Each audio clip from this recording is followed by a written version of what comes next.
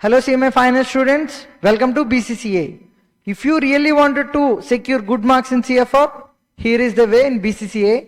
We are conducting corporate financial reporting MCQ session. Once you completed the session, you can easily get 30 marks. How many marks? 30 marks by investing of 4 hours of time. Just investing of 4 hours of time, you can secure 30 marks. Sir, how can we say that 30 marks, sir? Because we may not get full marks in MCQs, right?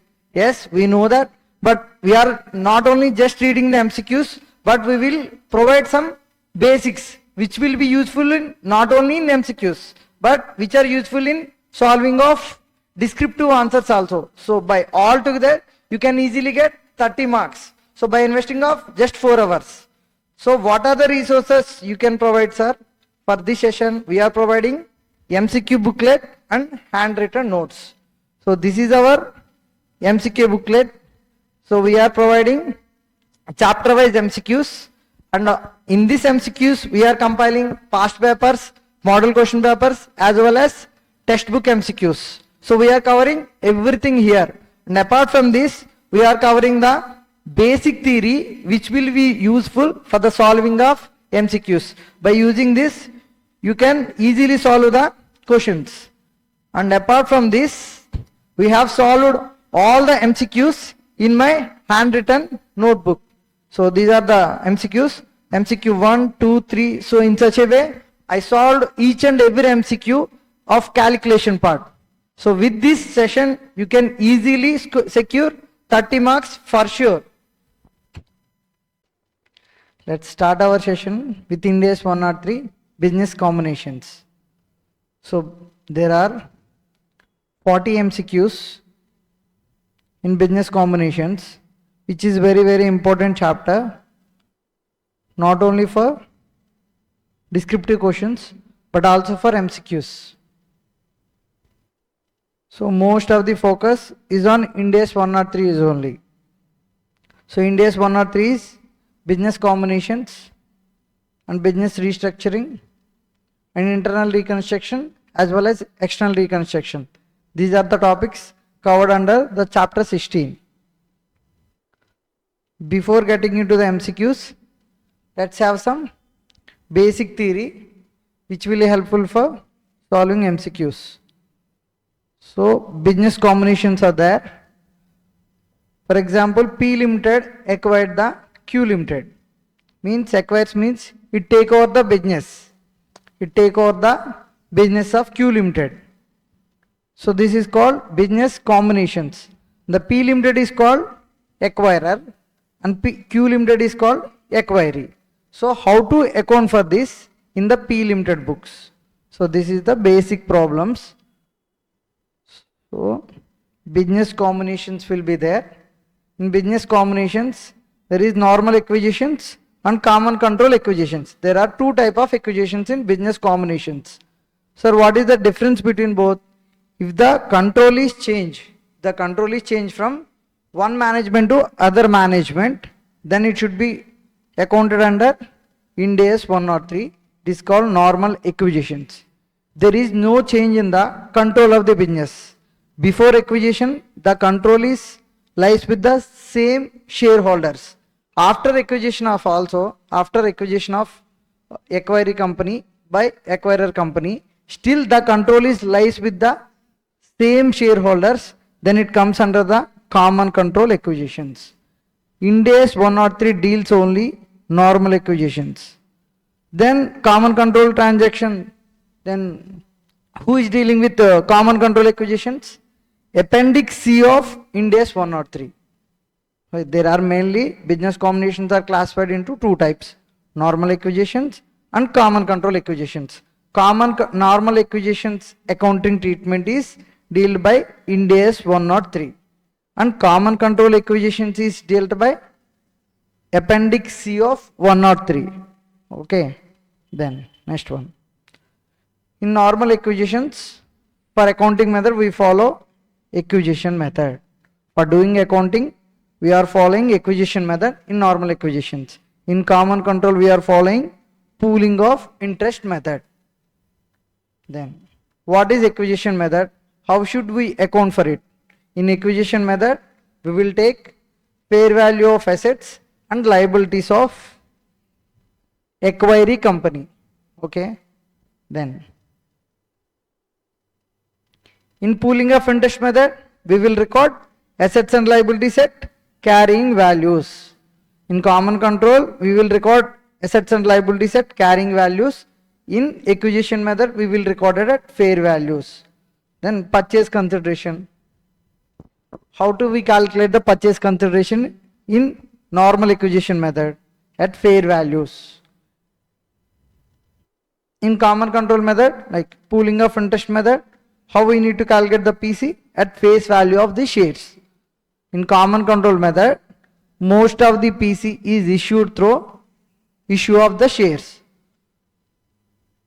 So after issuing of shares, how should we calculate the purchase consideration? Number of shares into face value per share. Here, the purchase consideration may be in the form of cash or shares or either form of assets. So for everything, we should calculate at fair value. So there are two types of acquisitions generally. There are takeovers. There is an acquisition by purchasing of shares. If it is acquired or if it is takeover, then it means acquiring business is no more existing. In that case, no need to prepare consolidated financial statements. Then one financial statement is enough, that is separate financial statements as per Ind AS 103. Right? So as per Ind AS 103, we should record all the assets, all the liabilities, and the balancing figure might be transferred to the capital reserves. So then what if we acquired the other company by purchasing the shares? In that case, if we acquired more than 50% of shares, if we acquired 50% or more than that, then that acquiring company becomes a subsidiary. Then how should we account for it? We should account as per Ind AS 103. We will follow acquisition method or pooling of interest method. Depends on the change of control. The second one, Ind AS 28. We purchase the shares, but not up to the 50%. It is less than 50%, but between it is greater than or equal to 20%. In that case, that entity becomes the associate. That entity becomes the associate to the acquirer company. In that case, we will follow the Ind AS 28. As per Ind AS 28, we should account for it as by following equity method. I will briefly explain you what is equity method in consolidated financial statements. Then, if it is less than 20%, then we need to treat it as a investments. So what is the journal entry for the investment? Investment account debit to cash account. So this is the journal entry we will give in the separate financial statements. So if it is less than 20%, in that case no need to prepare consolidated financial statements.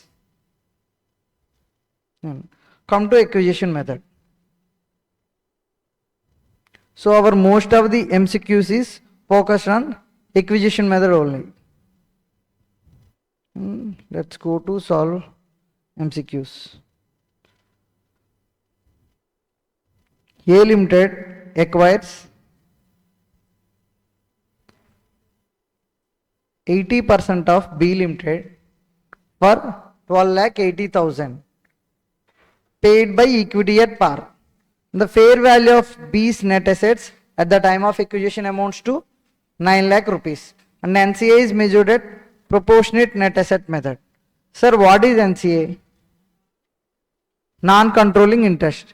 If you bought, for example, here A Limited acquired 80%, but remaining 20% is non-controlling interest, because we cannot control those shareholders. Then why should we create NCA? As per Ind AS 103, we should record all the assets and liabilities of the acquirer company. So we should record all the assets and liabilities of acquiring company at 100%. So we are recording all the assets and liabilities at 100%. but we are paying purchase consideration only to the extent of 80%. So we paid for 80%, but we recorded for 100%, right? So we are recording net assets extra 20%. To set off this, I should create extra liability that is called non-controlling interest in the liability side. In the asset side, I have recorded 100% and I have created one extra liability with the 20%. In that case, I have recorded the net value of 80%. So this is the mechanism followed in Ind AS 103. So with this, so non-controlling interest we should record it as per Ind AS 103. At what value? How should we record the non-controlling interest? There are two methods for calculating non-controlling interest: fair value method or proportionate net assets method. If we need to find out the non-controlling interest by following the fair value method, this is the formula: purchase consideration divided by 80%, because here I assume that it is 80%. Then purchase consideration divided by 80%. For 80%, I have paid this much amount. For 20%, how much amount I should pay? So this is the formula, and fair value method equal to purchase consideration divided by 80% into 20%. What if we need to find out the non-controlling interest by following proportionate net assets method? In that case, identified net assets is equal to 100%, right? So identified net assets value divided by 100% into 20. So then how we should arriving the identified net assets? Identified net assets means fair value of taken over assets minus fair value of taken over liabilities. So I am not mentioning here all the assets or all the liabilities. What I have mentioning, fair value of taken over assets and taken over liabilities.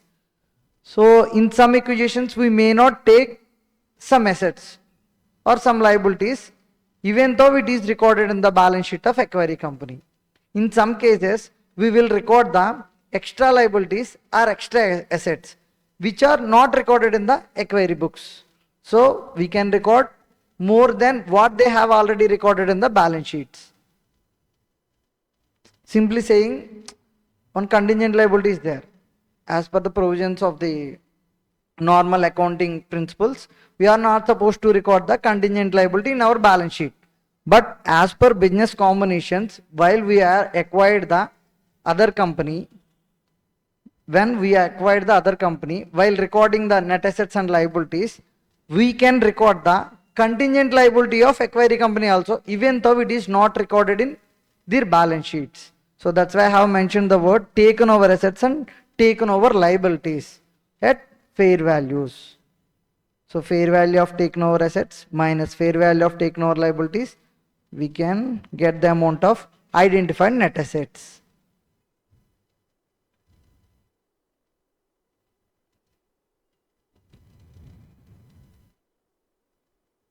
So here we acquired 80% for 12,80,000.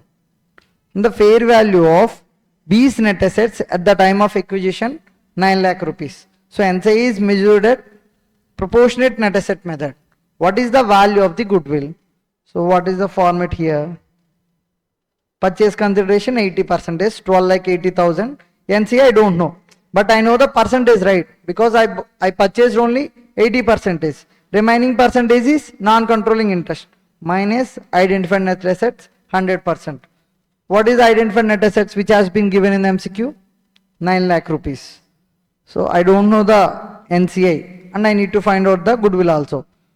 Is he mentioned any specific method for calculating NCI? What is proportionate net assets method? In that case the formula is for 100% of net assets 9 lakh rupees. For 20% how much?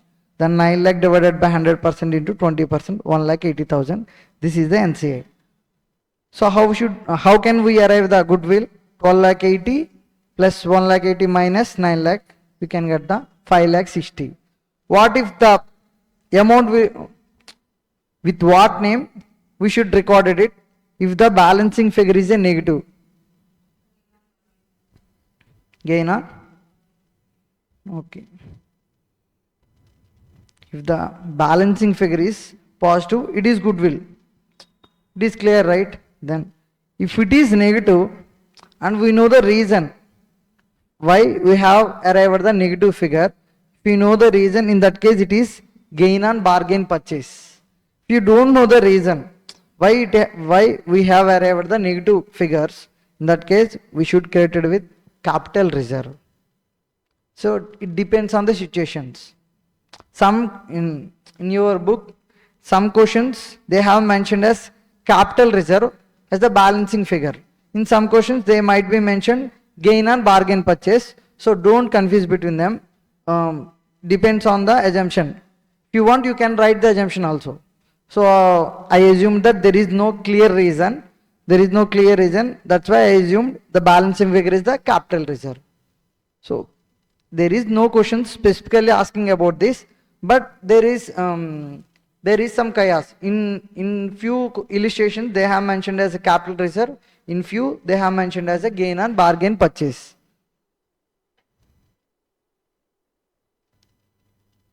So second MCQ. What is the answer for this? 5,60,000 is the goodwill. 5,60,000 is the goodwill. Option D. Next. A Limited acquire 80% of B Limited for 10 lakhs paid by equity at par, and the fair value of B's net assets 9 lakhs. So the value of the goodwill based on NCA at proportionate fair value of identified net assets will be. He just changed the figures. The remaining everything is same. So PC 80% for 10 lakhs and say 1,80,000. He mentioned identified net assets method. So 9 lakh divided by 100% into 20, 1,80,000. So the goodwill is 2,80,000. Okay. Then third MCQ. On 1st January 2023, A Limited acquires 80% of equity interest of B Limited in exchange of cash 600 lakhs. Then identified assets are measured at 925 lakh and liabilities assumed are measured at 150 lakh. The fair value of 20% non-controlling interest in P is 90 lakhs. What is the gain on bargain purchase?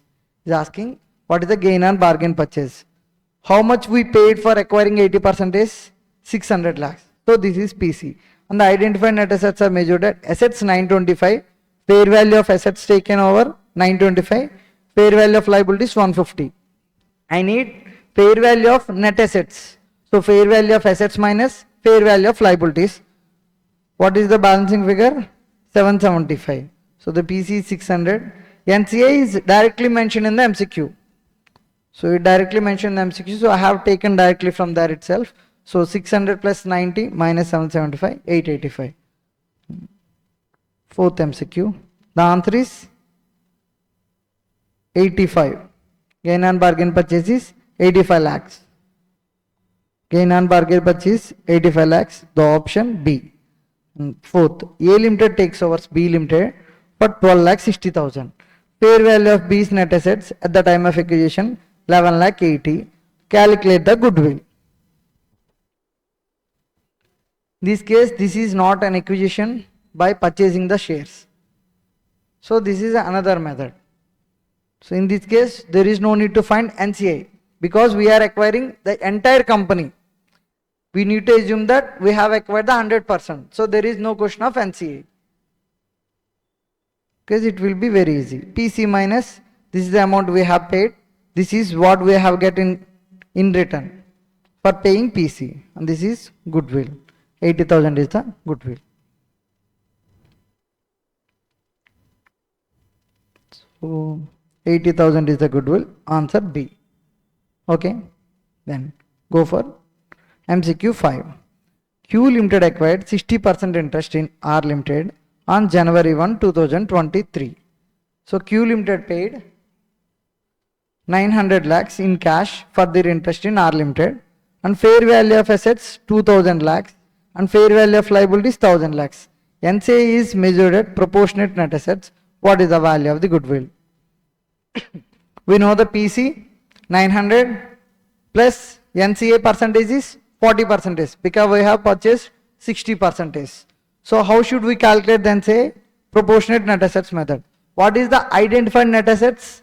2000 minus 1000. So 1000 into 40 percentage. So 1000 into 40 percentage, 400 lakhs. So 90 plus 400 minus 1000, 300 lakhs is the goodwill. The option is A. Then MCQ number 6. On March 31st, 2001, A Limited observed B Limited, and A Limited issued 60,000 equity shares, 10 rupees par value, that were trading at 25 rupees on March 31st. What is the date of acquisition? On March 31st. What is the market price of the share of A Limited? 25. And how many shares have issued to B Limited? 60,000. Then come to book value of B's net assets is 12 lakh rupees. And you have mentioned equity share capital, other equity 7 lakhs on March 31st. What is the fair value of net assets of B Limited? Sorry, the fair value of net assets of B Limited assessed at 13 lakhs. Then goodwill is what? He has mentioned book value of net assets and fair value of net assets. Whether we should take book value or fair value? Fair value. So PC, we have paid 60,000 shares into market price per share, because this is acquisition by the shares. So this is normal acquisition method. In this case, PC should be calculated at fair value.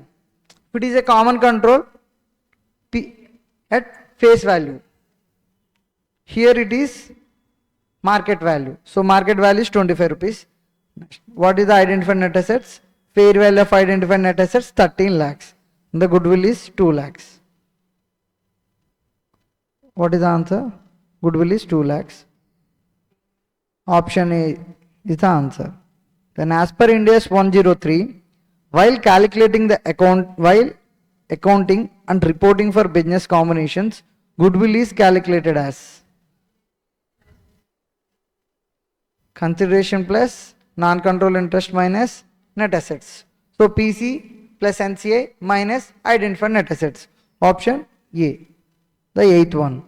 On 1/4/2022, Gold Limited acquired 75% shares of Coal Limited at 10,80,000, and the fair value of the net assets 10 lakh rupees. During 1/4/2022 and 31st/3/23, Coal Limited made OCA 2 lakh. What is the amount of OCA? 2 lakh rupees. And on 31st/3/2023, Gold Limited purchased 15% holding from outsiders at 2,20,000 rupees. So he purchased additional 15% from outsiders at 2,20,000 rupees. The compute the NCA at proportionate net asset value. On 1/4/2022, he purchased 75% share. So what is the NCA share? 25%.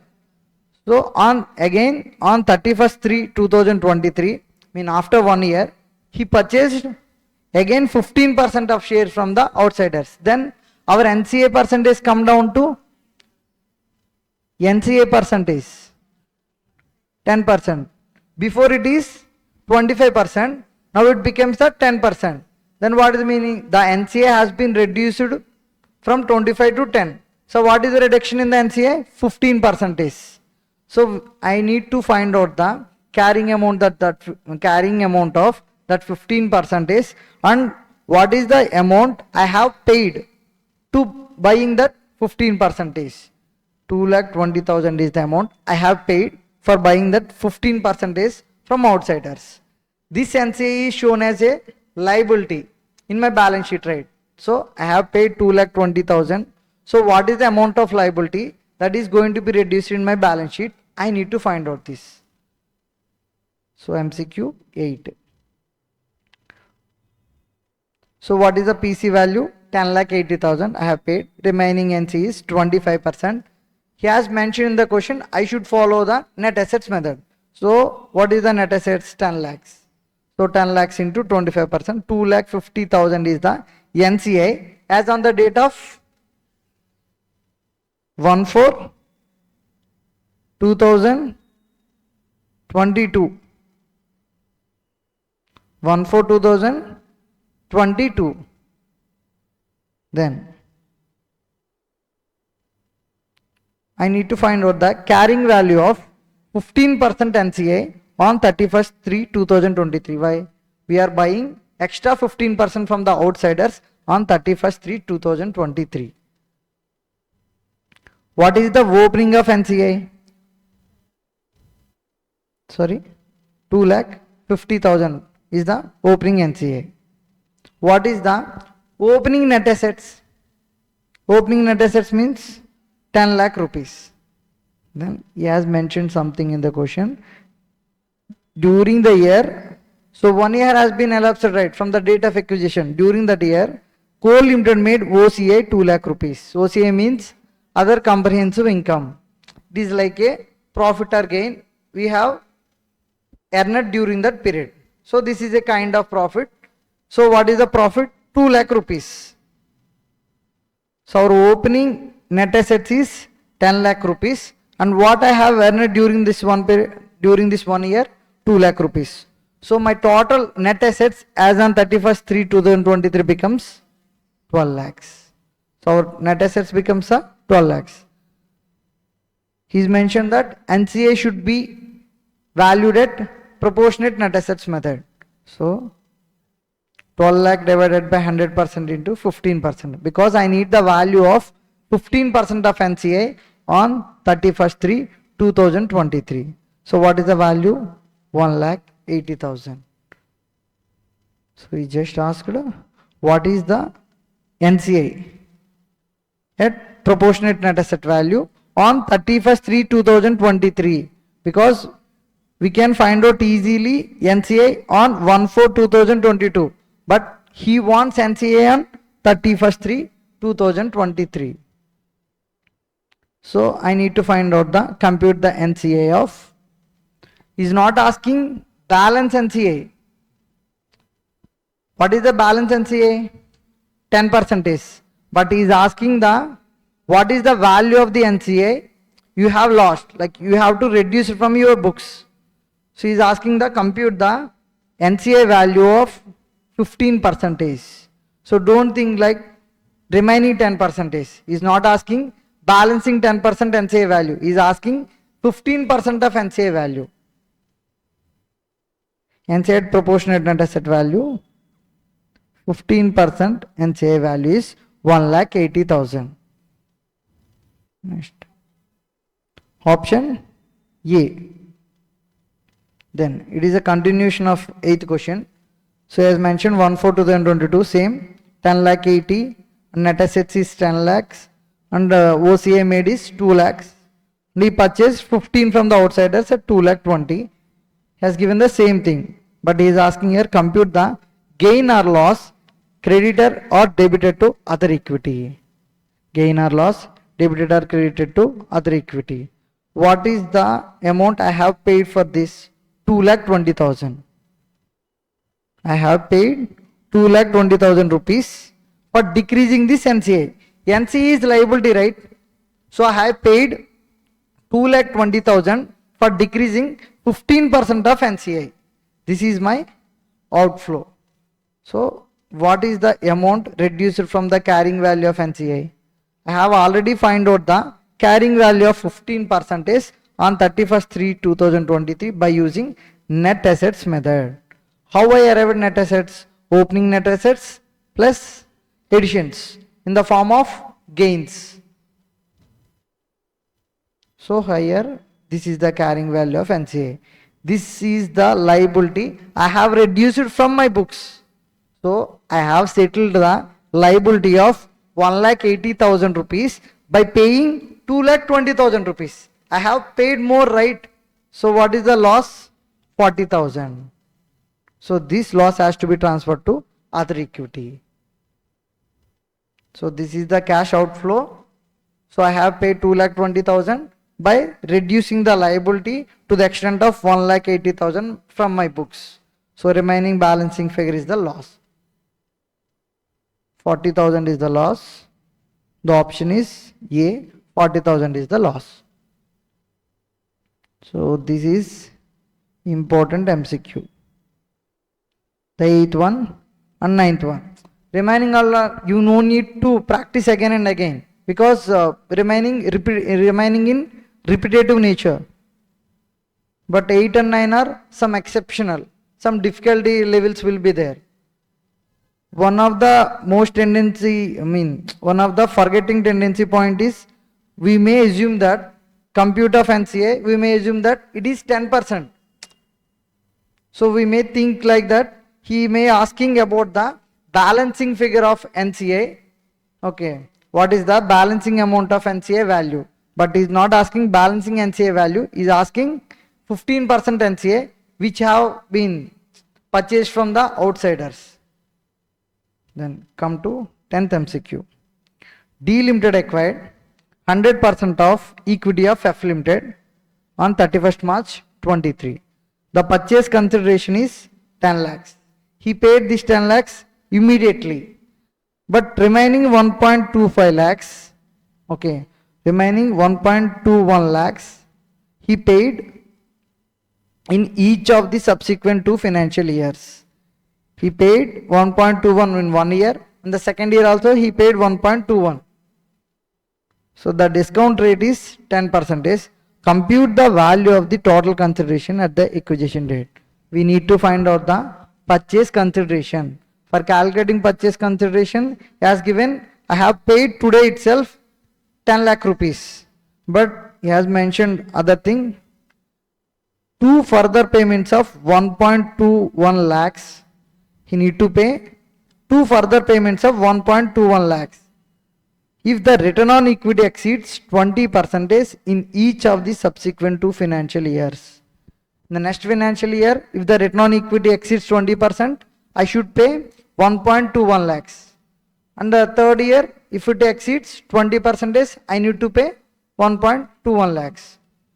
So I assumed that here, I expected that return on equity might exceed 20%. In that case, what is the amount I should pay? 1.21 at the end of the first year and 1.21 at the end of the second year. So there are 2 payments, right? But what is the present value of these payments? So as mentioned, the discount rate. So calculation of PC, this is deferred consideration. Because I am not paying today, I am paying after 1 year, I am paying after second year. So year 1 to cash flow is 1.21. Present value factor have taken up to 4 decimals. So discounted cash flow is 2.099. So it is approximately equal to 2.10 lakhs. Total PC is 12.10. So the option is C. 12.10 lakhs is the purchase consideration. Next, entity A acquired 35% of entity B on 1/4/2023 for 35 lakhs. Then on 31st/3/2024, fair value of the shares of entity B is 42,000. Thus 7,000 reported under OCI in 2023 and 24. So what is the acquisition date? 1/4/2023. On 1/4/2023, acquired 35% shares by paying 35,000 rupees. But after 1 year, on 31st/3/2024, it has given some information. During 2023-24, they have earned 7,000 of OCI. Then the fair value of the shares of the entity B becomes the 42,000. Our investment becomes 42,000 on 31st/3/2024. Then again other date is there. On 1/4/2020, 1st July 2020, the entity A further acquired 40% stake. He again bought it from the entity B. What is the percentage? 40%. What is the previously held interest percentage? 35%. Now he newly acquired 40%. What is the total proportionate of percentage? 75. Then we should follow, if it is less than or equal to, if it is less than 50%, we should follow Ind AS 28, investment in associates. But here on the date of 1/7/2020, it becomes a subsidiary. From that date onwards, I need to follow Ind AS 103. As per Ind AS 103, I should record all assets and liabilities at fair value. Then entity A identifies net assets of entity B at fair value of 1,20,000 on acquisition date. The value of 35% shares at 45,000. So I bought the shares of 35% on 1/4/2023 at 35,000. It becomes 42,000 on 31st/3/24. Again on 1st July 2020, it becomes the value of 45,000. So he is asking, NCA is valued at proportionate net assets. He is asking what is the amount transferred to the P&L. Compute the total amount to be transferred to P&L account of entity A.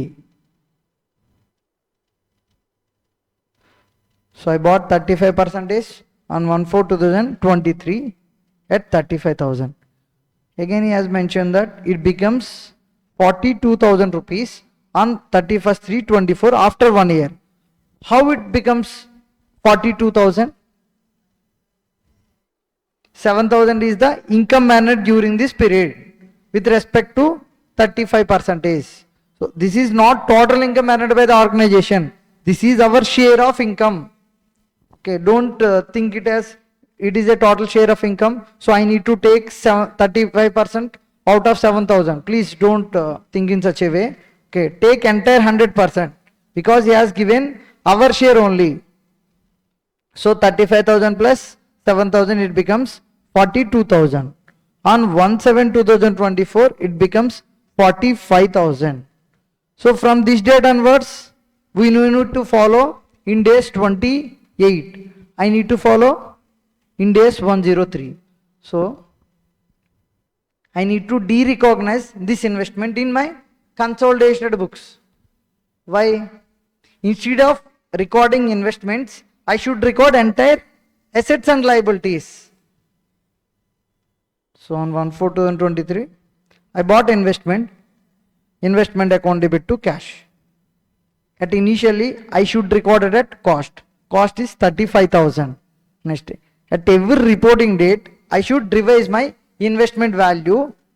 Depends on the net assets of the organization. So here, what is the share of my 35% share? Sorry, what is the share of my 35% holding? 7,000. So the investment has to be increased by 7,000 rupees. So initially recognized at 35,000. I have increased it to the extent of 7,000. Then it becomes 42,000. On 1st July 24, investment account debit to P&L account. Why I have passed this journal entry?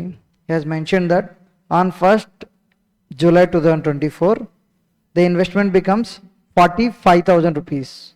It means it from 42, it's been increased to 45. Generally, I should transfer this gain to the OCI.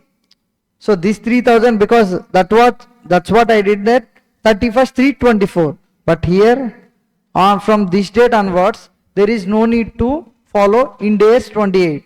That's why I have transferred this gain to P&L account. Because this investment is no more longer to be retained in the consolidation books. This has to be de-recognized from the consolidation books. In this place, I should recorded all assets and liabilities at net assets, and at the same time, I should record NCA also. So I should de-recognize this investment. While de-recognizing this investment, is there any OCI portion with respect to investment? 7,000 is transferred to OCI with respect to this investment. And again, 3,000 is also there. I'm not transferring to OCI because I need to transfer to P&L account again. So that's why I have directly transferred this gain to P&L account. Again, what is the balance in OCI? 7,000. This OCI balance also has to be transferred to P&L account. So what is the total amount transferred to P&L account? 10,000. I bought it for 35,000. Now it becomes 45,000. My total gain need to be transferred to P&L account on the date of derecognition of investments. Here I am not selling investments. Here I am not selling investment. From this date onwards, I need to follow Ind AS 103. But these journal entries I have passed as per Ind AS 28. Investment in associates. So that's why I need to derecognize this investment. While derecognizing this investment, whatever is the amount with respect to this investment in the OCI, I should be transferred to P&L account. Then 11th MCQ is also important. Come to 12th MCQ. On 1st January 2023, M Limited acquires 80% by issue of equity shares of paid up value 200 lakhs. What is the market value? 480 lakhs. What is the identifiable net assets? 760 lakhs. Identified assets only. These are not net assets. These are assets. 760 lakhs. What are the liabilities? 120 lakhs. Compute NCI at proportionate net asset value. So 80% we bought it for 480 lakhs because we should consider the market value. So PC at 80% for 480 lakhs. NCI should be recorded at net assets value method. So what is the net assets? 760 is the assets, 120 is the liabilities, 640 is the net assets. So the answer is 128. What is the NCI? 128. So 128, the option is C. Then MCQ 13. On 1st January 2023, P Limited acquires 80% of equity interest in Q Limited by issue of equity shares. Paid up value 50 lakhs. Again I mentioned the market value, and identifiable assets 190, liabilities 30 lakhs. Non-controlling interest at net asset value method. Compute the amount of gain on bargain purchase. The previous MCQ he just asked NCI only, but here I should find out the gain on bargain purchase also. So what is the PC here? 120 lakhs. And identifiable net assets, assets minus liabilities is the identifiable net assets. What is the NCI? 160 divided by 100 into 20 is the 32. What is the gain on bargain purchase? 8 lakhs. 8 lakhs, option A. And come to 14th. A Limited acquires 80% for 12,80,000. What is the fair value of B net assets? 14,80,000. NCI recognized at fair value. Compute the non-controlling interest. So I have acquired only 80%. So the remaining 20% NCI. So the remaining 20% is NCI. And identifiable net assets 14,80,000. Here asking just NCI at fair value. If I ask it for fair value, I should use this amount. So 12,80,000 divided by 80% into 20%. So while doing this, be careful. We are not supposed to do 12,80,000 by 100%. I should mention 80% only. For identifiable net assets, I have the habit of mentioning 100%. But don't go in that flow. For here, if you mention fair value, I should use the respective percentage I have acquired from the acquiring. Then the answer is 3,20,000. So option B, 3,20,000. Next, MCQ 15. Pooling of interest method is considered to be involved which the following? In pooling of interest method, what will happen? So we should record all the assets and liabilities at carrying values. Are we just taking the assets and liabilities only?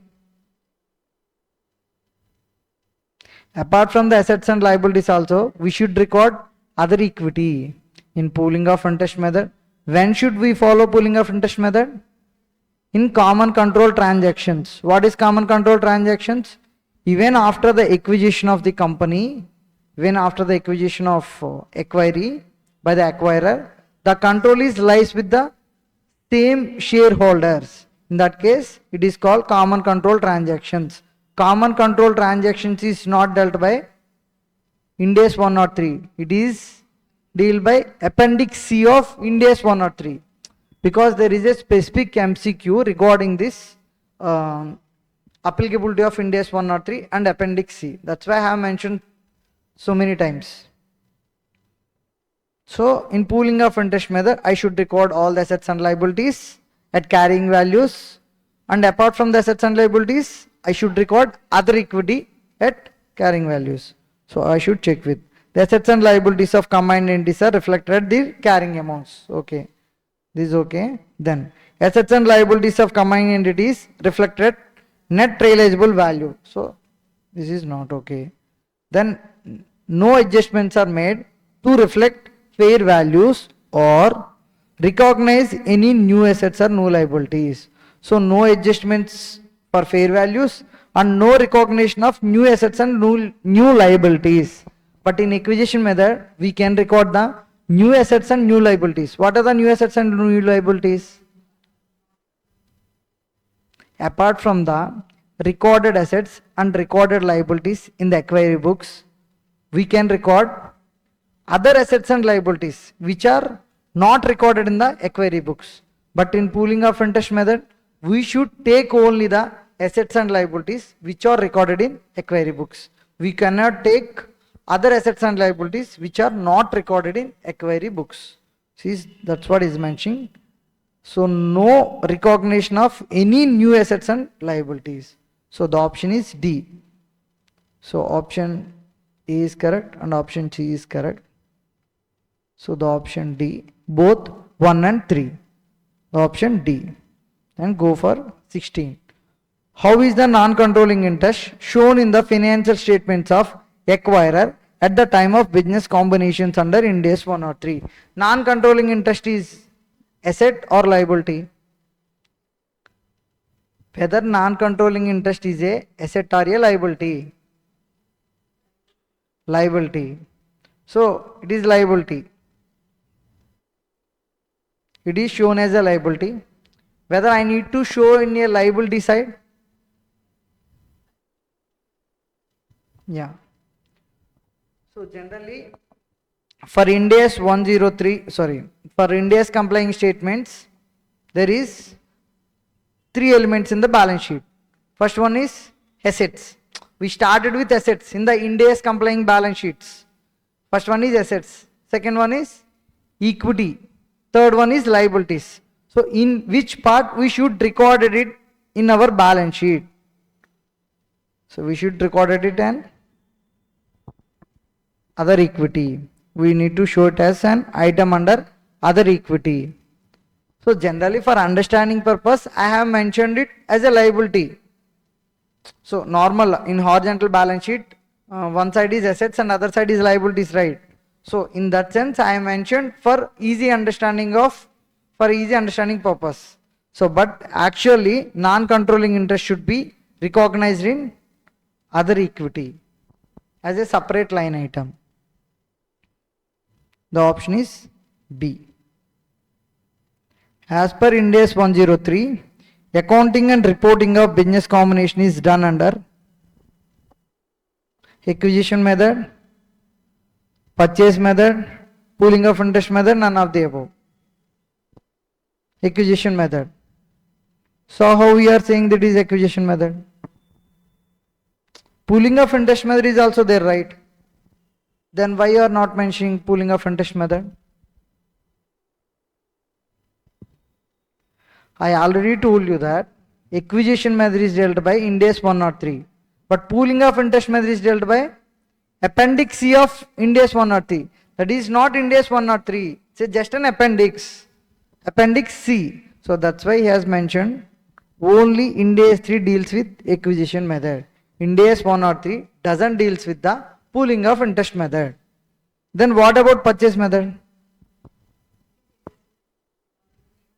Exactly. It is the method followed in the amalgamations. That is AS 14.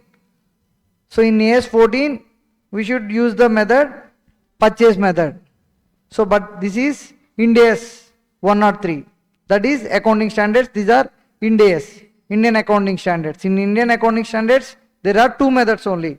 Acquisition method, pooling of interest method. Acquisition method dealt by Ind AS 103, pooling of interest method, Appendix C.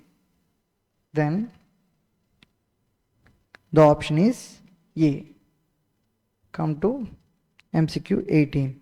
When after business combination, acquiry ceases to exist. Acquiry is no more longer is going. So acquiry business is ceases to exist.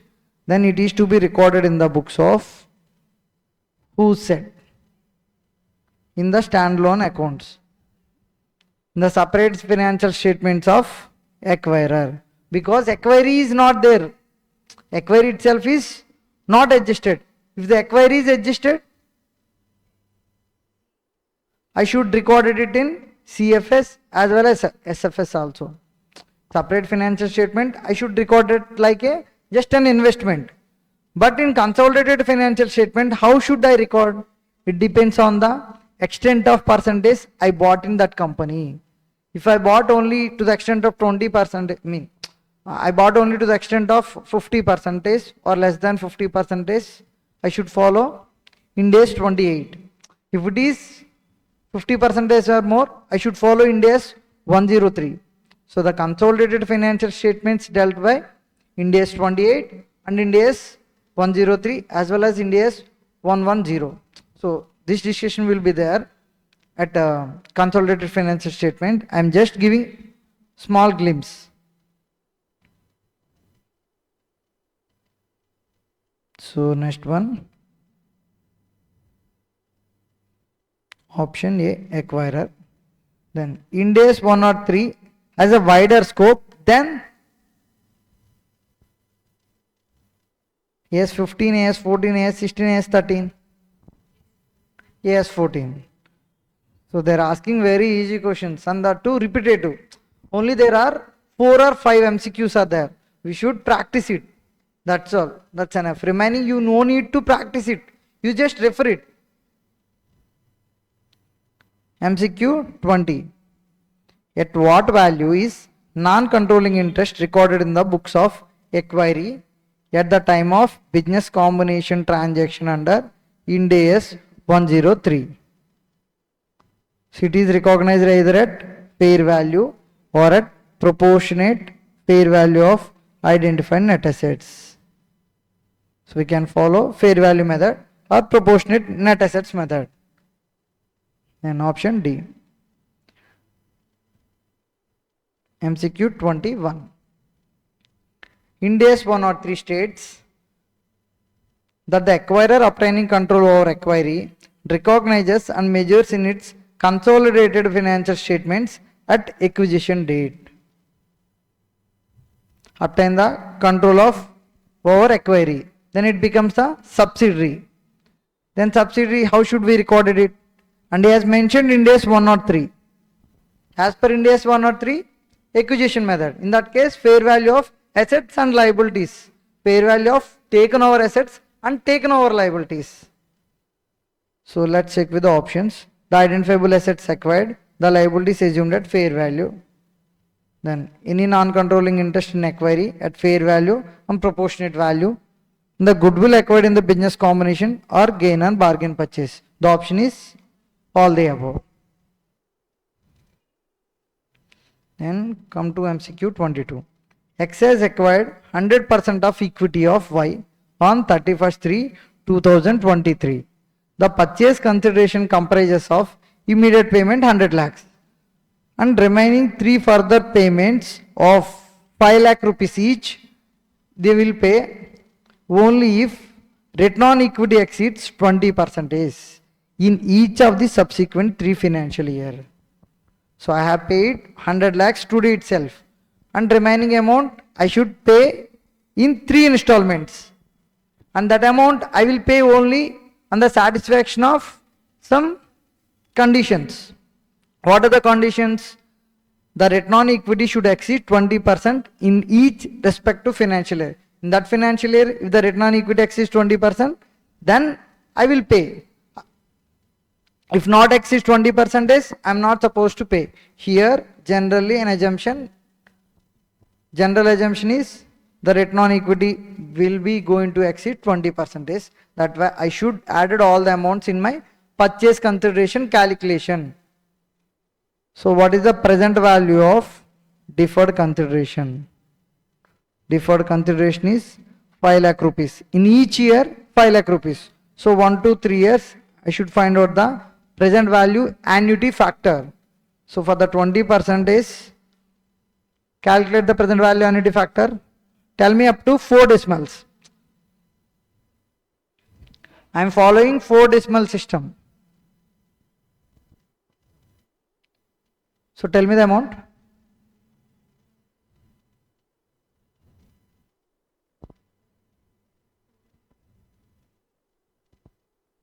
Are you getting 2.5 approximately?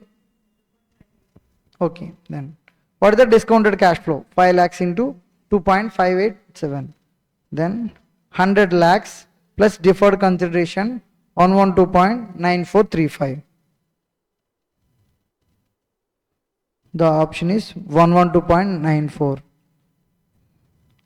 Actually, there is some mistake in this sum. I have changed this option. You haven't given this option. Has given something, some 110 point something has given. So I have changed this option to 112.94. So mark it also. Because if you refer this question from somewhere else, you cannot get the answer. So again, you might waste your time. So better to remember it. If you have taken from any other sources also, so there is some mistake in this question, and that need to be remembered. And MCQ 23. So Q Limited acquired 60% interest in R Limited on 1/1/2022. Q Limited paid 18 lakhs. The fair value of the assets 4,000 lakhs. The fair value of the liabilities 2,000 lakhs. If NCA is valued at fair value, goodwill amounts to. So what is the PC here? 1800 lakhs. What is the NCA? I don't know. He's saying that I should follow the fair value method. So 1800 divided by 60% into 40% is NCA 1200 lakhs. What is the identifiable net assets? Assets 4,000, liabilities 2,000. So net assets 2,000 rupees. So rupees in lakhs here. So what is the goodwill? 1800 plus 1200 minus 2000. 1000 is the goodwill. So 1000 is the goodwill. Option C. And 24. Dawn Limited has acquired 100% of equity of Night Limited on 31/3/24. The purchase consideration comprises immediate payment of 20 lakhs and further 3 payments of 2 lakhs each if return on equity exceeds 16% in each of the subsequent 3 financial years. On the acquisition date, the aggregate value of Dawn Limited identifiable net assets is 22 lakhs. Now I should find out the purchase consideration and goodwill or gain or bargain purchase. What is the assumed discount rate? 10%. What is the PC here? I should find out it. The immediate cash payment 20 lakhs. And what is the present value of the deferred consideration? 2 lakhs. And discounting factor is? What is the discounting factor? 10%. So what is the present value factor for 3 years? Present value factor for 3 years at the rate of discount rate, at the discount rate of 10%, 2.486. So each year 2 lakhs. 2 into 2.486, 4.972. So the cash consideration is 20 lakhs. And the present value of the deferred consideration is 4.972. So total 24 lakh 97,200. Here we acquired entire 100%. So there is no question of arising of NCA. What is the identifiable net assets? 22 lakhs. So the goodwill is 2,97,200. What is the purchase consideration? 24 lakh 97,200. So 24 lakh 97. Here not mentioned 200, but he has given 360. So there is some fractional differences will be there. So I should take the nearest value. So the answer 2497 360.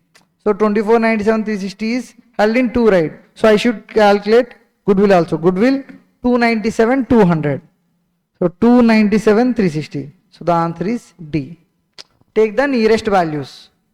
So we cannot remember the each and every decimal factor for different sums, right? For few sums he has taken 3 decimals. For remaining sums he has taken 4. Randomly has taken the decimals values. So we cannot take randomly. So take up to 4 decimals and find out and then take the nearest value. If the none of the above is given, then it will be easy. If the none of the above is given, it will be bit difficult to us. Whether I should take the nearest value or whether I should take the none of the above, this thought might will come. So in that case, take the none of the above. The nearest value which is not coming. So here the value is not, there is no much difference because it is in lakhs, right? In that case, I should take nearest value. If it is in thousands only, in that case, don't take the nearest value. So take the decision, depends on the situation. So most of the times, he might not give in such a tricky way. So 25. Which of the following is false? As per Ind AS 103, business combinations under common control should be accounted for using pooling of interest method and other business combinations shall be accounted using acquisition method. Then go for second. As per Ind AS 103, while accounting and reporting of business combinations, goodwill equal to consideration plus non-controlling interest minus net assets. Is it right? Okay. Then non-controlling interest is recognized at fair value or proportionate fair value of identified net assets at the time of business combinations under Ind AS 103 and shown an item under equity in the balance sheet. Whether it is a true or false. This is true and this is also true and this one is also true. So the option is none of the above. So nothing is false from the above statement. Everything what has given is true only. But he is asking which is a false. None of the above is false. Then model question paper MCQs. If the parent loses control of subsidiary, it shall derecognize. What I should derecognize in my books? What I should recognize whenever I got the control over the entity. If I got the control over the entity, then it becomes a subsidiary. Once it becomes a subsidiary, I should follow the Ind AS 103. As per Ind AS 103, I should record all the assets, taken over assets and taken over liabilities at fair values. So while derecognizing, what should we do? So let's read options. The assets including any goodwill and liabilities of subsidiary at their carrying amounts at that date when the control is lost. It shall derecognize the assets, liabilities and goodwill of this subsidiary at their carrying amounts on that date when the control is lost. Second one, the carrying amount of NCI. The carrying amount of NCI should be derecognized in our books. Third one, the fair value of consideration received, if any, from the transaction, event or circumstances that resulted in the loss of control. So what is the option here? What is the correct option? While recognizing, what is the journal entry for recognition? So I should record the assets and I should record the liabilities. And apart from this, I should record goodwill or gain on bargain purchases. And one thing is I am missing, NCA. So I am recording assets, liabilities, goodwill and NCA. While derecognition, while doing derecognition also, I should derecognize all the assets, all the liabilities, NCA, goodwill. So in the first option is mentioning assets, liabilities and goodwill. In the second option is mentioning non-controlling interest. That's all right. Am I need to derecognize the purchase consideration? No, because I already paid. So the option is both A and B. What is the MCQ 27? On 1st January 2024, A Limited acquires 80% of equity interest of B Limited in exchange of cash of 600 lakhs. The identifiable assets are measured at 925 lakhs. The liabilities assumed are measured at 150 lakhs. The fair value of 20% non-controlling interest is 9 lakhs. What is the gain on bargain purchase? Is mentioned the PC 80% is for the cash of 600. What is the what is the NCA? 900 lakhs. Sorry, 90 lakhs. As given in the MCQ, there is no need to find out NCI. So what is the identifiable net assets? Assets 925, liabilities 150. So 775. I think this is a repetitive one. So this is repetitive one. Then MCQ 28.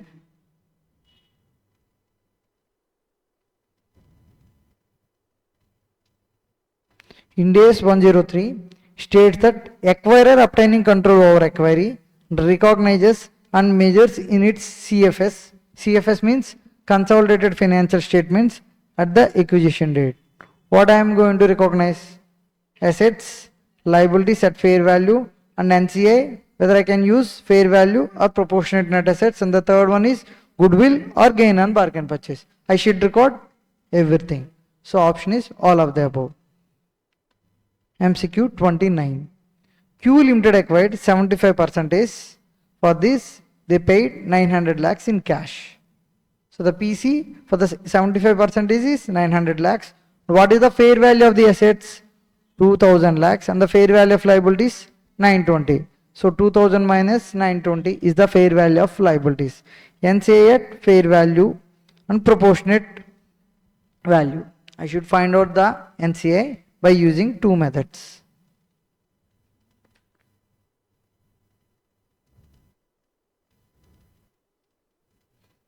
So fair value method, 900 lakhs divided by 75% into 100. Proportionate net assets method, what is the net assets? 1080 divided by 100% into 25. So 300 is the fair value method NCA and 270 is the proportionate net assets method NCA. 300, 270. 300 and 270. So what if other option is there in option D, 270 and 300. Whether I can choose C or D. C option, because it's mentioned firstly at fair value, second proportionate net assets method. So be careful while you're doing this kind of MCQs. So 30. On 31st March 2011, A Limited observed B Limited, and A Limited issued 60,000 equity shares that was trading at 25. The net assets 12 lakhs, equity share capital, other equity. The fair value of the net assets of B Limited 13 lakhs. Calculate the purchase consideration. How I should purchase? How need to mean? How should I find out the purchase consideration? 60,000 into 25. 15 lakhs is the answer. So the MCQs are repeating only. These are the from MCQs. Sorry, model question papers, MQPs. So from MQPs, it is might be on asking in exams also. So we are covering model question papers and past question papers from the textbook also.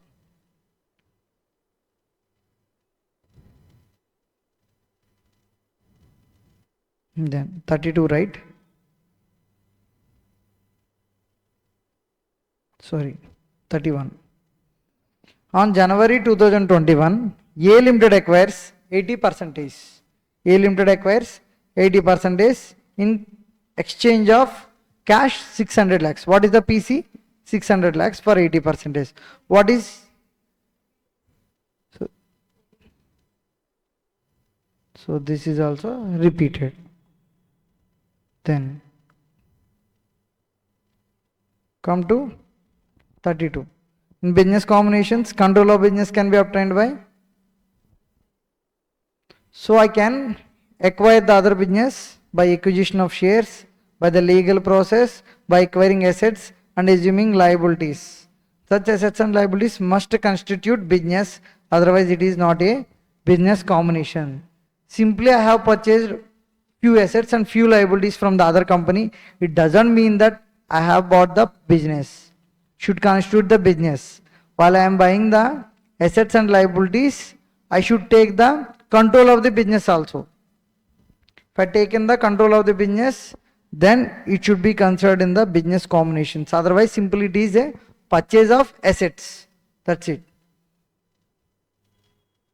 So in business combination, control of business can be obtained by whether by acquiring shares, by the legal process. The court is given verdict that other businesses need to be acquired by the remaining person. It should be compulsory acquisition. There are few cases. In that case, compulsory acquisition might be there.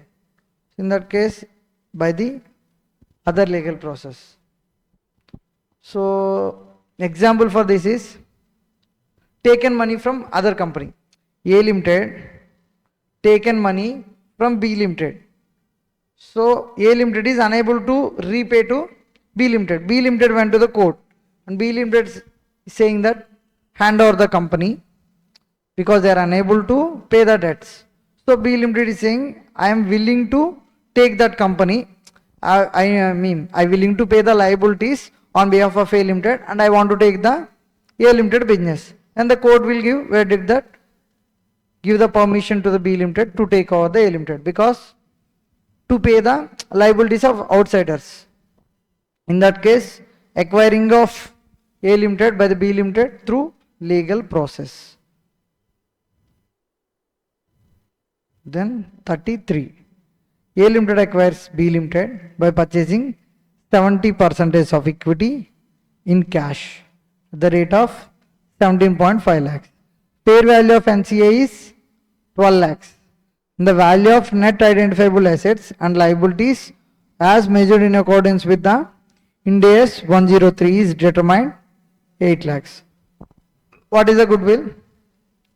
So 17.5 plus 12 lakhs minus 8 lakhs. The answer is 21.5. As per Ind AS 103, the accounting and reporting for business combination is done under pooling of interest method. In Ind AS 103, the accounting and reporting of business combinations, pooling of interest method. Sorry.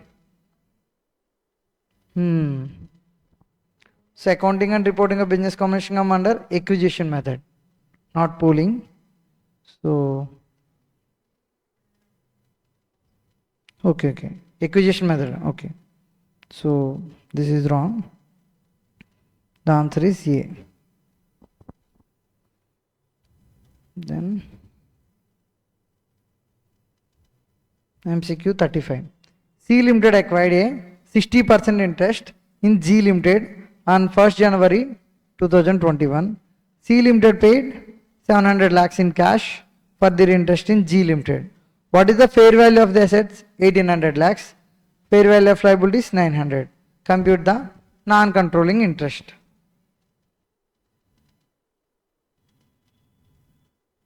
So PC 17.5 and NCA is 12. This one 8 lakhs, 21.5 lakhs. Sorry, 35. So this is 35, right? So PC 700 lakhs. 60% is for 700 lakhs and the identifiable net as 800 minus 900 is the 900. Then I need to find out the NCA by using net assets method. So 900 divided by 100% into 40. So NCA 360. What is the goodwill? 160. 36. Accounting and reporting of business combination is done under acquisition method. So it's keep on asking. This MCQ has been there in past papers, normal MCQ, model question papers, in textbook, and everything. So what is 37? Car Limited observes Bar Limited by issuing shares, but in the exchange ratio of 3:7, and the face value of each share is 10 rupees for both the companies. Intrinsic value of each share is 14 rupees, and Bar Limited has 70,000 shares. The total purchase consideration is equal to, so 70,000 shares divided by 7. For every 7 shares, Car Limited issued 3 shares. So 70,000 divided by 7 into 3. What is the market price or intrinsic value of Car Limited? 14 rupees. So into 14, 4,20,000. This is the purchase consideration. So 4,20,000, option A, 38. On 1st January 2021, A Limited acquires 80% at 560 lakhs. The identifiable assets are measured at 960 lakhs and liabilities at 160. The non-controlling interest in B Limited is measured at fair value. So the gain on bargain purchase will be 100 lakhs. So 80% is 560. Then what is the net assets? 960 minus 160, 800. NCI 560 by 80% into 20%, because he has specifically mentioned that NCI at fair value. So the gain on bargain purchase 100 lakhs. Gain on bargain purchase 100 lakhs. Ind AS 103 states that acquirer obtaining control over acquirer recognizes same. The question is repeating. 40. As per index appendix C of 103, accounting and reporting of business combination under common control is pooling of interest method. So MCQs are keep on repeating in respect of theory. In respect of practical questions also, they are focusing on only acquisition method. What is the PC plus what is the NCA? How I need to find out the NCA? Whether fair value method or proportionate method minus identifiable net assets. This is the pattern they are following.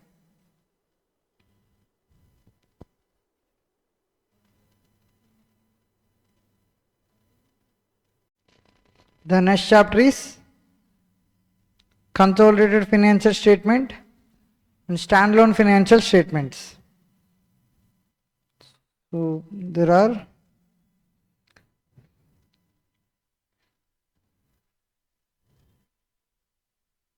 So there are 18 MCQs in this chapter. So before getting into this, let's revise some basic concepts.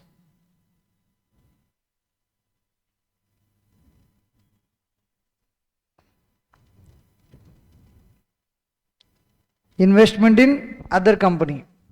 If we invested in some other company, we should record it in our books. So in sometimes we should record it in only one set of books. In few situations, we should record it in consolidated financial statements and separate financial statements. So if I bought investment less than 20%, then I should record it as investments. Investment account debit to cash account as per Ind AS 27. Standalone financial statements is dealt by Ind AS 27. In separate financial statement, balance sheet, we should shown as an investment. Okay, then second case. If I bought more than or equal to 20%, but less than 50%, in that case, it becomes associate. So I assumed that by buying greater than or equal to 20% of investment in other company, then I got significant influence. Remember these words. So when one entity becomes the associate to other entity, the other entity got significant influence. If other entity got the significant influence, then we can say that it becomes the associate. General assumption is, if it is the shareholding percentage more than or equal to 20% but less than 50%, we can assume that there is significant influence. So this is default assumption. In that case, I should record it in consolidated financial statement by following Ind AS 28. What is the method for the valuation of the investment? Equity method. So what is equity method? Equity method means record the investment initially at cost and adjust with the change in the net assets of acquiry. We already solved these kind of sums in Ind AS 103. So there is a connection between Ind AS 103 and Ind AS 110 and Ind AS 28. Then, as well as we should record it in the separate financial statement by following Ind AS 27. The journal entry will be the same. So investment account debit to cash account. But here, how we are recording the investments? As a percentage of net assets of acquiry. Every year, the investment value will be changed. The changed portion is transferred to OCI. So at the end of the derecognition of the investment, I should transfer the balance in OCI and the profit on the derecognition transferred to P&L account.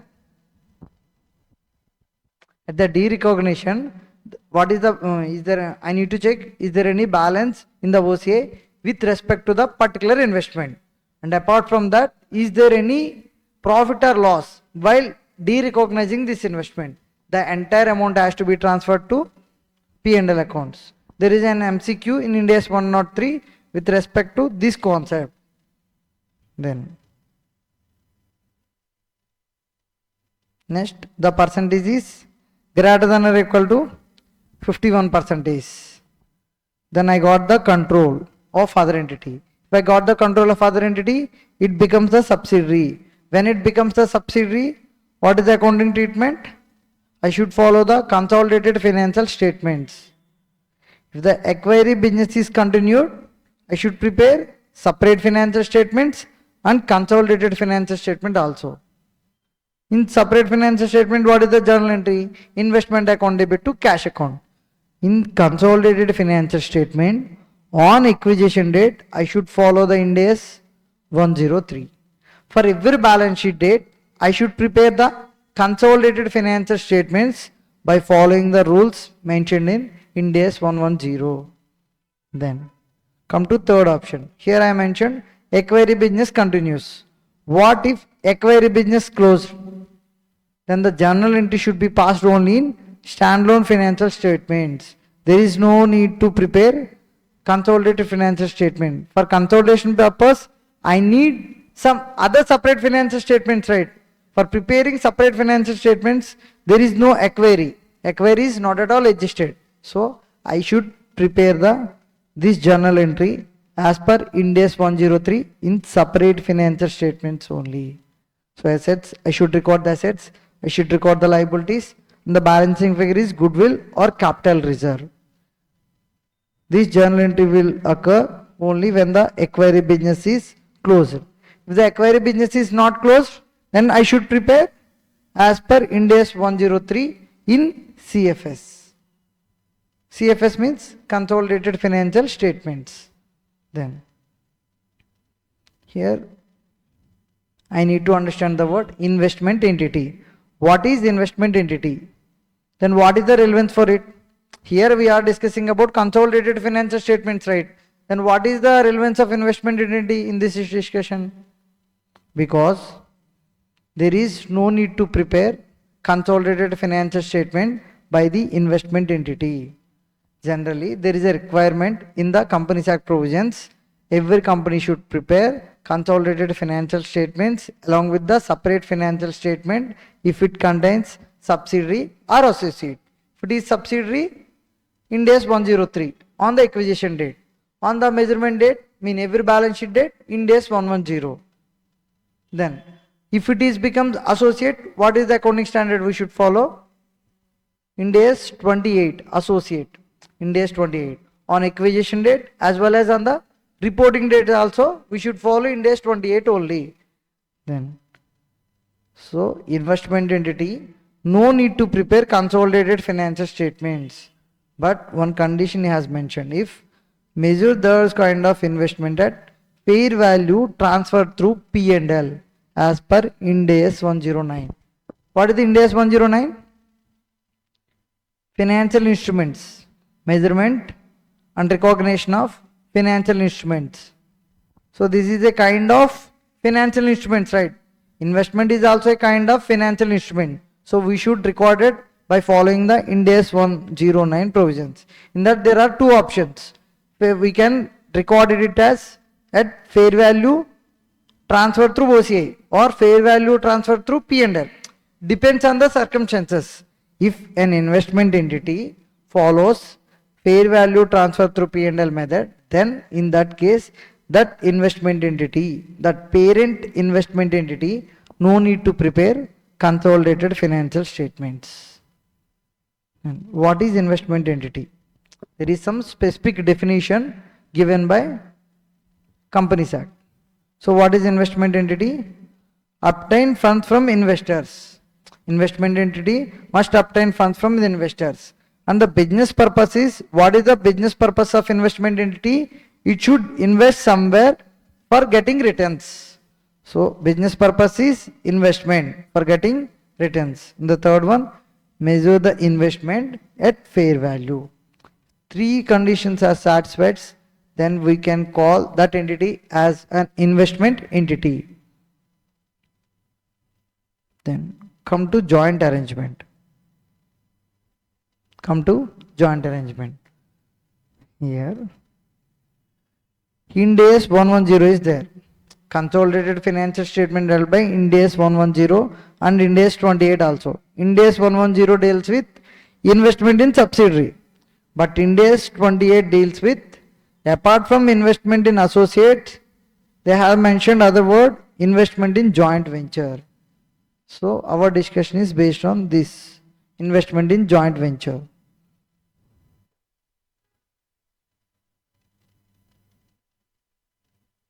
So before going for the definition of joint venture, I should understand the word joint arrangement. There is some joint arrangement, and that joint arrangement is structured in a separate entity. So there is that joint arrangement is a separate entity, mean it being recognized as a company or LLP or something.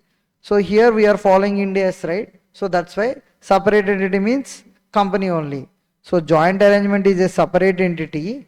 In that case, if it is a separate entity, in that case joint arrangement may be classified to joint operation or joint venture. Joint arrangement is not a separate entity. In that case it becomes strictly joint operations. Joint operations transaction is dealt by Ind AS 111. So as per Ind AS 111, investment in joint operation should be recorded at right to assets and obligation to liabilities. Should recorded the rights of the assets and the obligations of the liabilities as per Ind AS 111. What if joint arrangement is a separate entity? Then two situations might be there. This joint arrangement may become joint operation or it may become joint venture also. If it becomes joint operations, then we should follow Ind AS 111. What if it becomes a joint venture? So investment in joint venture is dealt by Ind AS 28. So as per Ind AS 28, investment in joint venture should be recorded as a right on net assets or equity. So there is a difference between joint operations treatment and joint venture treatment. In joint operations, we will record separately our rights and our liabilities. So rights toward the asset I should record it separately and I should record obligation for the liabilities. But in joint venture method, by following Ind AS 28, I should record directly the right on the net assets or equity. No need to mention separately. I should shown as a net basis. Come to the definition of joint arrangement. So these are the basic definition we should remember, because most of the theory questions come from these discussions only. So what is joint arrangement? I'm saying that I said joint arrangement, if the joint arrangement is separate entity, then the other cases will be there. Then, but what is the joint arrangement? Joint arrangement means there should be small definition. Joint arrangements is, in joint arrangement, parties bound by the contractual arrangement, and that contractual arrangement gives joint control to two or more parties. So what is the joint arrangement definition? Joint arrangement gives joint arrangements, in joint arrangements, parties bound by contractual arrangements. This contractual arrangements gives joint control to the two or more parties. What is joint control definition? The joint control definition is, we need to say, if there is a joint control, need unanimous consent of all the parties who are sharing the control. For taking any decisions, we can say that, if you need to say there is a joint control, I need to check whether some condition is satisfying or not. The condition is, if you want to taking any decisions, you need the unanimous consent of all the parties who sharing the control. If one person is not willing to take the decision, then that decision is not supposed to be taken. Then only we can call it as a joint control. So for taking any decisions, they need 100% votes. In that case only we will call it as a joint control. If the joint control is there, then joint arrangement is there.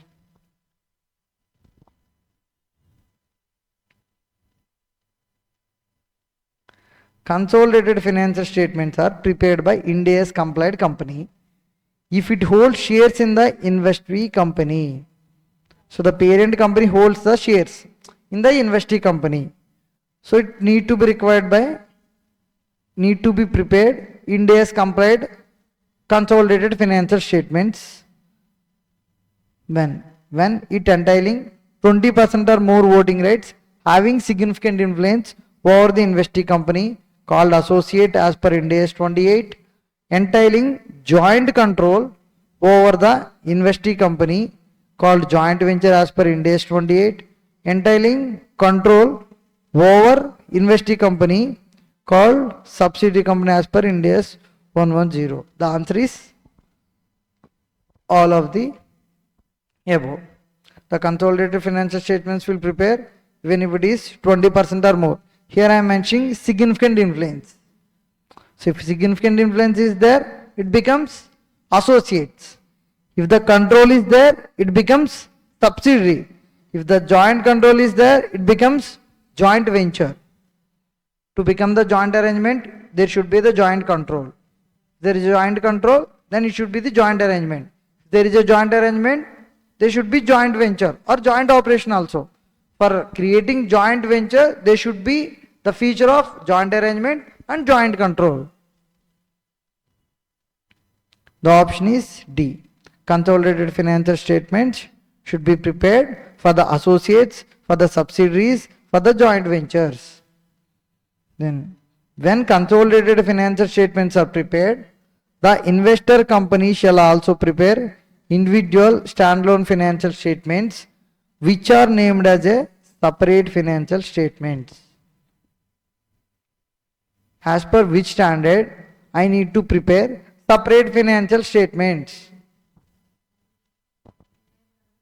Ind AS 27. Then come to MCQ 3. An investment entity is an entity that obtains funds from one or more investors and commits to its investor its business purpose is to invest funds solely for the returns from capital appreciation, investment income or both, and measures and evaluates the performance of the substantially of all investment on fair value basis. So the last option is all of the above. If it becomes the investment entity, that entity satisfies 3 conditions. So the answer is D. Then fourth one. DAS is a contractually agreed sharing of control of an arrangement which exists only when decisions about the relevant activities require unanimous consent of parties sharing control. What is the joint control definition? In joint control definition, there should be unanimous consent of all the parties who are sharing the control for taking decisions.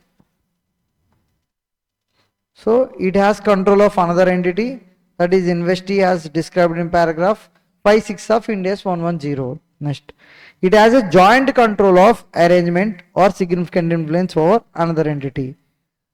Third one, the type of joint arrangement when the arrangement has been structured through separate vehicle.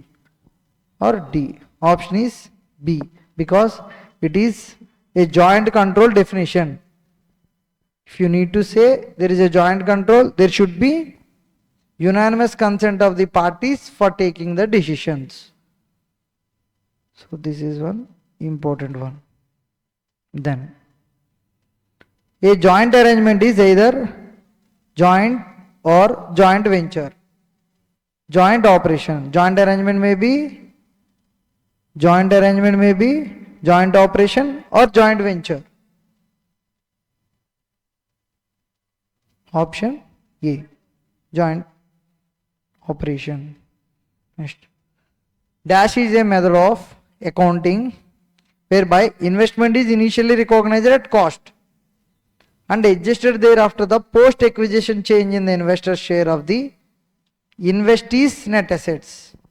Which method we need to follow? They are mentioning the features of one method. So by identifying these features, I should identify the method. Whether equity method, pooling of interest method, purchase method, none of the above. Equity method. Equity method is used for valuing the investments as per Ind AS 28. So as per Ind AS 28, I should follow equity method. What is equity method? While recording the investment initially at cost. And for every reporting date, I should record the investment as a percentage of net assets as on the date of reporting dates. I should check for the what is the net assets value on the reporting date. In that, what is the percentage of my investment? 20%. So net assets on the date of, net assets on the reporting date into 20%. That is my investment. So I should remeasure my investment at every reporting date. Accordingly, I am changing that investment by using the account OCI. The balance is transferred through OCI. And MCQ. So MCQ 7. Which of the following is not a type of joint arrangement recognized under Ind AS 111? Ind AS 111 is dealt by joint arrangements. So in joint arrangements, there is joint venture, there might be joint operations, joint control entity, joint contribution entity. D, joint contribution entity, because this word we haven't seen in the joint arrangements. We can see joint venture, we can see joint operation, and there is joint control also. So the option is D. This joint contribution entity is not dealt by Ind AS 111. Come to 8th one. How is the investor share of profit or loss from joint venture recognized?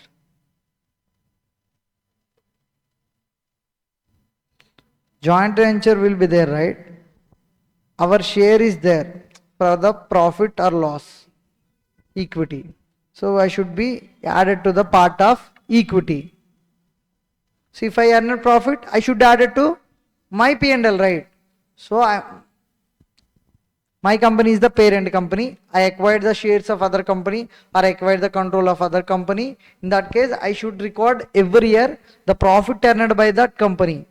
Am I need to record the entire profit in my books? No. To the extent of the percentage of shares held by the company.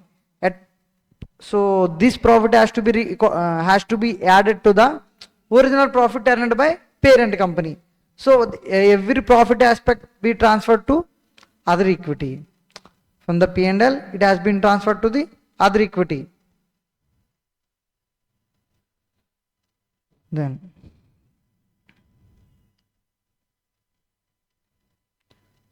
and dash is an entity over which investor has significant influence.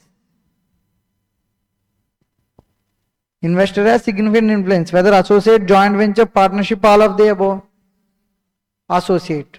For subsidiary, what is the word? Control. For the joint venture, joint control. For the joint venture, joint control. Here they mentioned significant influence. That's why I have picked associate.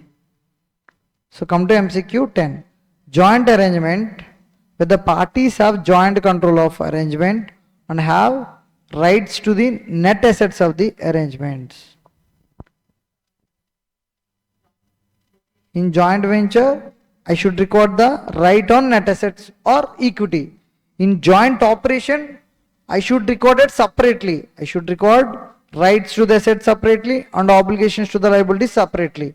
But for the joint venture, I should record it on net basis. So right on net assets or right on equity. Here they mentioned they have the joint control and they have right to net assets. In that case, it is joint venture. So option C. Then 1/4/2022, Ganga Limited purchases 30% interest in Sagar Limited for 2,50,000. On that date, Sagar's shareholders' equity was 5 lakh.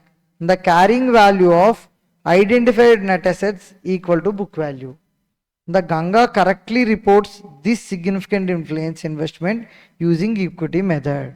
So they are following Ind AS 28 because they have purchased only 30%. This is more than 20%, but less than or equal to 15%. And both the companies have March 31st for the year ended 31st March 2023.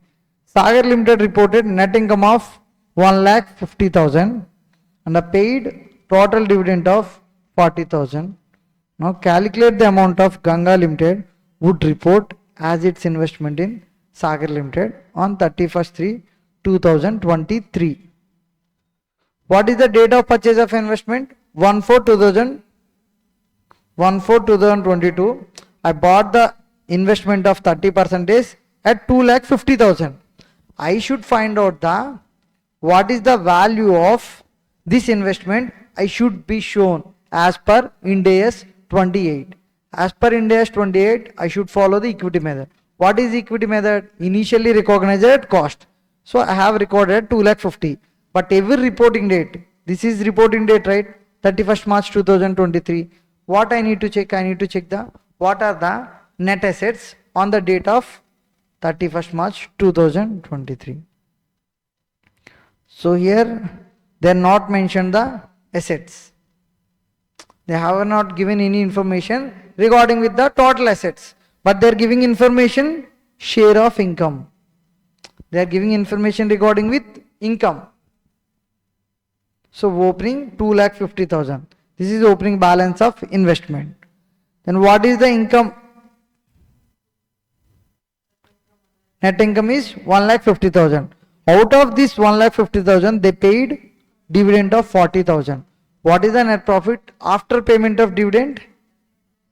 1,10,000. This is 1,10,000 earned by the company. So out of this 1,20,000, what is the share of mine? 30%. So into 30%, share of income is 33,000. So I need to increase the investment value by 33,000. So what is the closing investment value? 2,83,000.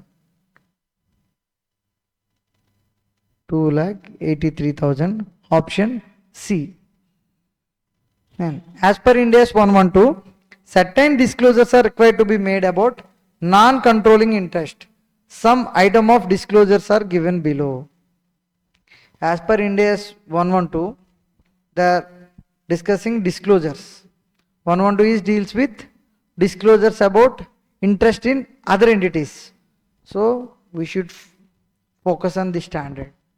Focus on the aspects of what are the disclosure requirements for the subsidiary, what are the disclosure requirements for associate, what are the disclosure requirements for the joint venture, exactly.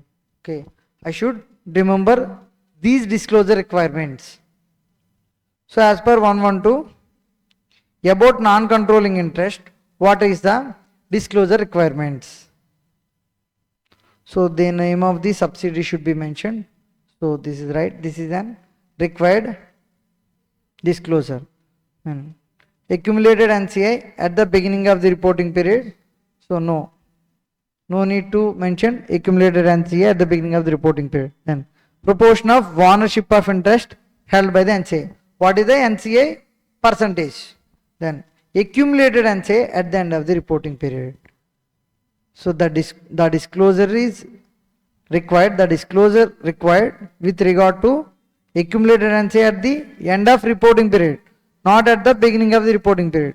So A is okay and C, D. So items A, C, D should be disclosed as per Ind AS 112 with respect to the non-controlling interest. In 1/4/2023, Rita Limited invested in equity shares of Sita Limited at a cost of 2 lakh to acquire 25% share in voting power of Sita Limited. Then it becomes associate. So associate I need to follow Ind AS 28. Ind AS 28 initially recognized at cost, but after that I should added my share of income. I should be added my share of income, or other method is there. I should be recorded at percentage of net assets as on the date of reporting.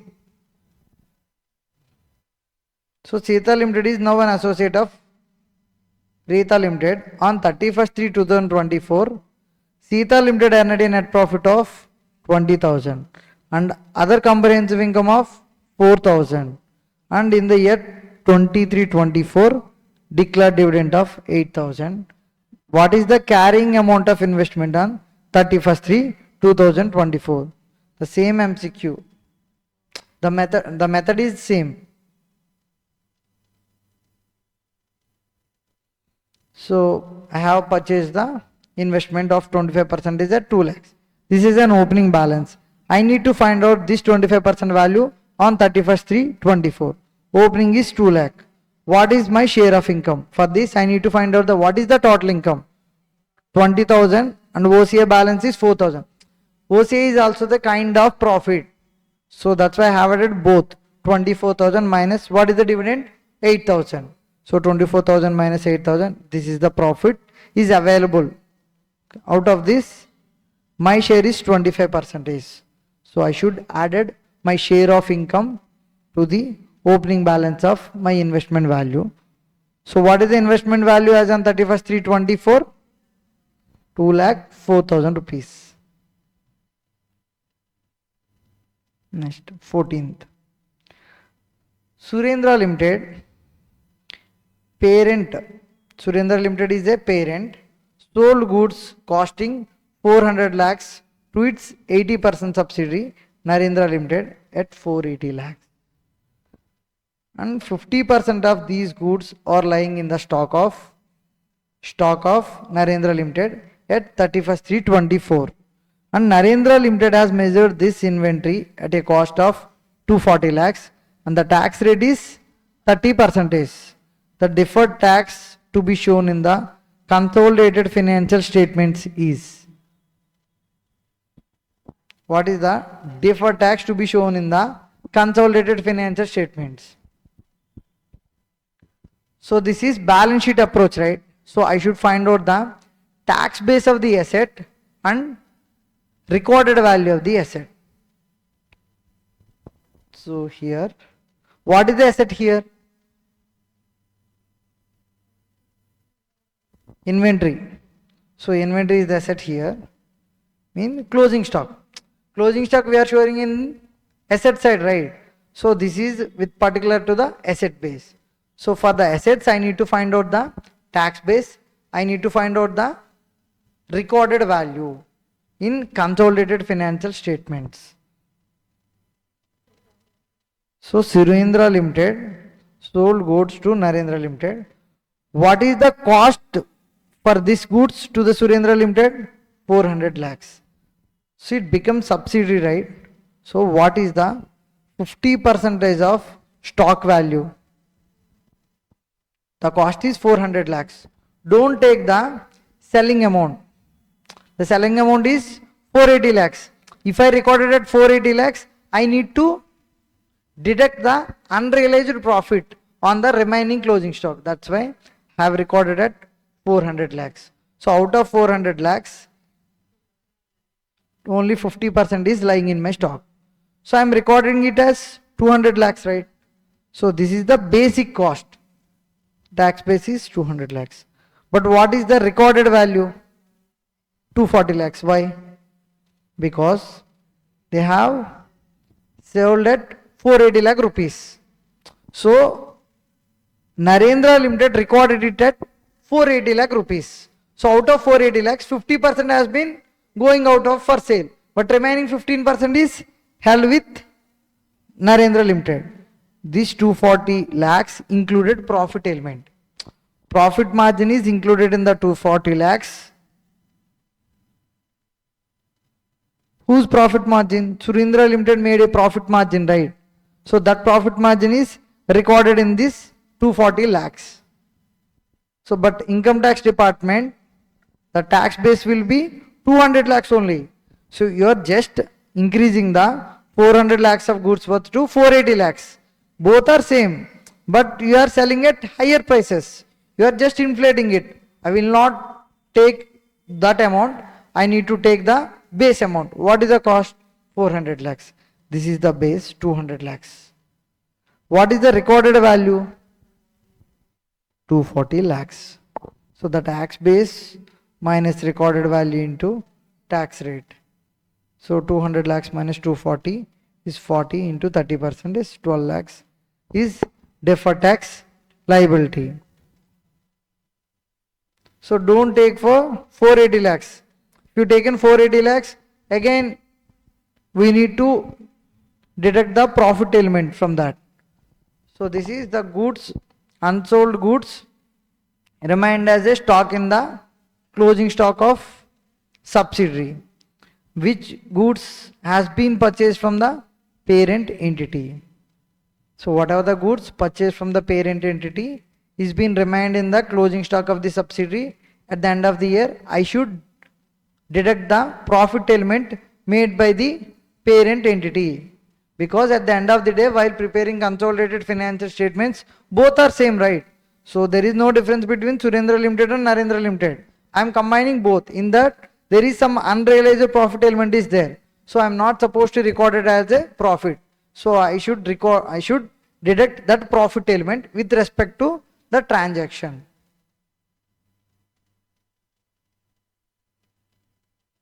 Fifteenth, Mohan Limited held 15% of voting power of Sohan Limited, which is a joint venture of Mohan Limited.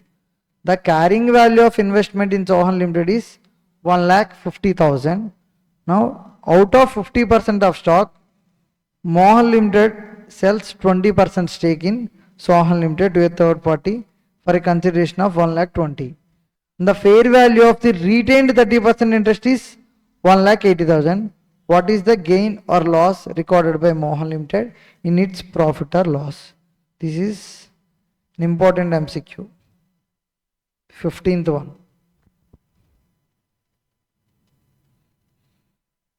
This is from past paper exam. Past exam MCQ.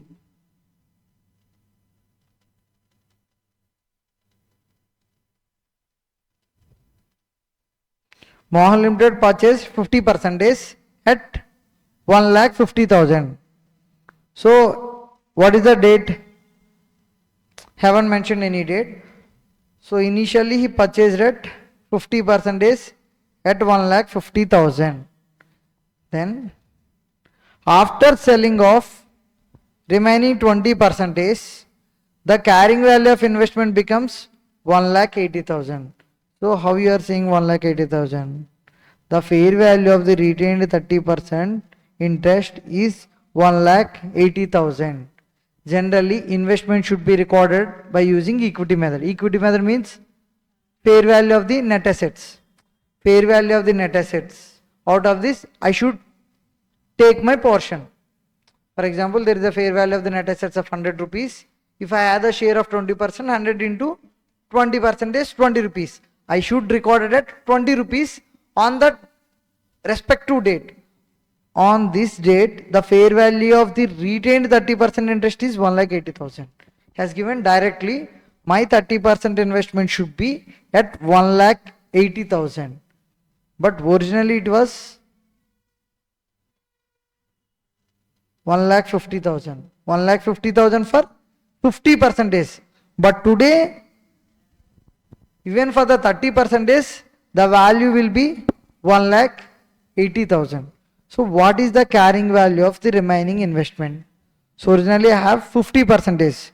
Now it becomes 30%. So 50 minus 30, 20%. What is the carrying value of remaining investment? Because this investment went outright, because we have sold it. We have sold the 20%. Then what is the amount of carrying value going out of my books? So A minus B, 1,50,000, because this is 50%, 50% minus 30%, 1,50,000 minus 1,80,000, 30,000. It is coming in negative figures because we are earning more profit. Got it? So keep it in negative figures. Then come to what is the amount received for 20% investment. This is the cost of investment. This is the amount received for sale of 20% investment, 1,20,000. So Mohan Limited sells 20% for the consideration of 1,20,000. So he sold 20% investment at 1,20,000. What is the gain on investment sold? So he got 1,20,000 is the value. Sale minus what is the cost? 30,000 minus 30,000, because we are getting extra 30,000 for this amount. So 1,20,000 minus into minus plus 1,20,000 plus 30,000, 1,50,000. So what is the total gain on investment sold? 1,50,000. So this is an important MCQ. Just follow the steps. This is the carrying value of the investment. 50% is 1,50,000. Then I should record the carrying value of the remaining investment, 1,80,000. So opening minus closing equal to amount of investment going out of my books. I need to find out the carrying amount of going investment. Okay. What is the going investment percentage? 20%. So the carrying value of 20% investment, how should I get? 50% minus 30%. But I am getting in negative terms. So let it be. Then I find out the amount received for 20% investment, 1,20,000. What is the gain? Sale minus cost. Sale is 1,20,000 minus 30,000. So total gain 1,50,000. So these are the MCQs for consolidated financial statements and separated financial statements. Then MQPs with respect to CFS and SFS. Consolidated financial statements are required to be prepared by Ind AS compliant company if hold the shares in the investment company. It's a repetitive one. So all of the above. So associates, joint ventures and subsidiaries. Again, it's a repetitive one. An investment entity is an entity. This is also repetitive one. So from directly MCQs, they are giving in exams. So one MCQ we should focus is this Mohan Limited. So only one MCQ is required to be practiced from the CFS and SFS.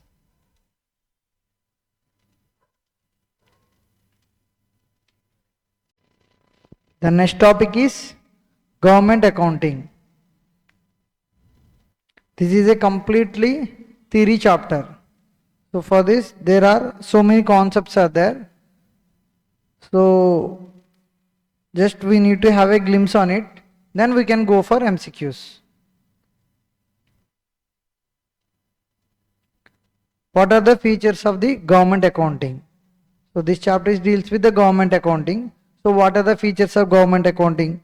What are the objectives of government accounting? What are the general principles of the government accounting? So these are the basic theory questions which will be helpful in descriptive and as well as in MCQs also. So we should remember the basic side headings of these features. So I have mentioned just basic features of this question. So what are the features of government accounting? It's a specific system of accounting. So what is the specific system of accounting? There are 6 types of functional classification of transactions. The transaction has been classified into 6 types. Depends on the functions. Okay. So this is the accounting system we are following while doing the government accounting. So specific system of accounting inside heading. Next one. Reporting of utilization of public funds. Because in government accounting we should report how we are using the public funds. So government accounting is follow double entry system, not single entry system. Government accounting is follow double entry system. Third one, budget heads. Fourth one, budget regulations and government regulations. While doing the government accounting, I should follow the budget regulations and as well as the government regulations also. Next, mode of transaction. All the transactions in the government accounting should be done through banks. Then, fund-based accounting and auditing will be there. Government accounting should be based on the fund-based accounting. Fund-based accounting means the entire fund has to be classified into 3 types. The first one is consolidated fund.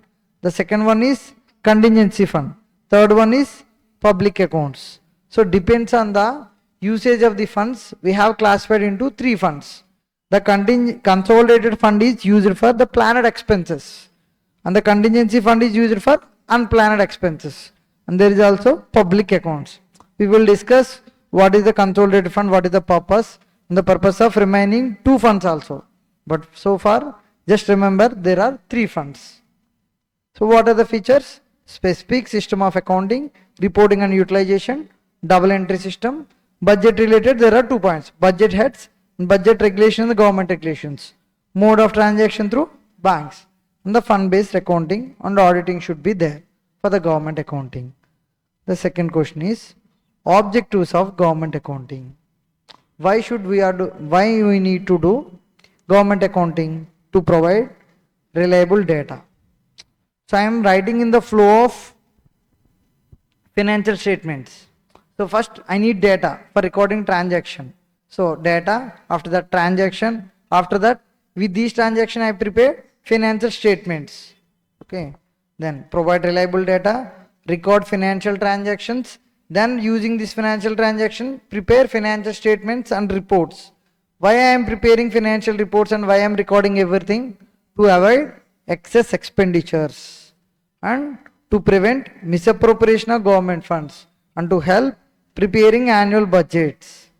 So what is the objectives of government account? I should do 3 works.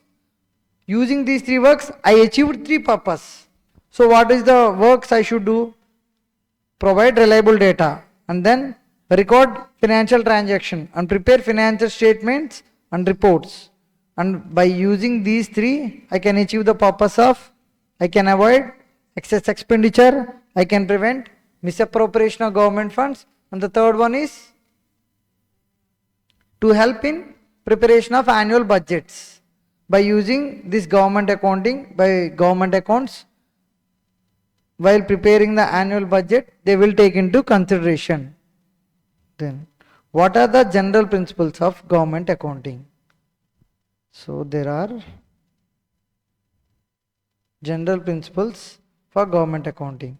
Classification of expenditure. In government accounting, there is classification of expenditure. Expenditure should be classified as sector-wise, major heads, minor heads, and based on the budget. Government accounting is based on the annual budget.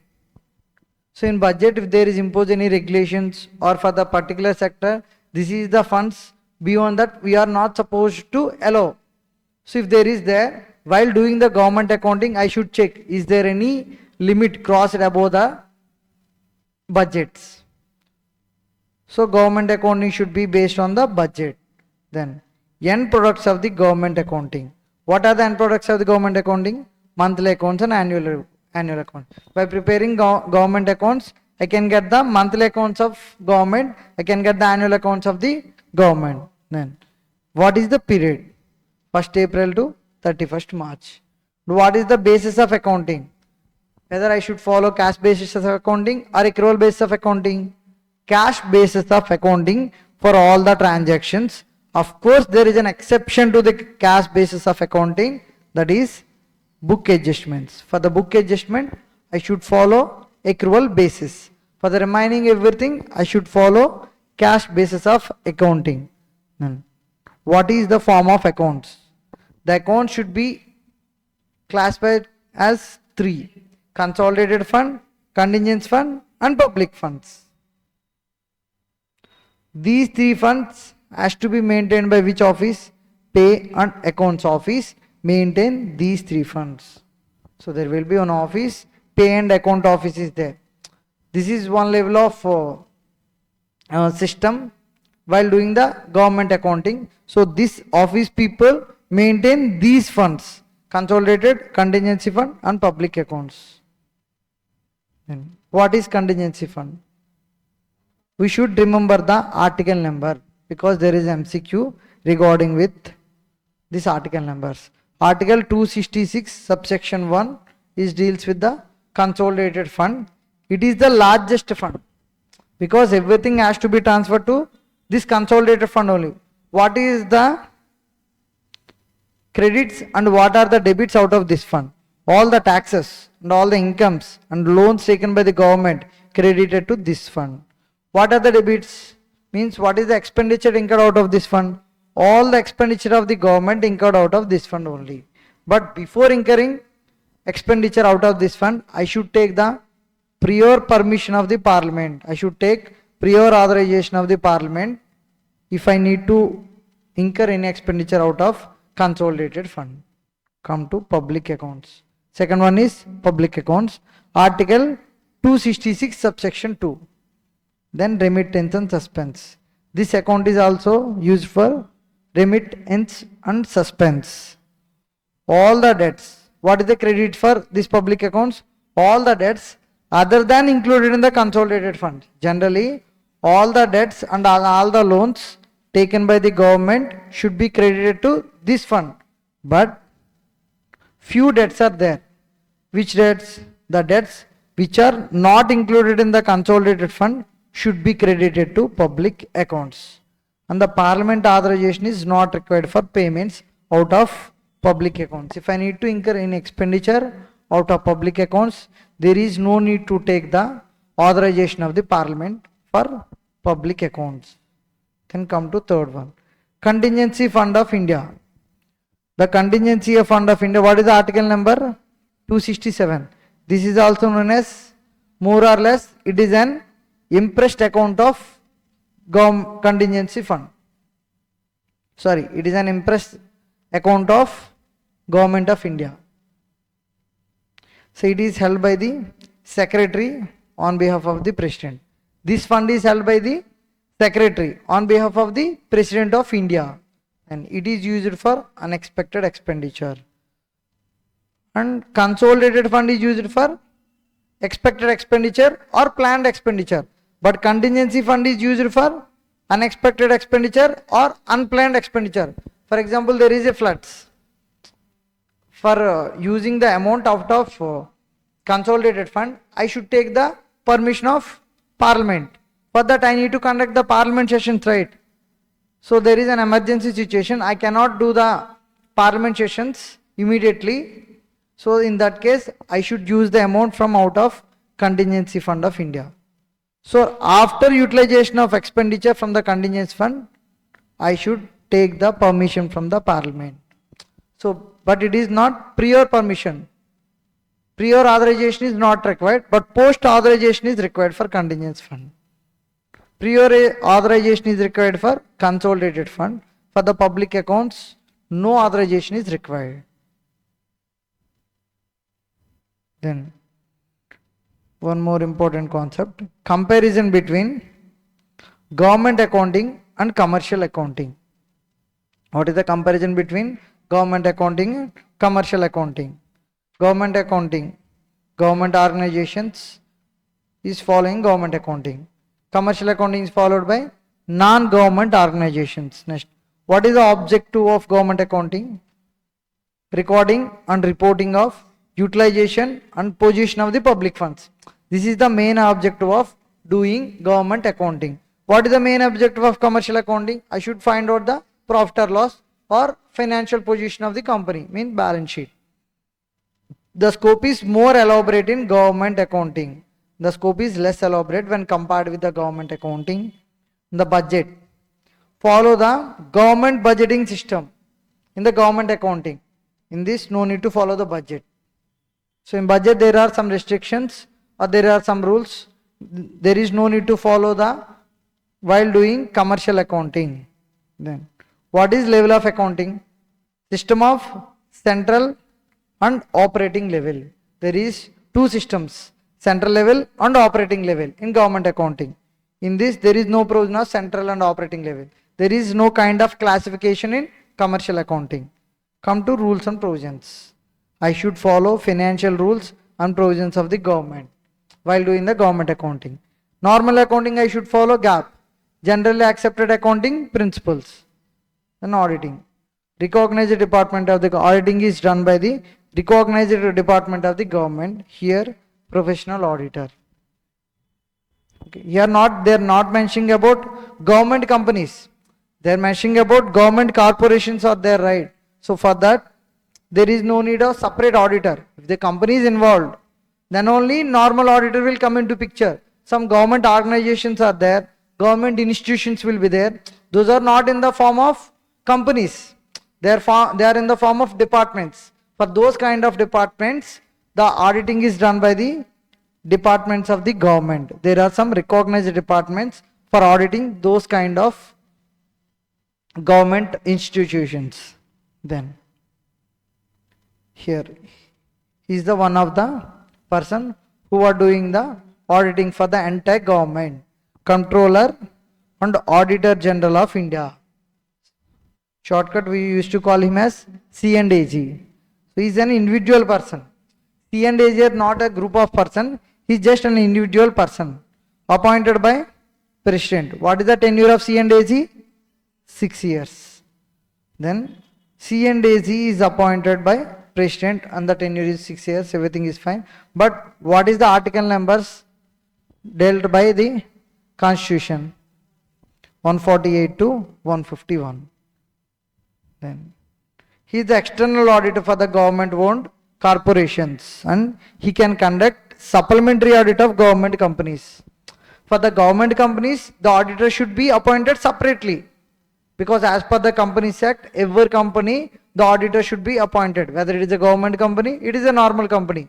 For the government companies, the separate auditor will be there. He is the external auditor for only government-owned corporations. But with respect to government companies, he can conduct supplementary audit. Supplementary means along with the normal audit, he conduct additional audit if he wants to do so. Then what is government companies? More than 51% of the shareholding is held by the either of the governments, then it is government company, or it is a subsidiary of the government company, then it is also a government company. So what is his responsibilities? What is the responsibility of C&AG? He should prepare and submit accounts of the government. If it is central government, means union government, should submit the report to the president. If it is respect to the state, governor. With respect to the union and territory, with state legislature, administrator will be there. So he cannot do the union territories without state legislatures.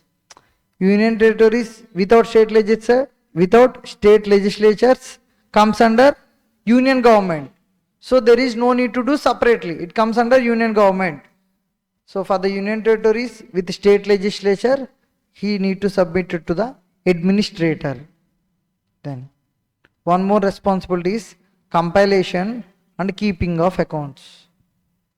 Keeping of government accounts. Next, government accounting levels. There are the levels while doing the government accounting. There are 3 levels. Controller General of Accounts will be there. So under his Principal Accounts Office will be there. Under his Field Pay and Accounts Office will be there. So I have mentioned there are 3 funds. Who is maintaining those 3 funds? Pay and Accounts Office. Pay and Accounts Office maintain these 3 funds of the Government of India. What is the duty of Principal Accounts Office? Compilation of the accounts. Compilation of the accounts. Of course, C&AG will also do the compilation. So for his Principal Accounts Office will help him. Then Controller General of Accounts. This is the apex accounting body in the Government of India. What is the apex accounting body in the Government of India? Controller General of Accounts. What he is doing? What is the duty of Controller General of Accounts? Consolidation and reporting of fiscal budget on monthly basis. Consolidation and reporting of fiscal budget on monthly basis. What is the duty of C&AG? Is a compilation and keeping of accounts. What is the duty of Controller General of Accounts? Consolidation and reporting of fiscal budget on monthly basis. Come to MCQs. Which of the following is not a feature of government accounting? Non-fund based, double entry, adherence to the government regulations and transaction through banks. Non-fund based accounting is not a feature because fund based accounting and double entry system, and we should follow government regulations as well as budget regulations, budget heads. These all are the features of the government accounting. Then what is so Government Accounting Standards Advisory Board. For this there is some. So Government Accounting Standards. Who is issued this standard? Who has issued these standards? Government Accounting Standards are there. These standards are issued by GASAP. What is meant by GASAP? Government Accounting Standards Advisory Board. This board is constituted by C&AG. So Government Accounting Standards Advisory Board is constituted by the C&AG. So what are the responsibilities of this board? There are 4 responsibilities. 1. Establish and improve the standards of government accounting and establish and improve the financial reporting of the government. Second duty, to provide guidance in implementation of those standards. To provide guidance in implementation of those standards. And third one, to consider significant areas. This board will consider what are the significant areas. Then to improve the understanding. To improve the understanding of the government accounts. So these are the responsibilities of Government Accounting Standards Advisory Board. Apart from the issuing and improving the government accounting standards, they also provide guidance for the implementation, and they consider significant areas and improve understanding of the government accounts. These are the responsibilities. Then what is the structure of GASAP? This question will come as in descriptive. So in one past attempt they have asked about this question. So structure of the GASAP, there are few members in this board. So we will discuss it later.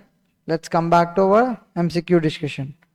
What is GASAB? Government Accounting Standards Advisory Board. So Government Accounting Standards Advisory Board, not Applicability Board, not Auditing Standards, not State Advisory Board. This is Government Accounting Standards Advisory Board, option A. I guess 2 is related to. So how many Indian government accounting standards are there? There are 6. There are 6 Indian government accounting standards will be there. 1, 2, 3, 7, 9, 10. So let's see the names of those standards. I guess 1. Guarantees given by the government and disclosure requirements. So 1G. I guess 1 for G. Guarantees given by the government and disclosure requirements. I guess 2 for accounting and classification of grants in aid. 2A. 1G, 2A and 3L. L for loans and advances made by the government. We will discuss this disclosure requirements at later. Then what is 7th one? I guess 7. 7F. Foreign currency transactions and loans, loss or gains, foreign currency transactions and loans or gain by the exchange rate variations. This is loss maybe. Loans only. Okay. So I guess 7 is foreign currency transactions and loans or gain by the exchange rate variations. 9th one is government investment in equity. Government investment in equity. The 10th one, public debt and other liabilities of the government. Public debt and other liabilities of the government. So disclosure requirements. What is Ind AS 10?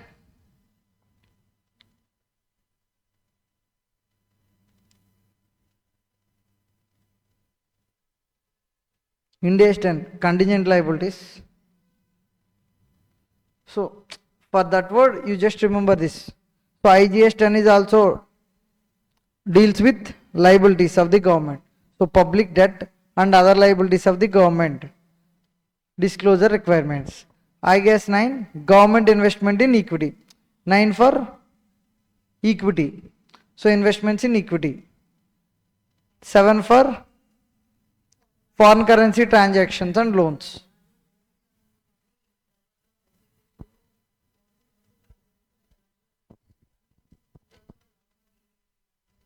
Loss or gains might be there, but that's okay. But the standard name we should report. So the foreign currency transactions and loans. Then 3 is for loans and advances made by the government. 3 and 7 is regarding with the loans only. 3 for normal loans and advances and 7 is for foreign currency transactions and loans. And the 2 is for grants in aid and 1 is for guarantees. So I guess 2 is grants in aid. First one is, second one is grants in aid. 1, 2. Then third one is loans and advances. Then 7th one is foreign currency transactions and loans. Next, 9th is 9 is there, right? Investment in equity. The 10th one is liabilities. At least try to remember one word. With that, anyhow, these are MCQs, right? We need to figure it out. So I guess 2 is accounting and classification of grants in aid. And which of the following is not a general principle of government accounting? Let's read. Reporting and utilization of public funds. This is a general principle. And the expenditures are classified under sectors, major heads, minor heads. Next, budgeted based and single entry. So the option is D. So this is not the general principle of government accounting, because the government accounting follow double entry system. The standards developed for accrual system of accounting in the government are called. Generally in government accounting we are follow cash basis of accounting except for book adjustments. So for the cash basis of accounting, GASAB issued government standards, government accounting standards, Indian government accounting standards issued by the GASAB for cash system of accounting. For accrual system of accounting, what is the standards? Indian government financial reporting standards. There are two types of standards: Indian government accounting standards for cash system of accounting and Indian government financial reporting standards for accrual basis of accounting. So what are the IGFRS 1, 2, 3, 4, 5? So let's see the names. IGFRS 1, presentation of financial statements. 2, property, plant and equipment. Third one is for revenue. Fourth one, inventories. Fifth, contingent liabilities. For IGAS 10 is also deals with liabilities. IGAS 10 is also deals with some liabilities only. And IGFRS 5 is also deals with contingent liabilities and contingent assets. Fourth for inventories. So 3 is revenue from government exchange transaction. Second is PPE. First one is presentation. Presentation might be easy because Ind AS 1 might be the presentation. And the second one is PPE. Third, revenue from government exchange transactions. Fourth one is inventories.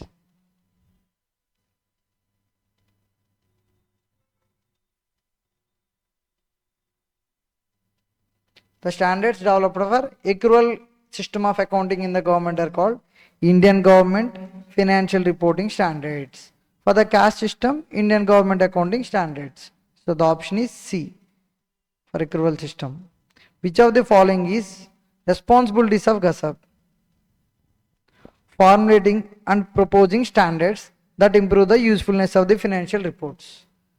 Again, keeping the standards up to date and reflect the change in the government environment. Third, improving standards of government accounting and financial reporting.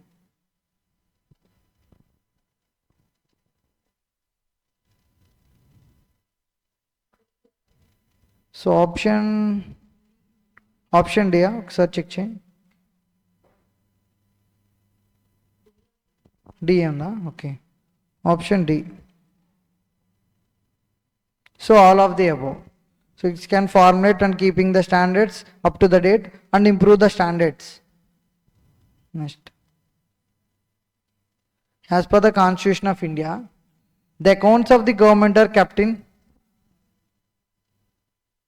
Okay, the accounts of the government are kept in Consolidated Fund of India, public accounts, contingency fund, all of the above. So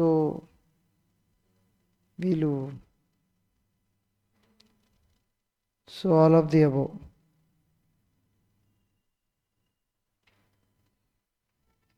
Next one.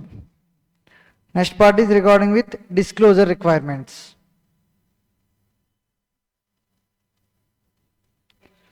So here even though they have asked disclosure requirements with respect to IGFRS also, you can mention easily. For the presentation of financial statements, what is the disclosure requirements? The manner of financial statements, the presentation of the financial statements. These are the disclosure requirements. For PPE, what is normal things under 16? Recognition, measurement, depreciation, impairment loss. Mention the same disclosure requirements here also. Third one is revenue from government exchange transactions. Just repeat these kind of words. Revenue from government exchange transactions. We need to disclose the revenue of the government revenue of the government for different exchange transactions. So just drag that given sentence. That's enough.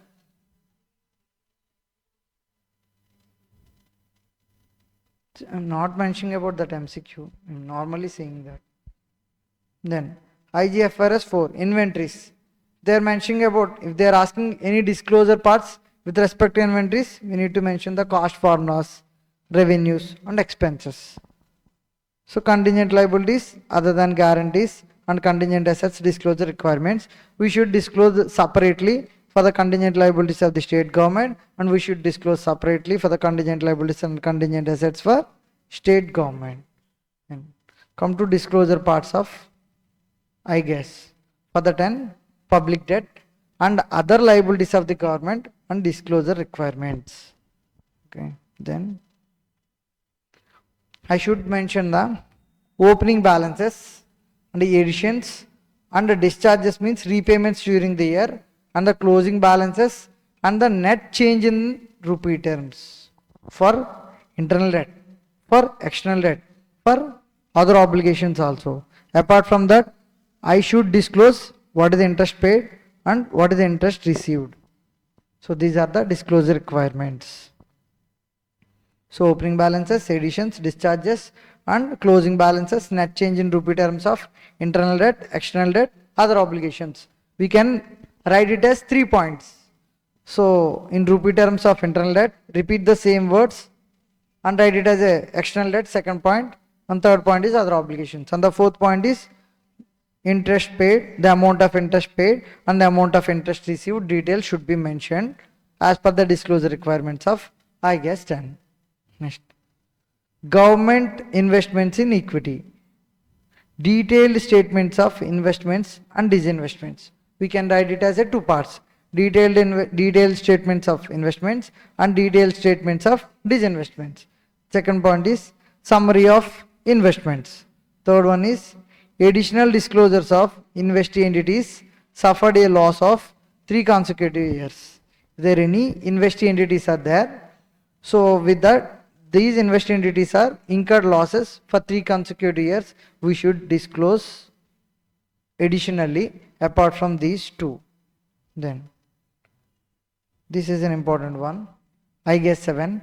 Foreign currency transactions and loans or gain by the exchange rate variation. So I guess 7. Foreign currency transactions and loans are gained by exchange rate variation. What are the disclosure requirements? What are the loans outstanding at historical cost at the beginning? 1 point. Second point, loans outstanding at the closing rate at the ending. Next, what are the loans outstanding in foreign currency at the beginning, the loans outstanding in the foreign currency at the ending? Then I need to find out I need to mention additions, current rate, exchange gain or loss with respect to foreign exchange transactions. These are the disclosure requirements. Then I guess 7. Loans and advances made by the government. Loans and advances made by the government. There are 2 points. For the central government, 1 part will be there. For the state government, other part will be there. But the wordings are the same for the central government and the state government. Summary and detailed statement of loans and advances, group wise, sector wise, and repayment of arrears. So there are 2 points. Summary of loans and advances made by the government, group wise, sector wise, and repayment wise. Second point, detailed statement of loans and advances, group wise, sector wise, and repayment wise. Central government, under central government heading. So there are 4 points. Under state government under state government heading, repeat the same points. So even though if they are asked regarding the descriptive question also, you can write it easily. And at the same time, it will be useful for solving MCQs. Guarantees given by, second one is accounting and classification of grants in aid. Repeat the same words. If they asked any disclosure requirements, most of the times they might not ask the disclosure requirements for this. Even though it is asked, just repeat the words. Then, guarantees given by the government, disclosure requirements. Maximum amount of guarantees and guarantees invoked during the year. What are the commissions for the guarantees given? These are the 3 things I should be disclosed.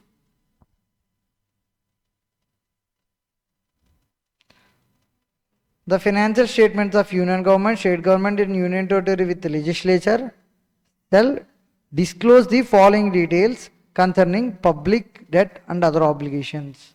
Public debt and other obligations. Public debt and other obligations. Opening balance, addition, discharges of internal debt, external debt and other obligations.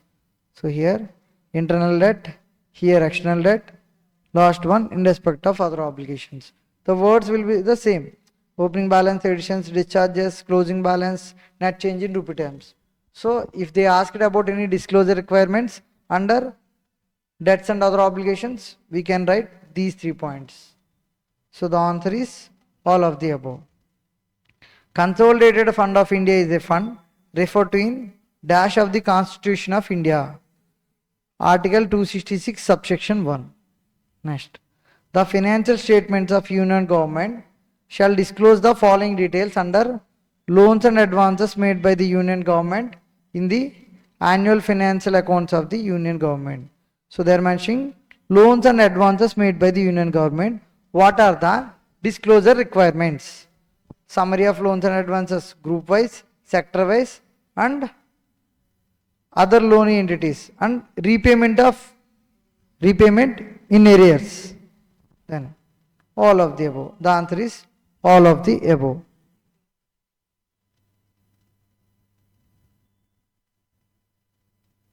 So the summary and detailed statement group wise, sector wise, and repayment arrears. Then in India, government accounting standards are issued by Government Accounting Standards Advisory Board. Which of the following is not an objective of government accounting? To provide reliable data, to avoid excess expenditure, to prevent misappropriation, to facilitate tax collection. There is no point of tax collection. So it will be depends on different factors. So it will not cover under government accounting objective.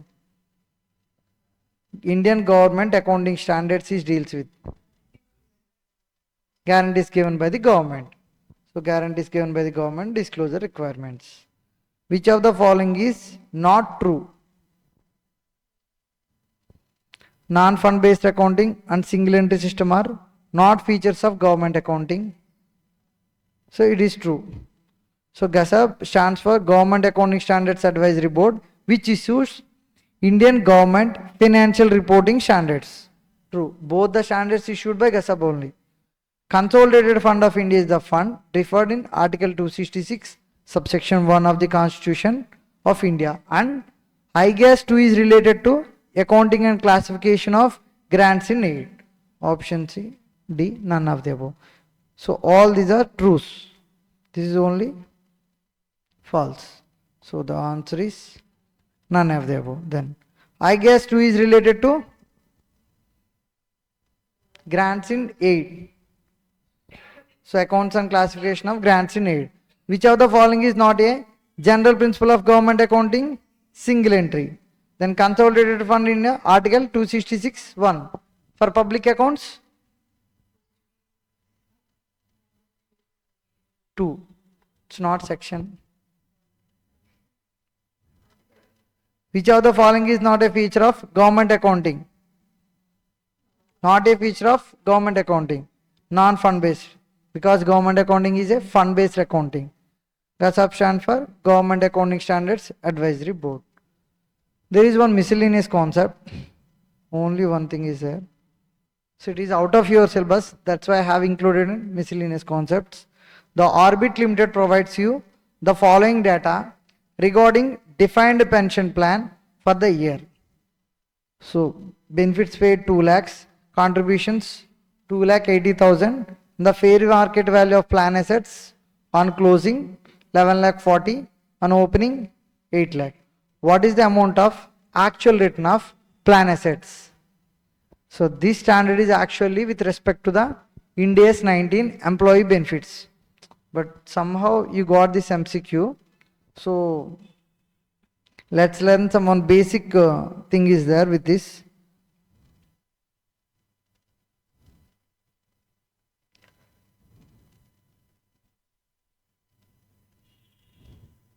So the formula for actual return, he just asked the actual return, right? So the formula for actual return is fair value of plan assets at ending and value of assets at beginning minus contributions plus benefits paid. So everything information I have taken from the question and I have solved it. The answer is 2,60,000. The answer is 2,60,000. So with normal basic common sense also we can solve this problem. What is the profit formula? How did single entry systems? That the profit formula is profit equal to closing capital minus opening capital minus additional capital plus drawings. So this is the same formula for this also. This is an closing one, this is an opening one, this is the contribution means additionally is contributed. It's like additional capital. Benefits paid means he has taken the amount from the plan assets. That should be like a drawings. So this is the formula for the actual return. Okay.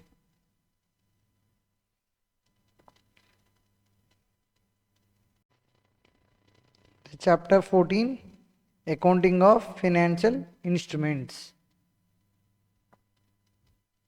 The Indian accounting standards relevant for recognition, measurement and disclosure of financial instruments are presentation Ind AS 32 and disclosure Ind AS 107 and recognition and measurement Ind AS 109. So the option is all of the above. And dash is any contract that evidences a residual interest in the assets of entity after deducting all of its liabilities. The answer is equity instrument. Equity instrument is a contract that evidences a residual interest in the entity. Third one, Ind AS 109 deals with recognition and measurement of financial instruments and hedge accounting. Apart from the recognition measurement, it also deals with the hedge accounting. And X Limited granted a loan to Y Limited 40 lakhs.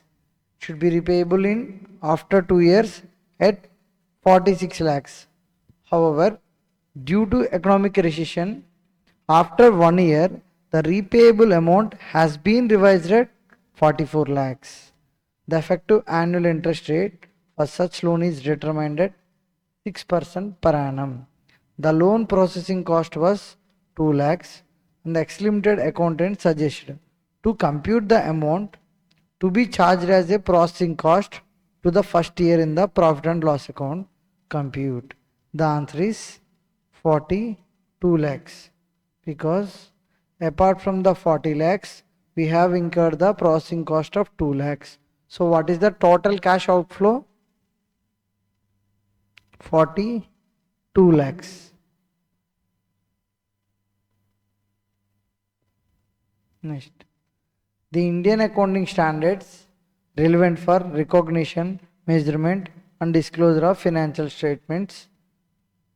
All of the above. This is a repeated one. Financial assets are, what are the financial assets? Cash, equity instruments of another entity, a contractual right, or all of the above. The answer is all of the above because financial asset may be cash or equity instruments of other entity. Example, buying the shares of other entity and a contractual right to receive the amount from the other entity. That is also the financial asset. Then Ind AS 109 financial instrument classifies the financial asset and financial liabilities into following categories for recognition and measurement. The answer is all of the above because as per the financial instruments Ind AS 109, we can measure the financial instrument at fair value through OCI or amortized cost or fair value through P&L. The answer is all of the above. So the dealing of what is the dealing of Ind AS 109? Measurement and recognition of financial instruments and hedge accounting. This is also repetitive one. This MCQ is repeating. And any contract that evidences a residual interest in the assets of the entity after deducting its liabilities. Option A, equity instruments.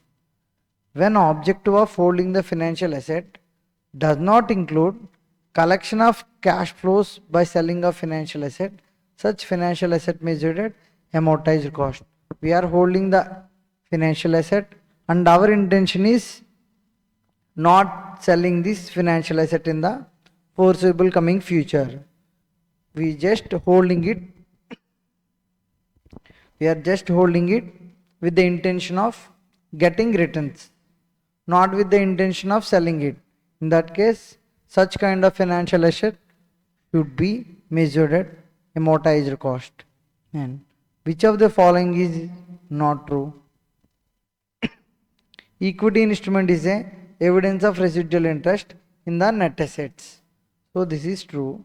A puttable instrument is a financial instrument that gives the holder the right to put the instrument back to the issuer for cash or another financial asset, or is automatically put back to the issuer on the occurrence of uncertain future event or death or retirement of the instrument holder.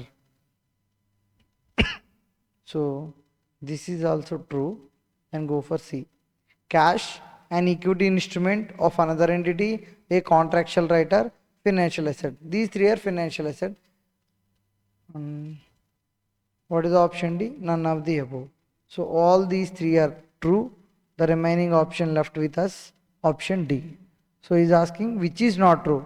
These three are true. So the option is none of the above, option D. Ind AS 109 classifies financial assets and liabilities measured at OCI or amortized cost or P&L. This is also repetitive one. Then this is also repeating again and again.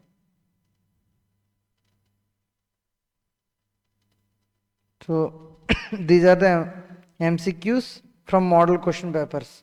So same kind of MCQs are repeating in past papers as well as in model question papers and textbook backside questions. Which of the following is an financial asset? Cash, equity instrument of other, and contractual right.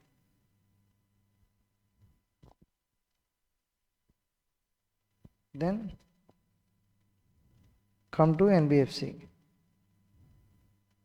So NBFC, the most important part is provision requirements.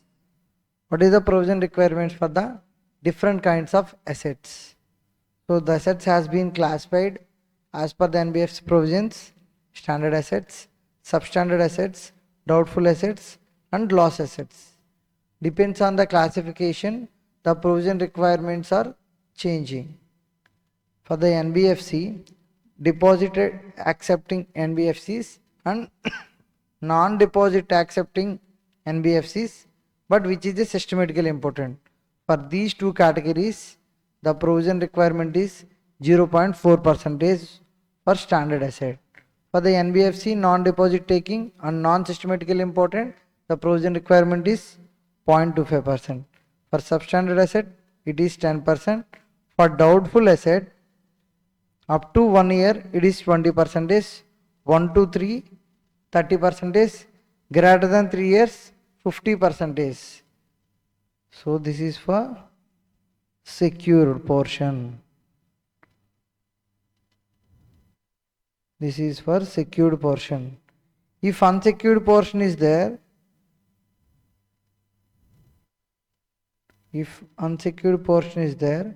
the provision amount will be 100%. Then come to loss assets, 100%. And for the doubtful assets, for the unsecured portion, the provision requirement is also 100%.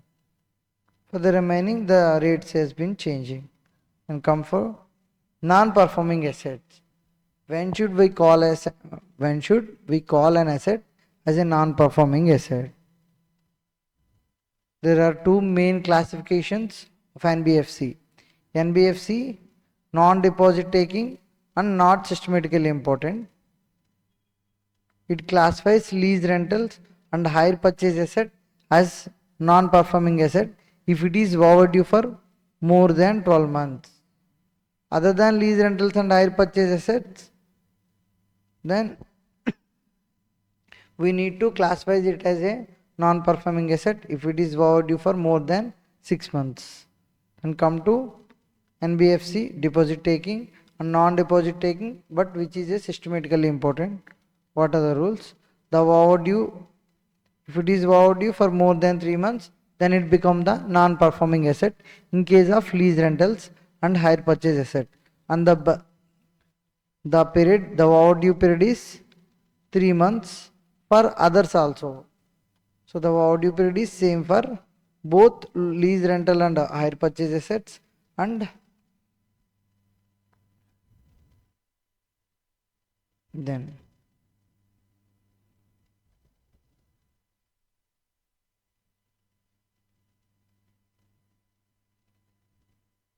NBFC MCQs. Non-performing asset in case of lease rental and hire purchase. Overdue for 9 months on 16, 6 months on 17, and 3 months from 18 onwards. So, what is asking? Is asking about lease rental and hire purchase asset. Lease rental and hire purchase asset. What is mentioning? Haven't mentioned whether it is systematically important or non-systematically important. I assumed it as systematically important. So for 9 months, 16, for 6 months, for 17, and 3 months, it becomes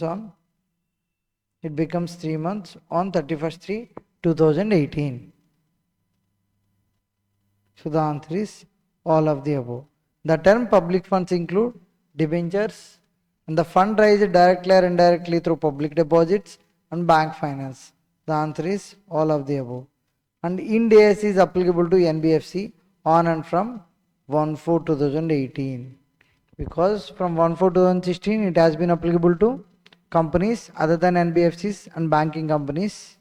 So this is phase 1. Phase 2 applicable to other unlisted companies whose net worth is greater than or equal to 250 crores. So the third phase is 1/4/2018 for the NBFCs. Ind AS is applicable to NBFCs from the 1/4/2018. All NBFCs non-deposit takings which have an asset size of 500 crores or more, and all NBFCs shall maintain the minimum tier 1 capital of 10%. What is the minimum tier 1 capital for the NBFCs non-deposit taking NBFCs? 10%. And lease renter and hire purchase asset will be treated as non-performing asset in case NBFC for the financial year 31st 3, 2024. So what is the overdue amount? Overdue is 3 months as on 31st 3, 24. So what is the amount of provision which must be made against the advances? So standard 1050 and substandard 750, doubtful up to 1 year 200 and 1 to 2 years 220. What is the amount of the provision? For the standard, the provision rate is 0.40. I have assumed that the given NBFCs are non-deposit taking, deposit taking or non-deposit taking systematically important. So that's why I have taken more provision 0.40, 4.2. Then substandard assets have taken 10%. For the doubtfuls up to 1 year, the percentage of requiring provision is 20%. And for 1 to 2 years, it becomes 30%. So 30% into 220. The total is 185.20. This is the provision which I have to be created during the year. So the option is T, 185.20.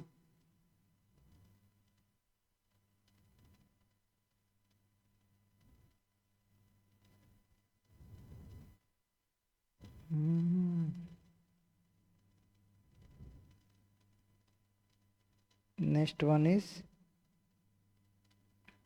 recent developments in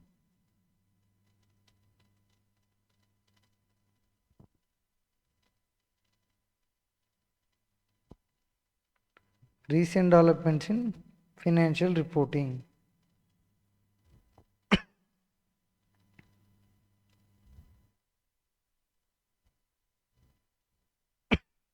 One of the important concepts in recent developments in financial reporting is CSR applicability. Corporate social responsibility should be applicable to the companies. Which companies? There are some criterias. The net worth is greater than or equal to 500 crores and the turnover is greater than or equal to 1000 crores and the net profit is greater than or equal to 50 crores during last 3 years. And what is the CSR committee? CSR committee will be there to oversee the corporate social responsibility provisions and applicabilities. So CSR committee should have 3 directors. What is the minimum number of directors should be there in CSR committee? 3. In that, at least one should be independent.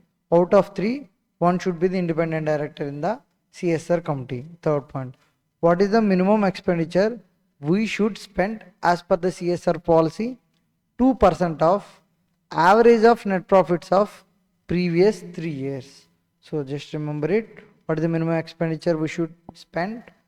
2% of average net profits of previous 3 years. If the company is incorporated for 2 years back only, in that case I need to do average for the 2 years only. And come to MCQ part.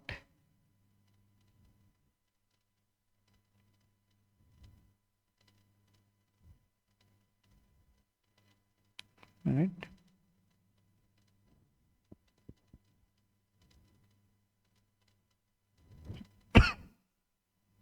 So recent developments in financial reporting. The 3 pillars of the substantiability are often referred as people, planet and profit. These MCQs will be there in law subject also. So people, planet and profit. The company required to furnish cost audit report and other documents to the central government. In which form? There are separate forms for the separate purposes. Here the purpose is company required to furnish cost audit report and other documents. It has to be made in the form number CRA 4. So and come to 3. External benefits of sustainability reporting can include. So there are external benefits because of sustainability reporting. What are the external liabilities? So mitigating or reversing the environment, social and governance impacts, improving reputation and brand loyalty and enhanced perception on the organization value.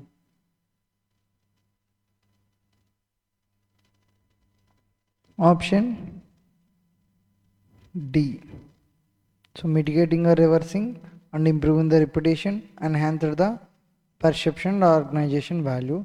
These are the external benefits because of sustainability reporting. Fourth one. In 4P bottom line reporting, dash line relates business with the happiness of stakeholders. The fourth line relates the business with the happiness of the stakeholders. The key challenges for the implementation of QBL reporting framework are. What are the key challenges for the implementation of QBL reporting framework? Awareness of relevant issues associated with QBL reporting, understanding stakeholder requirements, aligning QBL reporting with the objectives and risks. Option D, all of the above. These all are the key challenges in the implementation of QBL reporting. Next, external benefits of sustainability reporting. So this MCQ is repeating. So enhanced link between financial and non-performance, improving reputation and brand loyalty, and enhanced perception on organization value. The option is option D, both 2 and 3. Enhanced link between financial and non-financial performance is not an external benefit of sustainability reporting. These two only the external benefits: improving reputation and brand loyalty, enhanced perception and organization value. What is the third benefit? The third benefit is mitigating or reversing the negative environmental, social and governance impacts. Which of the following are the benefits of XBRL reporting? automated data processing, improved reporting quality, and option C, cost and time savings, all of the above. The correct option is all of the above. All these are the benefits because of XBRL reporting. What is XBRL? Extensible Business Reporting Language. The option is Extensible Business Reporting Language. Option B. Not extended. It is extensible. Then EVA. EVA means economic value added. What is the formula for economic value added? NOPAT minus weighted average cost of capital into invested capital. So what is NOPAT? NOPAT means net operating profit after tax. So here the missing figure is NOPAT. The 10th one. Dash report is an analytical tool for displaying human resources related facts, insights and metrics to improve workforce performance, recruiting procedures and other important HR operations. The option is C. Human resource report is an analytical tool. Then corporate sustainability reporting helps companies to assess and manage their sustainability impacts, report their contributions. The third one, integrate sustainability into their business strategies. The option is D, all of the above.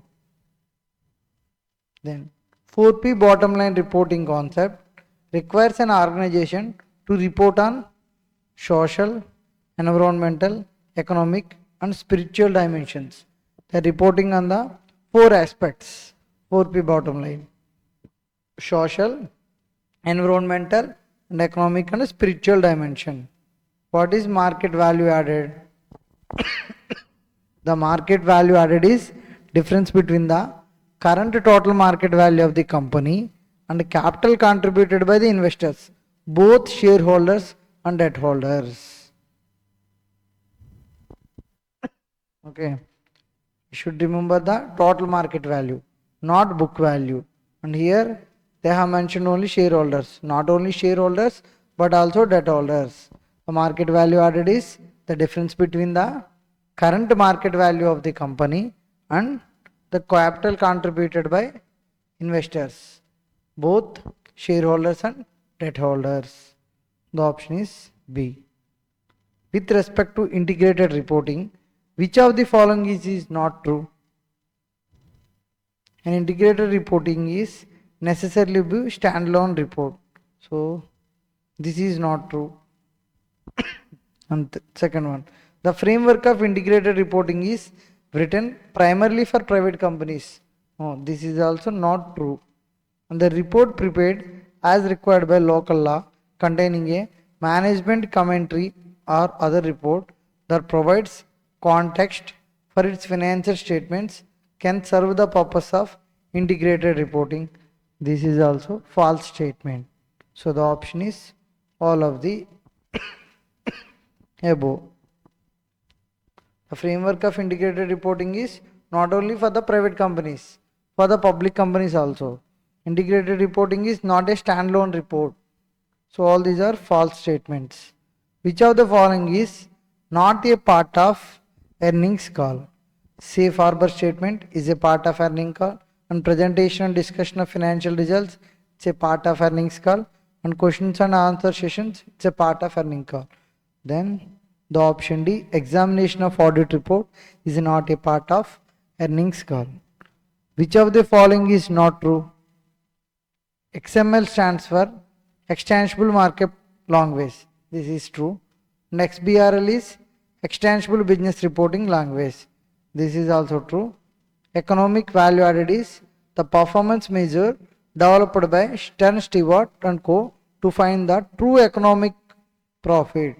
To find out the true economic profit generated by the company. So the option, all these three are truths. So the fourth one, none of the above is the correct answer. So as per the companies rules 2011, the following classes of companies were required to file financial statements in XBRL form only from the year 2010 and 11. The answer is all of the above.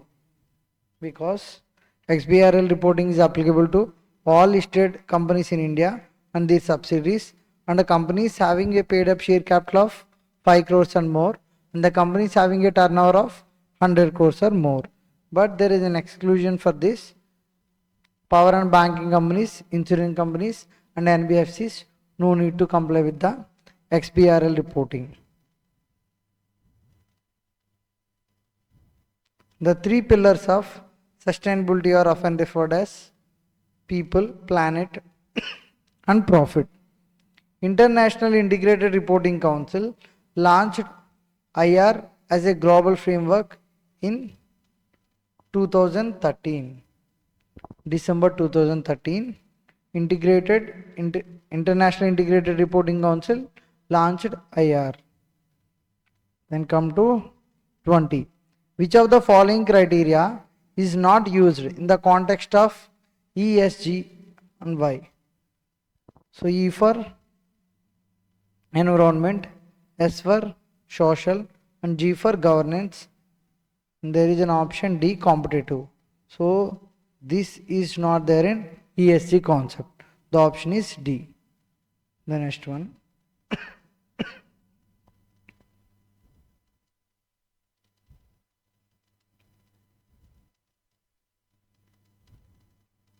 Net profits of J Limited is for the 2021, 19-20, 18-19, 17-18 and 16-17, 25-20, 15-10 and 5 respectively. Then during the 2021, the company incurred 7 lakhs and 3 lakhs on free education and medical treatment of employees of the company and their families.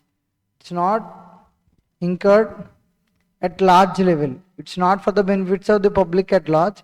It has to be incurred only for the purpose of the employees and their families, free education and medical treatment. So calculate the shortfall of the expenditure on the corporate social responsibility as per the Companies Act. What is the minimum amount of expenditure?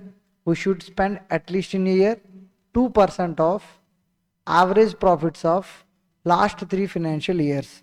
We are standing on 2021. So I need the profits for 19-20, 18-19 and 17-18.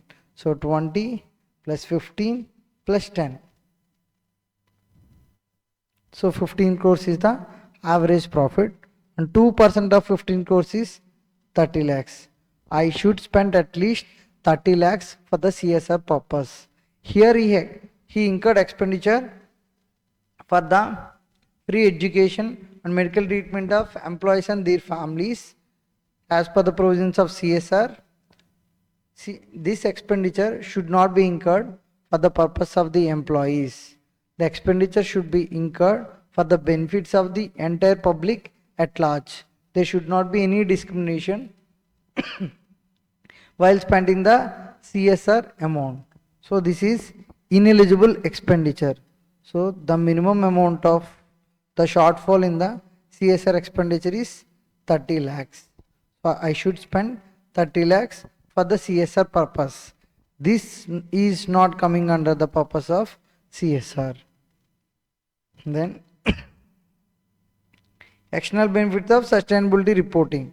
So mitigating, improving and enhancing. Option is all of the above.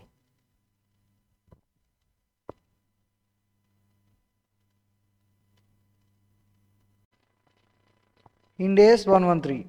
Ind AS 113 stands for fair value measurement. The second one, Ind AS 113 establishes a fair value hierarchy that categorizes into 3 levels of inputs, 2 valuation techniques for measuring the fair value. The hierarchies are: inputs are quoted prices in active markets for identified assets or liabilities that the entity can access at the measurement date. First hierarchy. The second hierarchy, inputs are inputs other than quoted prices included within level 1 that are observable for the asset or liability either directly or indirectly. The third one, inputs are unobservable inputs for the asset or liability? The answer is all of the above, because there are three levels of inputs for the valuation techniques. These are the three levels of inputs: quoted prices, other than quoted prices. The third one is unobservable inputs. Then go for third one. As per Ind AS 113, three widely used valuation techniques are market approach, cost approach, and third one is profit approach. Then come to fourth. Which of the following is or objectives of Ind AS 113? To set up a framework for the measurement of fair value, to specify requirements of disclosures of fair value measurement. Option C, both 1 and 2. D, none of the above. What are the main objectives of 113? To set up a framework for the measurement and as well as specify the requirements of the disclosures of the fair value. And option is C. Ind AS 113 applies to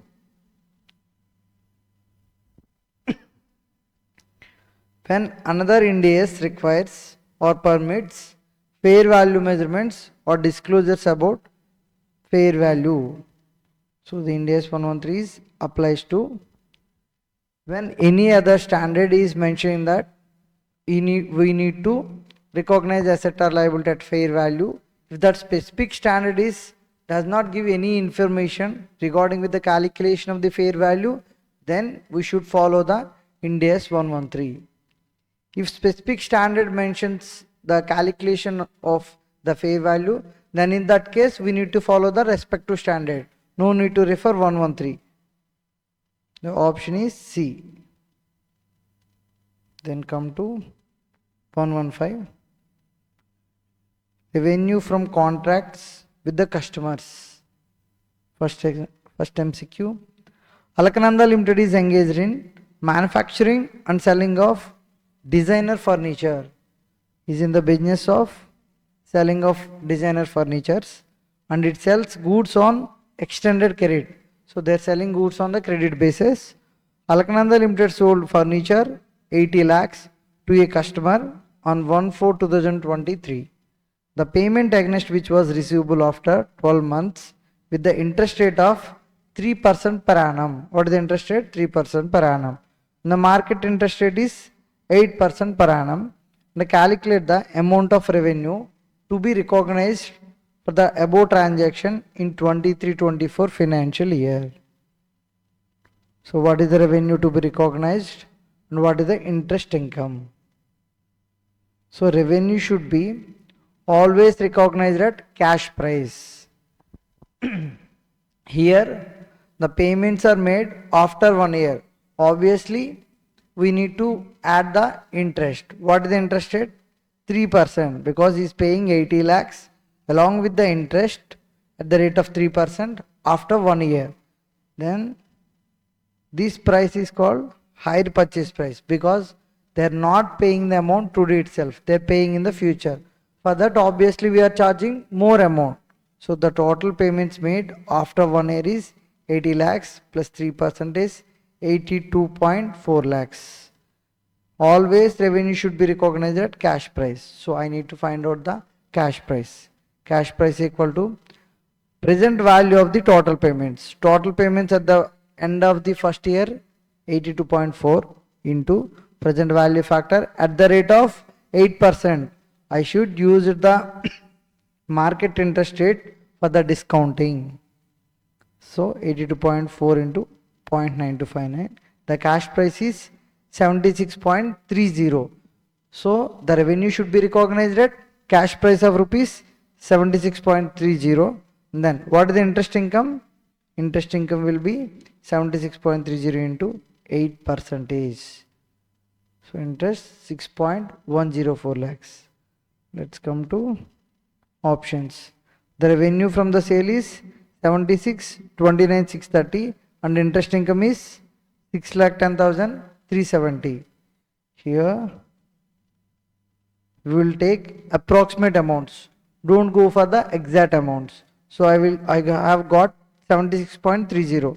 Here They mentioned 76.29. The difference is due to the decimals. That's okay. Then Neem Tulsi Limited, a firm of contractors, provides the following details for the year ended 31st March 23. Fixed contract price with an escalation class 1000 lakhs. The work certified is 500 and work not certified is 109. Then in this 109, 75 lakhs incurred for the material. Out of this 75 lakh materials, 4 lakhs are in the closing stock, which are in the unused at the end of the reporting period. And estimated further cost to completion. What is the estimated further cost for the completion of the project? 495. And the progress payments received 400 and progress payments to be received 140. And escalation in cost by 5%, and accordingly the contract price is increased by 5%. What is meant by escalation clause? Escalation clause means if there is any drastical changes in the cost of the project or cost of the materials used for the construction of the project, in that case contract price should be increased to some extent. So what is that extent? 5%. Then calculate the expected loss to be recognized immediately as per Ind AS 115.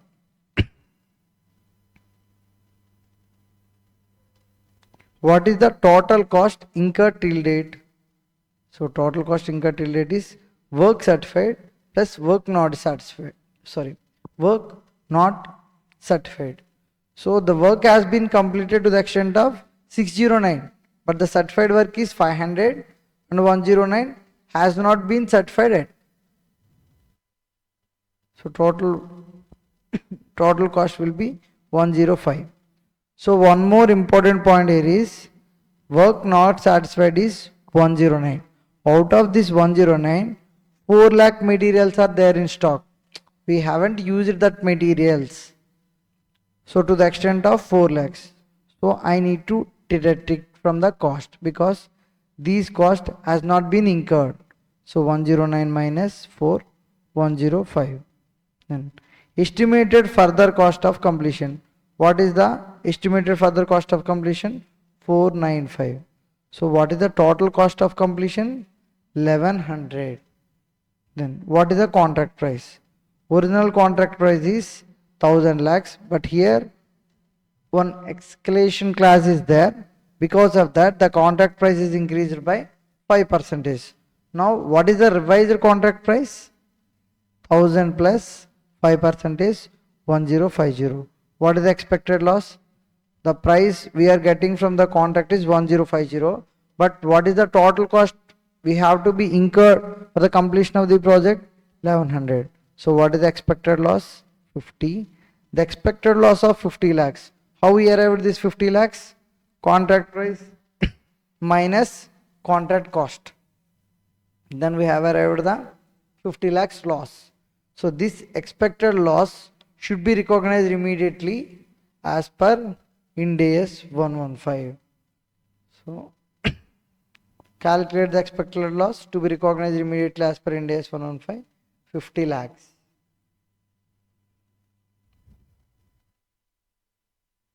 Next, on 1/8/2021, A Limited entered into contract with a hotel for the daily sanitization of the building for 3 years at 12,000 per month. The customer receives and consumes benefits each day. Determine the revenue to be recognized in 21-22. When he has entered into the contract on 1st August. So I need to find out the revenue to be recognized during the year 21-22. So how many months from August to 31st March? Total 8 months. So for each month they are paying 12,000 rupees. So I have recognized the revenue of 96,000. 12,000 per month and 8 months are left in the 21-22 financial year. So the answer is 96,000.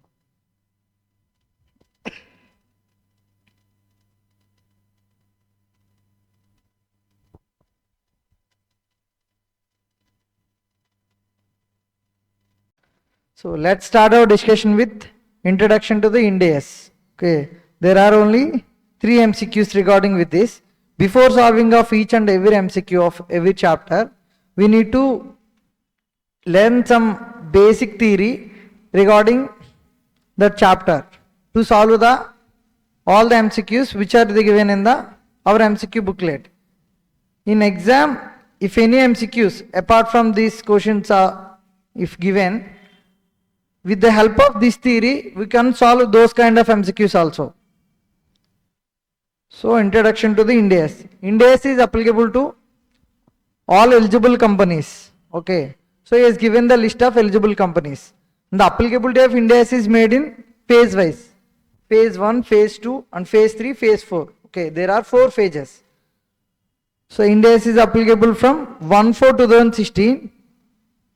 The Ind AS is applicable from 1/4/2016 to all the eligible companies. Okay, what are the eligible companies? Listed companies and other unlisted companies whose net worth is greater than or equal to 500 crores. So this is net worth criteria. The applicability of Ind AS depends on the net worth criteria. This is the first phase. And 1/4/2017 is the second phase. So the Ind AS is applicable to all unlisted entities whose net worth is 250 crores or more.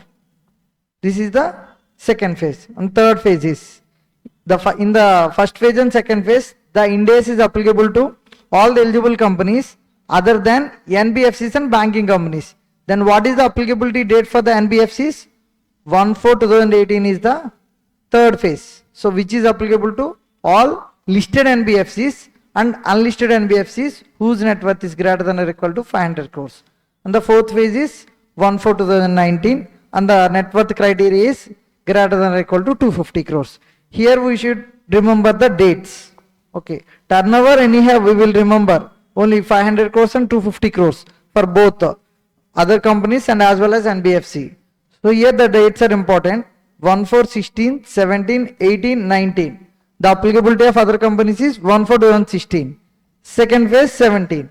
For the NBFCs, the applicability of Ind AS starts from 1/4/2018. Okay, then come to MCQ discussions. Ind AS is applicable in India for a company with a net worth of 250 crores or more.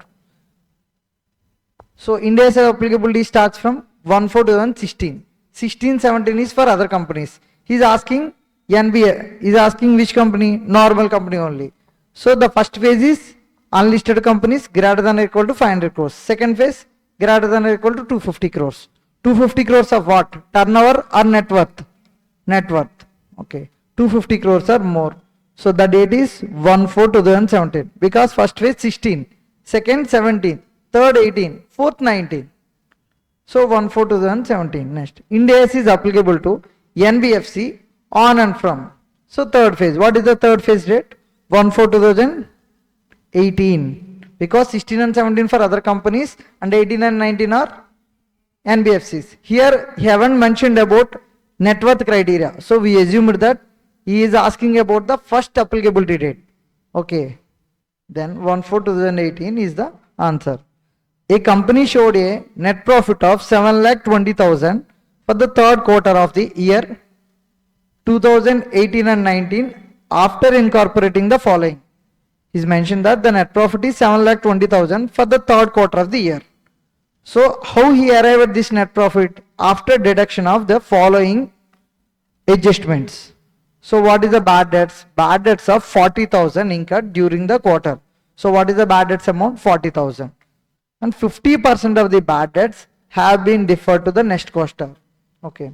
He's mentioned that out of 40,000, 20,000 as recorded as expenses in the third quarter. Remaining 50% of 40,000, the bad debts have been deferred to the next quarter. So he wanted to record this expenditure in the next quarter. Next, extraordinary loss of 35,000 incurred during the quarter. In which quarter? In third quarter. What is the expenses? Extraordinary loss of 35,000. What he has did? He has been fully recognized in the quarter. What he has did? He has been recorded fully in the quarter. He has not deferred anything. So he recorded everything in the third quarter. So correct quarterly income as per applicable Ind AS will be. He is asking what is the correct quarterly income. So this MCQ is actually out of your syllabus. So this is not in your syllabus, but he has given in the exam. So that's why I have included. Just I will give some basic introduction. That's all you need to remember. Just two lines of theory. That's all. So all the incomes and expenses should be recognized whenever they are earned and incurred respectively. For example, I have earned 20,000 of profit in first quarter. I should record it in first quarter itself. I am not supposed to defer it. I am not supposed to say that this revenue is related to second quarter also. I want to record 50% of the income in this quarter and I want to defer 50% and I will record in the second quarter. We are not supposed to say that. Okay, we should record in the which quarter? In which quarter we have earned income, that income we should record in that quarter only. Regarding with expenses, we should record in the respective quarter in which we have incurred that expenses. What is the net profit as per given in the question? 7,20,000. He has given that bad debts of 40,000 incurred, but he has recognized only the 50%. Remaining 50% he has deferred.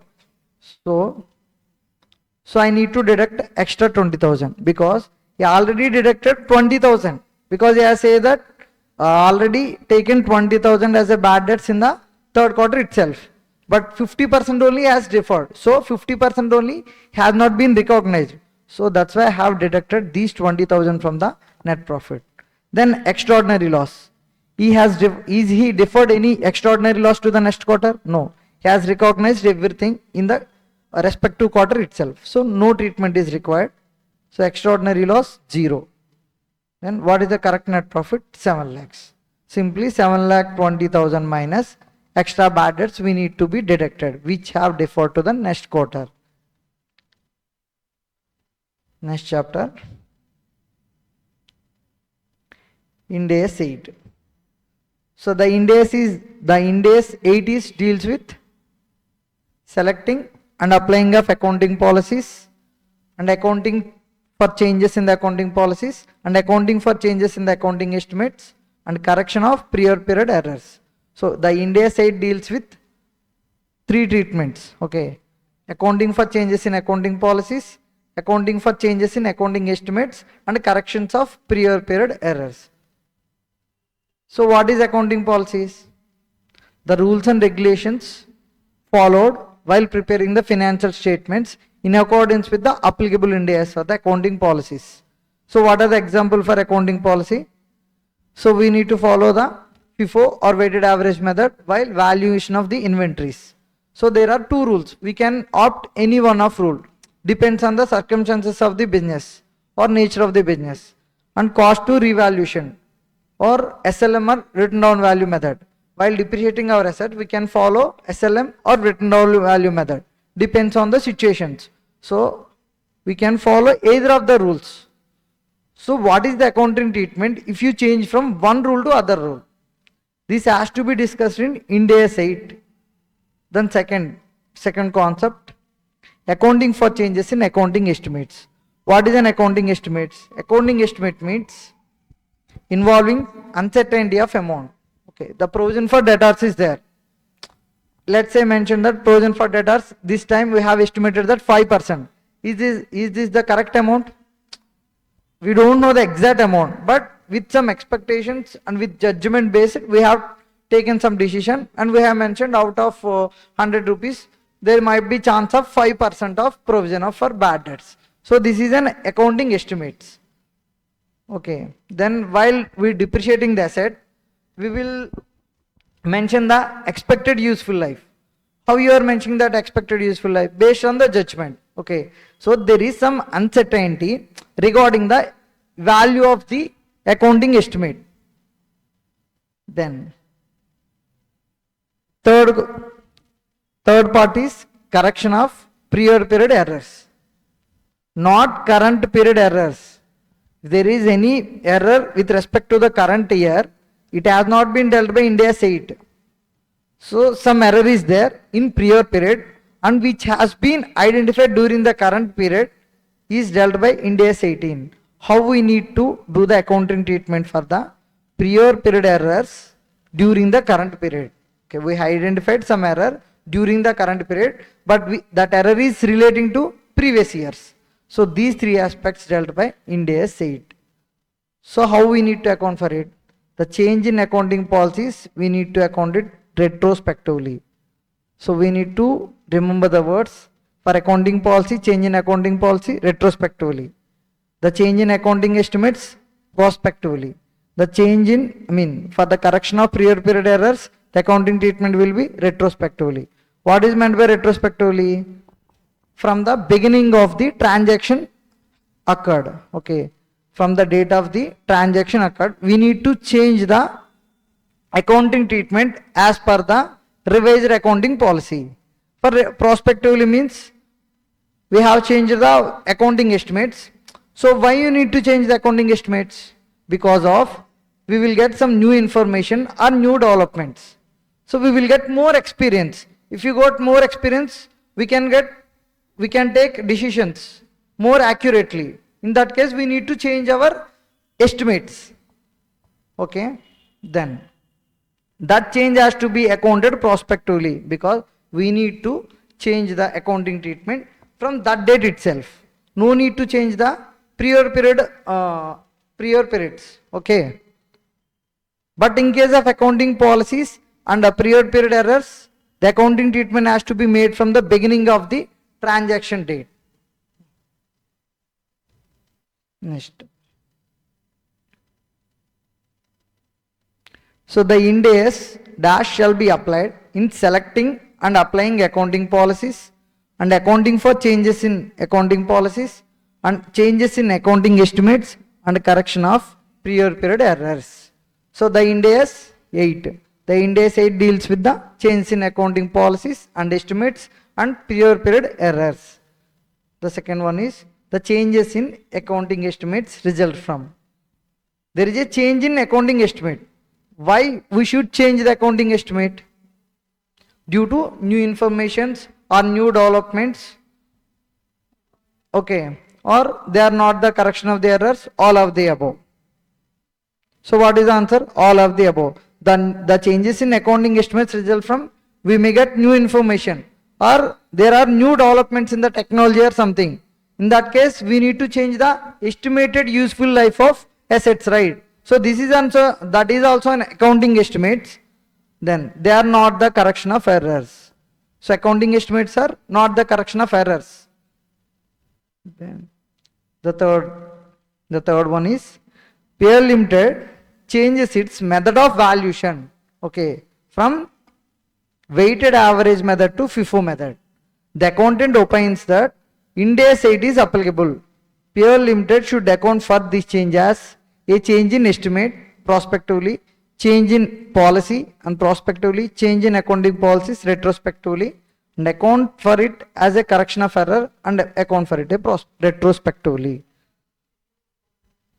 This is a change in accounting policy because there is no uncertainties involved while selecting a method for valuation of inventories. So depends on the nature of business, we have selected one policy, one method for valuing the inventories. So we have shifted from one policy to another policy. So how we should record it in our books? We should record it as change in accounting policy and we need to follow the accounting retrospectively. So retrospectively means from the beginning of the transaction. Next chapter is Ind AS 12.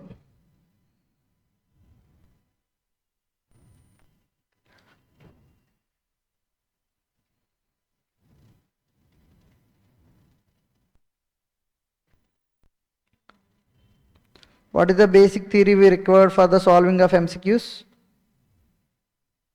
Ind AS 12 deals with income taxes. So there is a tax expenses. There are two types of tax expenses: deferred tax expenses and current tax expenses. So in the statement of profit and loss account, we should record the tax expenses. In the tax expenses set, we should record current tax expenses and deferred tax expenses. Let's learn what is the current tax expenses. Current tax expenses is accounting profit into tax rate. What is accounting profit? The profit arrived as per the provisions of the Companies Act is the accounting profit. What is the deferred tax expenses? The deferred tax expenses has been arrived after calculation of this formula. What is the formula? Accounting profit minus taxable profit into applicable tax rate. So what is taxable profit? The profit calculated as per the provisions of the income tax is called taxable profit. So how we need to find out the deferred tax liability and deferred tax asset? So we have learned what is deferred tax expenses. So the deferred tax expense is accounting profit minus taxable profit into tax rate. When should we create or how should we create deferred tax expenses? If a deferred tax liability is there, for deferred tax liability is created by using deferred tax expenses account. Okay.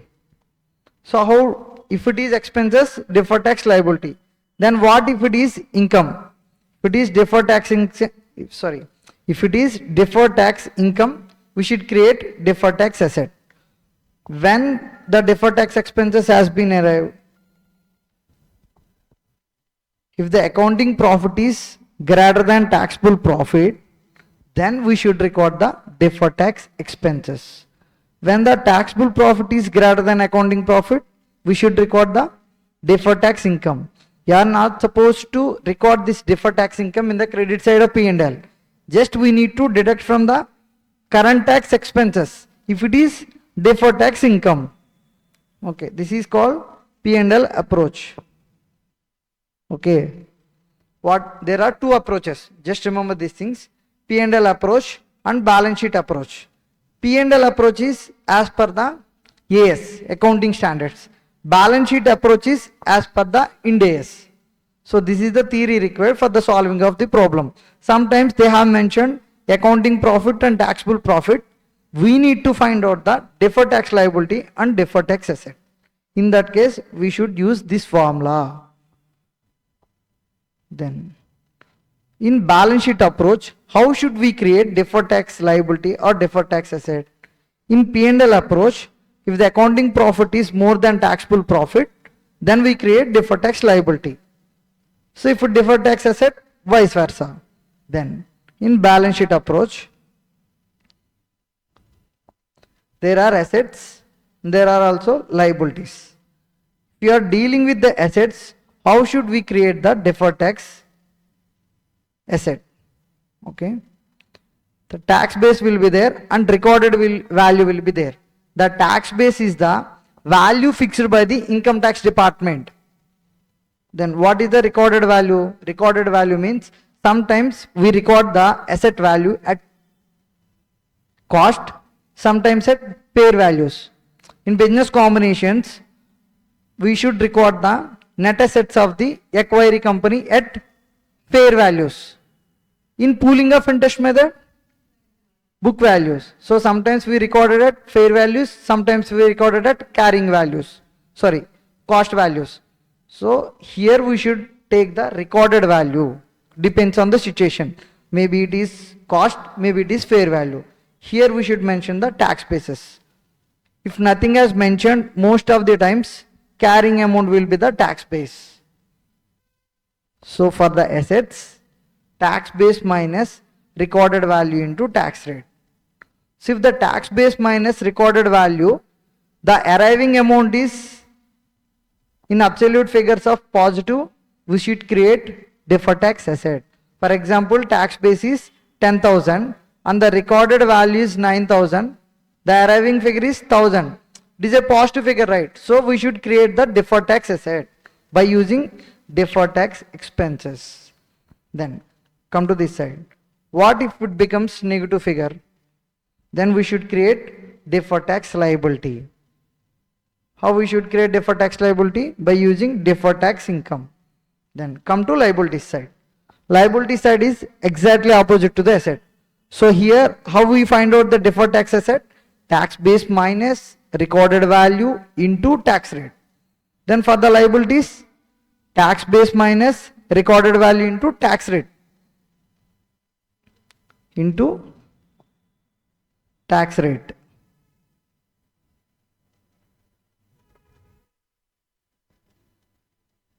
Okay, into tax rate. So if it becomes negative, then we should create deferred tax asset. For the asset, if it is negative, deferred tax liability. For the liabilities, the absolute figure is negative, then we should create deferred tax asset. How should create deferred tax asset? By using deferred tax expenses. And deferred tax liability if it becomes the positive figure.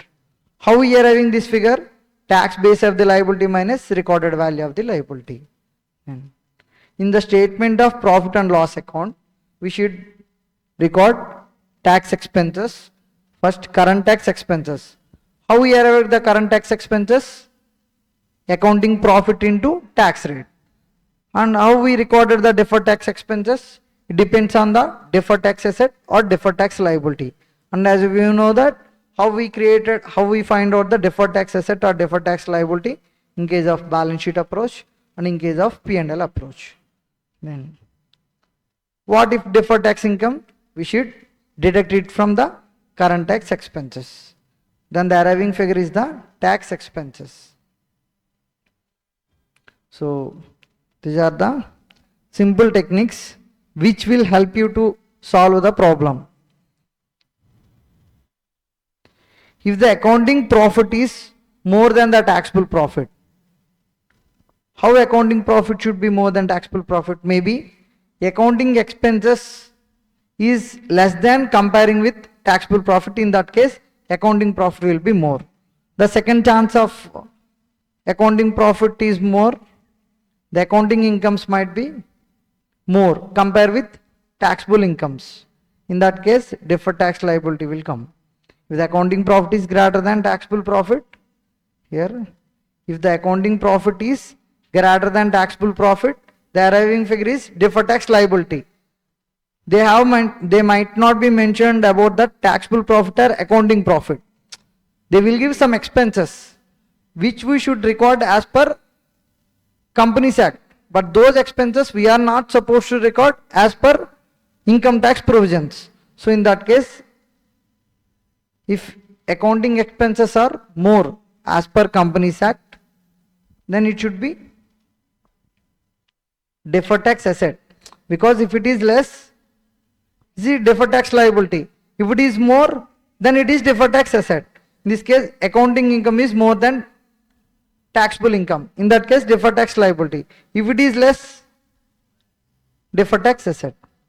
Then taxable profit is exactly opposite. So if you check for the accounting profits, that's enough. Then, and one more thing we should remember.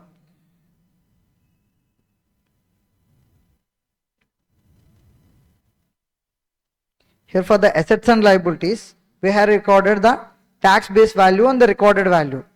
Recorded value means as per the Companies Act. What is the asset value as per the Companies Act? Tax base means the asset value as per the income tax provisions. So there is a difference between income tax provisions and the Companies Act. And this difference is due to the time only. So at future time, both the values of the asset might be equal. But that difference is due to the timing difference, not permanent difference. If it is timing difference only, we should record deferred tax asset or deferred tax liability. If it is a permanent difference, there is a difference between the income tax books and accounting books as per our assets value, we should record deferred tax asset or deferred tax liability. The difference is only timing difference. If it is permanent difference, there is no treatment of deferred tax asset or deferred tax liability. So let's come to MCQs.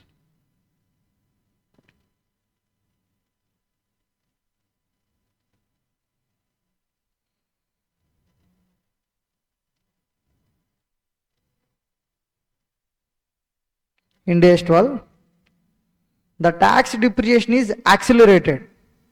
That is, tax depreciation is higher than the accounting depreciation. The entity should recognize. What is saying? Tax depreciation is higher than the accounting depreciation. As mentioned that tax expenses is more than accounting expenses. Let's go to that sheet. So, taxable expense is greater than accounting expense. Then what is the asset or liability? Deferred tax liability. We should create deferred tax liability.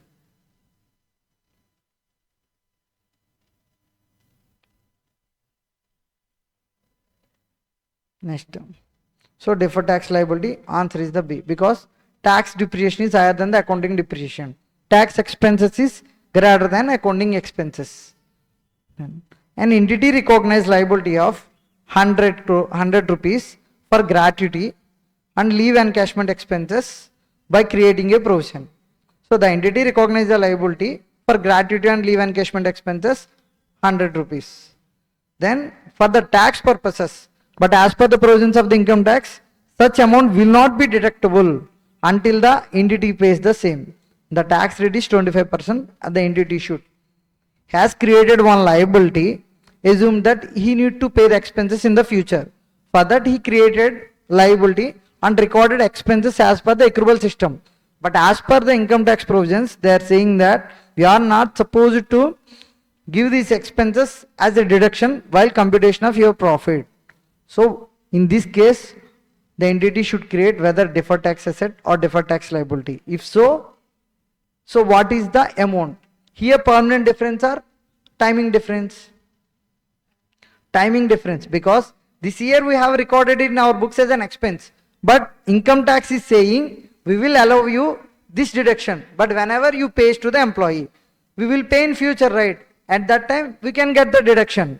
So the difference between income tax provisions and Companies Act provisions is only for the time sake. Okay, then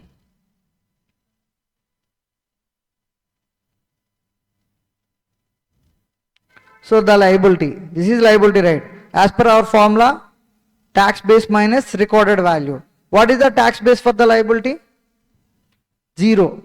Because as per the income tax provisions, they haven't created any liability. So that's why I have taken tax base is the 0. What is the recorded value? We have recorded in books as 100 rupees. So here absolute figure is in negative terms. If it is negative terms, for the liability we should create deferred tax asset. So deferred tax asset equal to the difference amount into 25%. Deferred tax asset 25 rupees.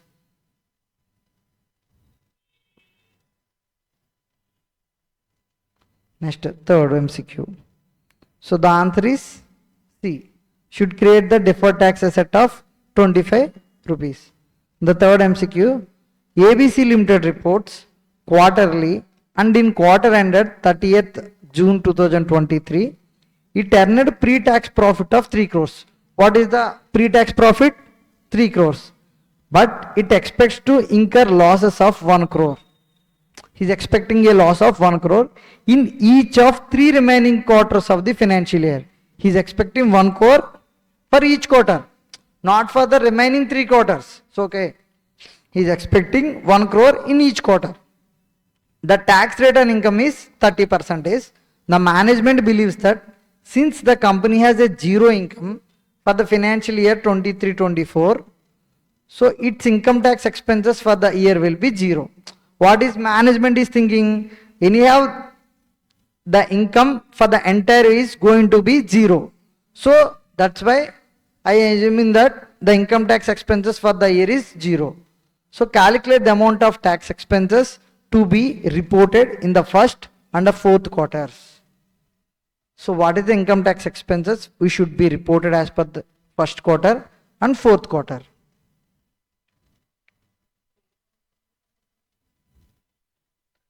The tax expenses should be recorded for each quarter separately. So if there is an income in first quarter, we should record the tax expenses for the respective quarter. So there is no need of, or there is no need to set off the next quarter losses.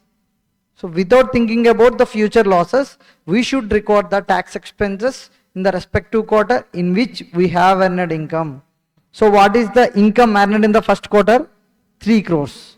So that's why we recorded the tax expenses of 90 lakhs. 3 crore rupees into what is the tax rate?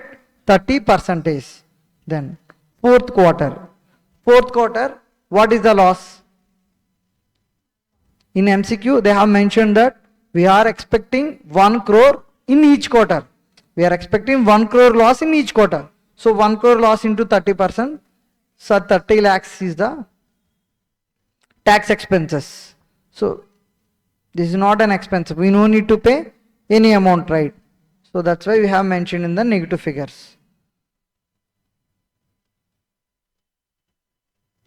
So the answer is 90 lakhs for the first quarter. 1 crore into 30%, 90 lakhs. And next, 3 crores into 30%, 90 lakhs. And the fourth quarter, 1 crore loss. So 1 crore loss into 30%, 30 lakhs is the tax expense in the minus figures. Next. So the answer is option number C. From the given information, you are required to compute deferred tax asset and deferred tax liability for the CBDT as on 31st March 2023. And the tax rate is 35%. He's asking, they are giving 5 transactions. Okay, we need to find out the deferred tax asset or deferred tax liability depend on the transaction nature. The company has charged depreciation of 7,42,900 in books of accounts. So as per the Companies Act, what is the amount of expense?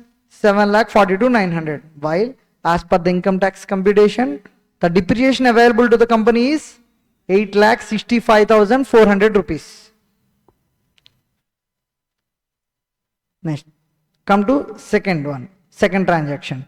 The company has made a provision for doubtful debts 54,300 rupees during the year. So the company has made a provision for doubtful debts. What is the amount? 54,300. Come to third transaction. The company has debited share issue expenses 6,23,500, which will be available for deduction under the Income Tax Act from the next year. We have deducted these expenses from the income as per the Companies Act, but the income tax is saying, no, we will give this deduction from the next year. The fourth one. The expenses of 7,84,500 has been charged to profit and loss account and which are disallowed under the Income Tax Act. We have recorded this as an expenses in our books, but income tax is disallowed. And they are not saying we will give deduction in the future. They are simply saying just we have disallowed these expenses. The company has made a provision of, the fifth one, the company has made a donation of 2 lakhs which has been debited to profit and loss account. So what is the donation? 2 lakhs and which has been debited to profit and loss account. And only 50% thereof will be allowed as a deduction as per the income tax. As per the Companies Act provisions, we made a donation of 2 lakhs. So we will take it as an expenses and we can deduct it from the net profit. But as per the income tax provisions, he is saying you have given donation of 2 lakhs, right? But I will give only 1 lakh of deduction while computing the taxable profit. So these are the differences. So because of these transactions, there will be differences in the income tax books and Companies Act books. So how should we account for this as per the Ind AS 12? Let's come to first one.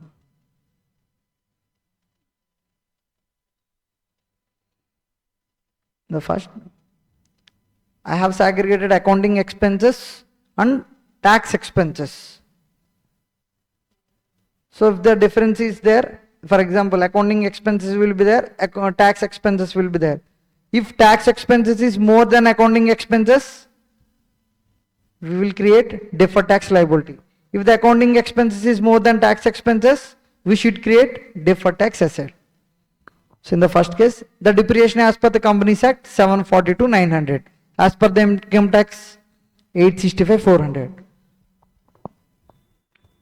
And one more thing we should focus here is whether it is a permanent difference or timing difference. So this difference is due to the depreciation rates. Okay, but this difference is only due to the timing difference. This is not permanent difference. As per the income tax, the rate will be, might be 20%. As per the Companies Act, maybe 10%. But at one point of time, the asset value becomes zero in the income tax books and as well as in Companies Act books, right? So the asset becomes the asset reaches to the same value in the both books. In that case, it is timing difference only. So that's why I have created deferred tax liability. How I am creating deferred tax liability? Tax expenses minus accounting expenses into tax rate. This is deferred tax liability. The second one is 54,300. What is this?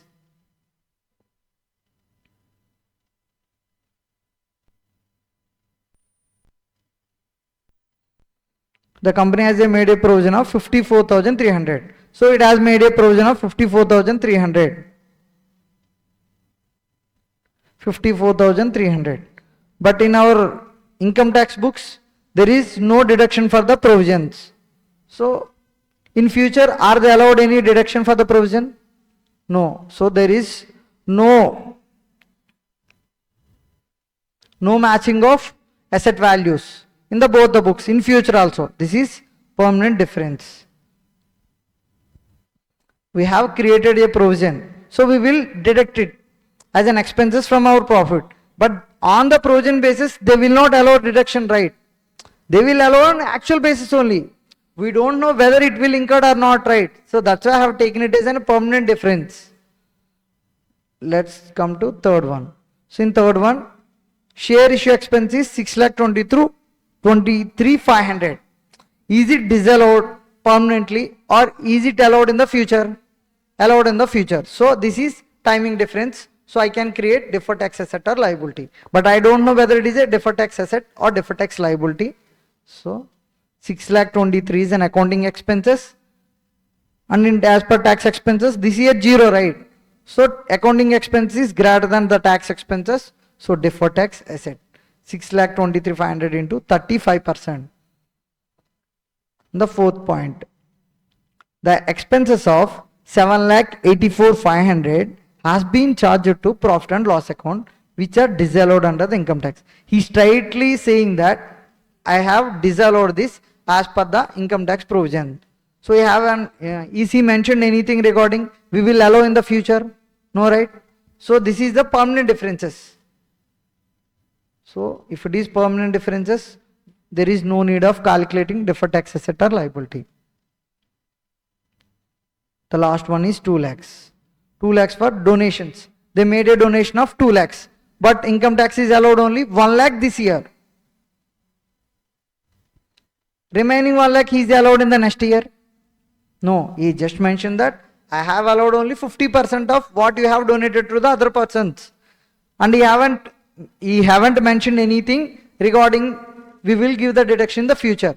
So he is saying I will give only 50%. Remaining 50% I will never give to you in future also. So this is permanent difference. There is no need to calculate deferred tax asset or liability. So what is the deferred tax liability? 42,875. What is the deferred tax asset? 2,18,225. So come to options. The option is A. Deferred tax asset 2,18,225 and deferred tax liability 42,875. The next chapter is Ind AS 16 PPE. So let's have some look regarding with this basic theory. The Ind AS 16 is applicable to property, plant and equipment and bearer plants also. Generally, PPE is not applicable to biological asset. Bearer plant comes under the category of biological asset, but PPE is specifically applicable to the bearer plants. So, property, plant and equipment and bearer plants. Ind AS is applicable for both these aspects. Non-applicability. Ind AS 16 is not applicable to PPE classified as held for sale. This PPE only, but we have classified it as held for sale. If any non-current assets, if you want to sell in the future, in the foreseeable future, we should classify it as non-current assets held for sale. We will not keep it under the respective assets or PPE, or there is some other asset classifications, investment property might be there. Okay, whenever you have decided, I need to sell this asset in the future, we should record this, we should reclassify it from the original classification to the non-current assets held for sale as per Ind AS 105. So, if the PPE is classified as held for sale, then Ind AS 16 will not be applicable to such kind of PPEs. Second one, biological assets other than bearer plants. Ind AS 16 is not applicable to biological assets. Not to all biological assets except bearer plants. So Ind AS 16 is applicable to bearer plants. Then assets exploration and mineral resources. So exploration of assets and evaluation of mineral resources, for all these type of assets, Ind AS 16 is not applicable. These kind of assets, there are some specific standards, or they will follow industry rules and regulations. Then how we should record the PPE? We have learned the Ind AS applicability and non-applicability. Let's go to the Ind AS initial recognition and subsequent recognition. Initially, whenever we have purchased the PPE, we should record it at cost. Any PPE, we should record it at cost initially. What is meant by the cost? If I got this PPE by paying cash or some cash kind of things, then what is the cost? Purchase price per present value of dismantling. I bought one building. I should record in my books. But after leaving the building, I should demolish it. While delivering to this land person, I should demolish this building. For that, I should incur some cost in the future, right? So I need to do the present value of that expenses and I should add it to the cost of the building. So purchase price plus present value of the dismantling cost is the value at which we should record the PPE. And for example, I bought PPE not for the cash. I have taken one asset from the other person by exchanging of other asset. I have bought one plant, but in consideration I am not paying through cash. I am giving one building. Okay, I am giving one building to him and I am taking the machinery. At that case, at which value we should record it, that machinery in my books? The new machinery is coming to my books, right? So if I paid the cash, I should record it at purchase price plus other ancillary expenses. But here I am giving some other asset. In that case, I should record this machinery at fair value of asset given up. What I am giving in this case? I am giving building. Okay. And I am taking the machinery from him. Then what is the recorded value in my books of the machinery? So I should record it at fair value of the asset given up if it is available. Fair value of asset given up. In this case, what I am giving? Building. So fair value of the building, we should record it. Okay. The machinery value should be recorded at an amount of the fair value of the building. Next.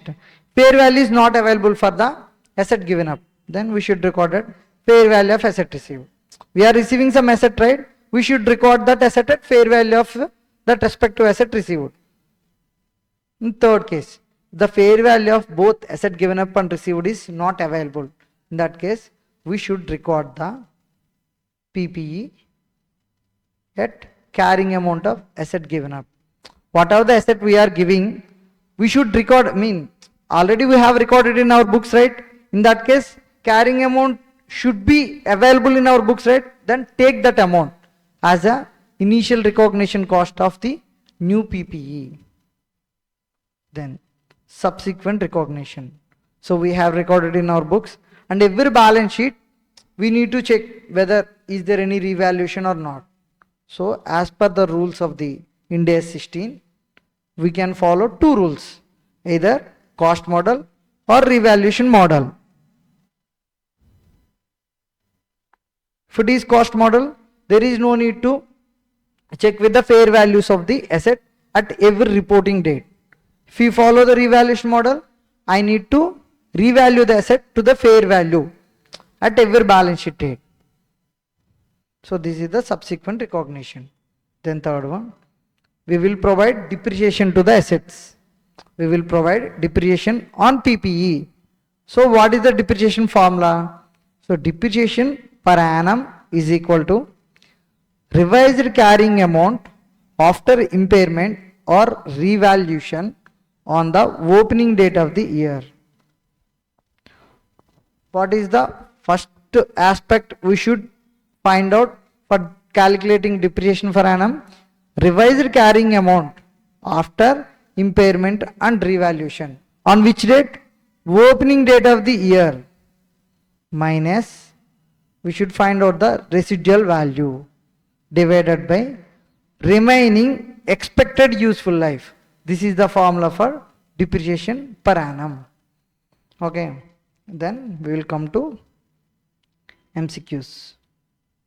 Ind AS 16.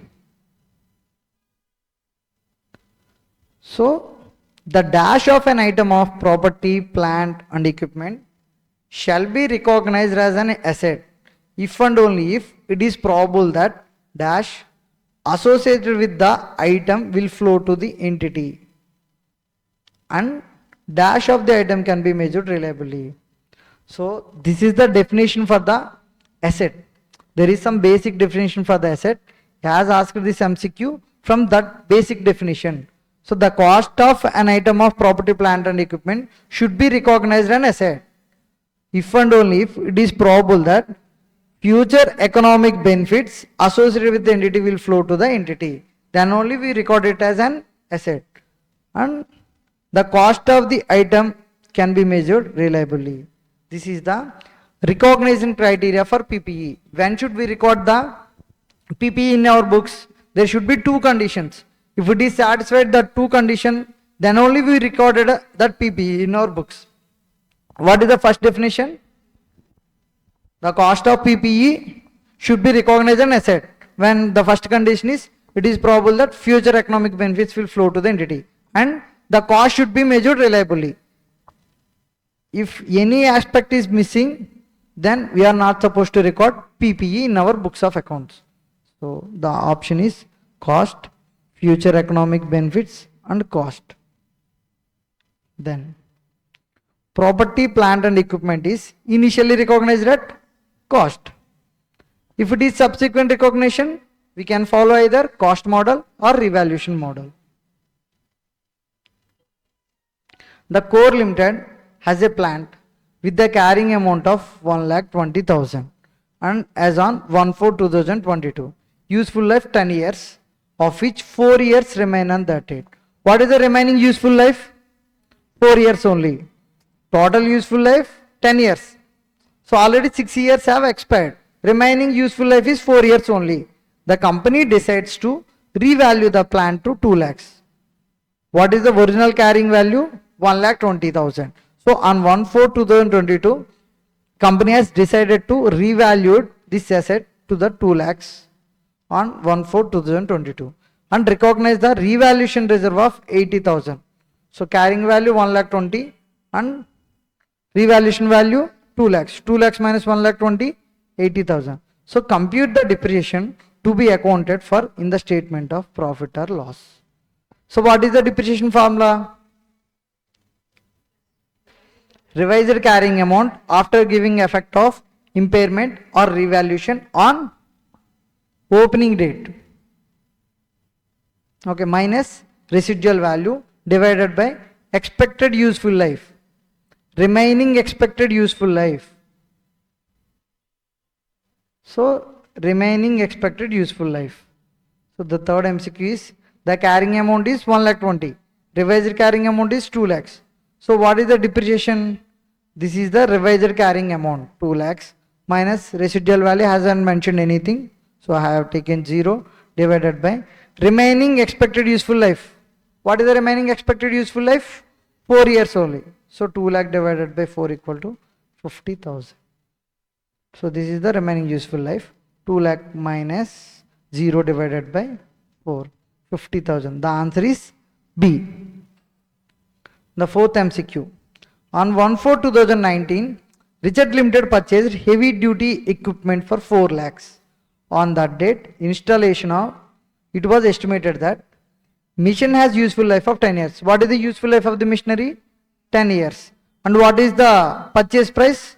4 lakhs. And what is the residual value? 40,000. Accordingly, the annual depreciation worked out to be 36,000 because 4 lakh minus 40 divided by 10. But on 1/4/2023, after 4 years of using equipment, so when you have purchased this asset? 1/4/2019. So now we are standing on 1/4/2023. So after 4 years, the company decided, what companies decided? To review the useful life of the equipment and its residual value. So it wants to revise the accounting estimates because both are estimates. So the company wants to revise that both estimates. The technical experts was consulted. According to them, remaining useful life of the equipment on 1/4/2023 was 7 years. So what is the remaining expected useful life? 7 years. And what is its residual value? 46,000. According to the revised useful life and revised residual value, we should find out the revised annual depreciation for the future years. On 1/4/2019, it has mentioned 4 lakh is the carrying amount and the depreciation is 36,000. Then after 4 years, so how many years have been expired? 1920, 2021, 21-22, 22-23. So total 4 years. So we are standing on 1/4/23.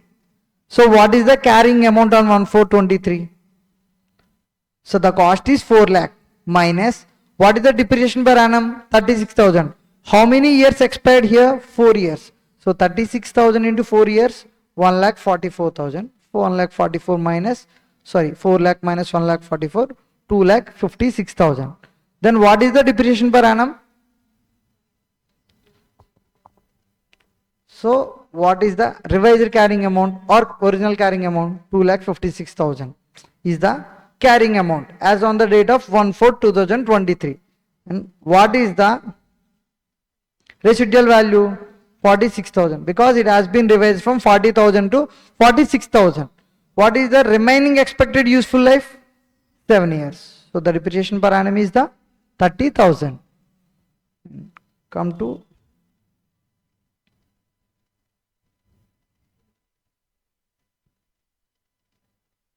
so 30,000. The option is the D. Then Narmada Limited owns a machinery which is carried in the balance sheet at the carrying amount of 15 million. What is the carrying amount of machinery? 15 million. Then fair value of the machinery is 22.5 million. Then it exchanges this machinery for a building having a fair value of 30 million and pays additional cash of 4.5 million. As per relevant Ind AS, profit on exchange of the machineries. What is the profit on exchange of the machinery?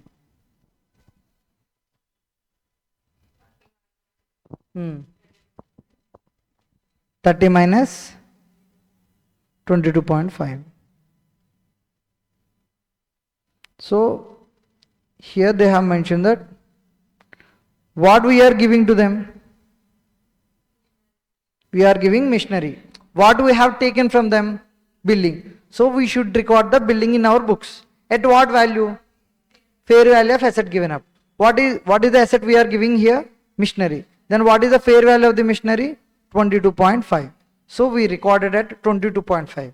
But we should de-recognize this machinery from our balance sheet, right? At what value we should de-recognize from our books? We should de-recognize machinery from our books because we are giving to them, right? So at what value? Carrying amount only. So what is the carrying amount of the machinery? 15 million. So there is a difference. So 15 million and 22.5 million.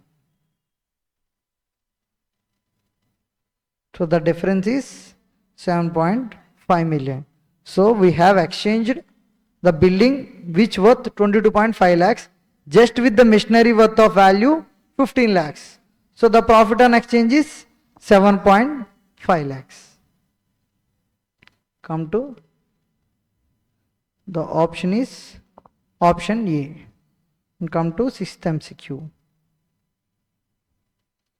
The carrying value of PPE at 1st July 2023 was 15,780. So what is the carrying value of PPE? Is 15,780. What is the cost? 20,580. This is the cost. This is the carrying value. What is the accumulated depreciation? 4,800. During the year to 30th June 2024. So from 1st April 2023 to 30th June 2024, PPE costing 4,530 were purchased. So during the 23-24, he has purchased the PPE. The cost of that PPE is 4,530. And the depreciation policy is to charge depreciation at 20% on all assets held at the year end on the diminishing balancing basis. As mentioned, the depreciation policy. As per the depreciation policy, what is the depreciation rate? 20% on all assets by following the written down value method. So accumulated depreciation for the balance sheet as at 30th June 2025. So we bought that machinery on 1st July 2023 worth of 20,580 is the cost, original cost. On 1st July 2023, in that accumulated depreciation is there 4,800. So this is the net carrying value. So we should find out the accumulated depreciation. So there are two assets. One is available on 1st July 2023 and the second one is we have purchased recently during the year 23-24 4,530. So we have the asset value of 20,530. This is the gross carrying amount. This is the original cost. So after that accumulated depreciation is there 4,800. So what is the net carrying amount? 15,780. After that 30th June 2024, during this period we have purchased one more asset at 4,530. So with respect to 20,530, what is the total accumulated depreciation for, what is the total accumulated depreciation on 2024-25? For 2023-24, what is the depreciation for this amount? The opening carrying value is 15,780. So he is following written down value method. So 15,780 into 20%, 3,156. For 2024 and 25, what is the accumulated depreciation? 15,780 minus 3,156 into 20%. So 2524.80 is the depreciation for the year 2024 and 25. Then come to 4530. It has been purchased in 30th June 24, right? So we should provide only depreciation for 1 year. So 1 year depreciation is 4530 into 20%, 906 rupees. What is the total accumulated depreciation? What is the opening balance of accumulated depreciation? 4,800. And 2023 and 24, 3,156. For the asset, originally purchased on for 20,580 and 2524.50. This is for the depreciation of 2024 and 25. Then 906 rupees with respect to 24 and 25. So what is the total accumulated depreciation? 11,386.80. for all the years, what is the total amount of depreciation we have provided for the assets recorded in our books. So total depreciation is 11,386,80. Opening is 4,800. The remaining two parts with respect to 20,580. With respect to 4,530, the accumulated depreciation only 906. And we are following diminishing balancing method. Sorry, written down value method. So we are following written down value method. So 15,780 is the opening balances. We should minus 3,156. Then we should record depreciation on the remaining balance. Okay. Then.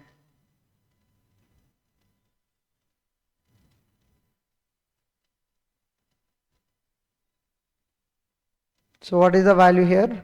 11,386. Then MCQ 7. Ind AS 16 is not applied to which of the following? Biological assets related to agricultural activity. So other than bearer plant. So Ind AS 16 is not applicable to this one. Next. Assets in exploration for and evaluation of mineral resources. So this for this also Ind AS 16 is not applicable. The third one. Mineral rights and mineral reserves such as oil and natural gas. For this also Ind AS 16 is not applicable. The option is all of the above. Ind AS 16 is not applicable to any of the above mentioned assets. Then the option is option D. The 8th MCQ. Property, plant and equipment are initially recognized at whether purchase price, fair value, cost or future economic benefits. Cost. The option is C. The 9th option is, 9th MCQ. Ind AS 16 does not apply to which of the following? He twisted non-applicability options. So as asked the same question again, but here he twisted options. So PPE classified as held for sale as per Ind AS 105. So sometimes there is a tendency of, here there is PPE, right? So even though it is PPE, it is classified as held for sale. Then in that case, Ind AS 16 is not applicable to such kind of PPEs. And the biological asset exploration. So the answer is all of the above. Then, what is the next Ind AS? Ind AS 16. Ind AS 16 deals with leases. So let's look into some basic theory.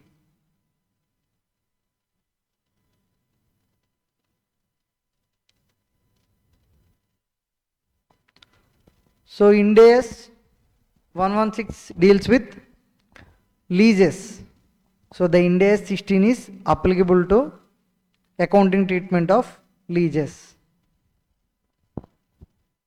So how we should record the leases in lessee books and how should we record it in lessor books?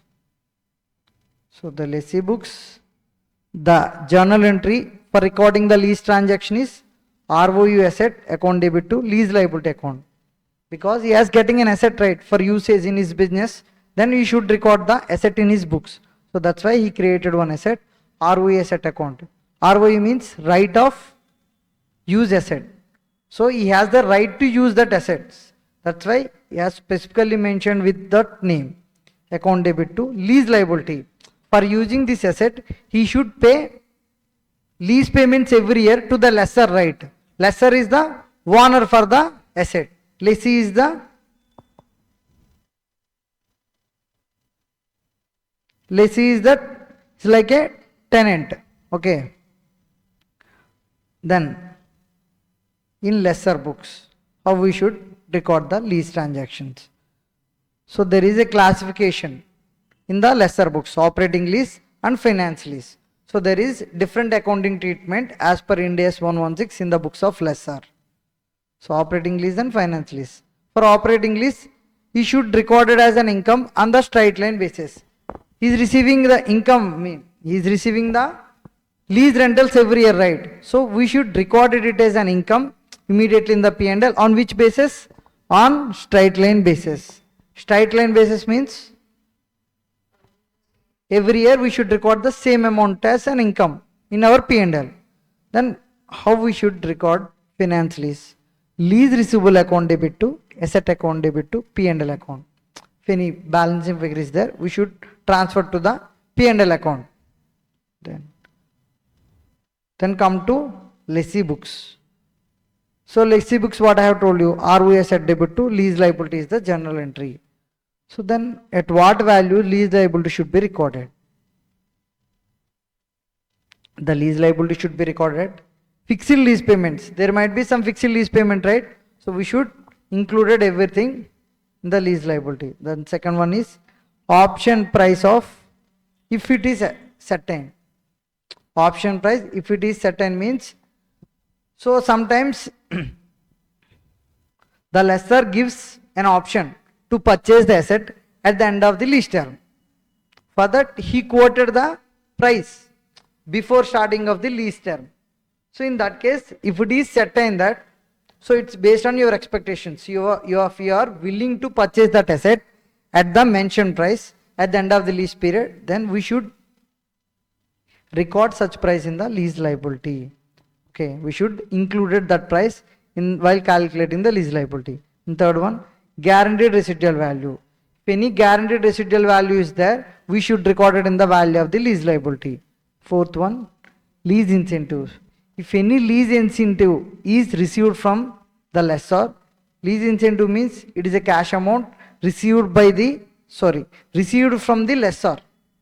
Okay, so that amount we should deduct it while calculating lease liability. Then, so this is the way to calculate lease liability. Then how we should record lease receivables? In lesser books I have mentioned the word lease receivables. Then how should I calculate the lease receivables? Net investment in lease. What is that? Net investment in lease. What is net investment in lease? Present value of gross investment in lease. And what is gross investment in lease?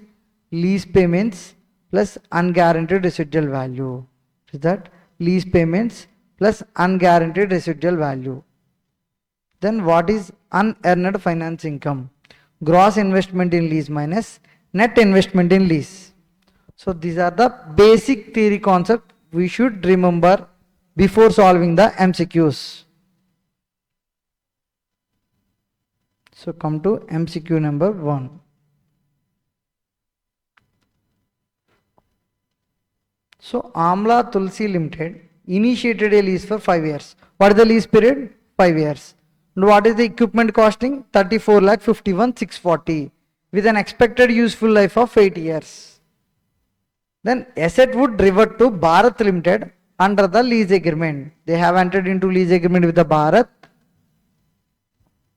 So the asset is revert to Bharat Limited. And the unguaranteed residual value of the equipment after the expiry of the lease term is estimated at 2 lakh rupees. So what is the unguaranteed residual value? 2 lakh rupees. Then what is the IRR? Implicit rate of interest? 15%. What is the annual payments? The annual payments have been determined in such a way. So he has not given annual payments directly. He has given some hint through which we need to find out the annual lease payments. Then what is the hint? Present value of the lease payments plus residual value is equal to the cost of the asset. He has mentioned the cost of the asset, right? He has mentioned the cost of the asset, and we have the information regarding the residual value. With these formulas, we can find out the lease payments. Then, but he is not asking about the lease payments. He is asking about what is the unearned finance income. What is the formula for unearned finance income? Gross investment minus net investment in lease. What is the formula for gross investment in lease? Lease payments plus unguaranteed residual value. What is the net investment in lease? Present value of the gross investment in lease. For that we need to find out the lease payments. So he has not given the lease payments directly, but he has given a hint. The hint is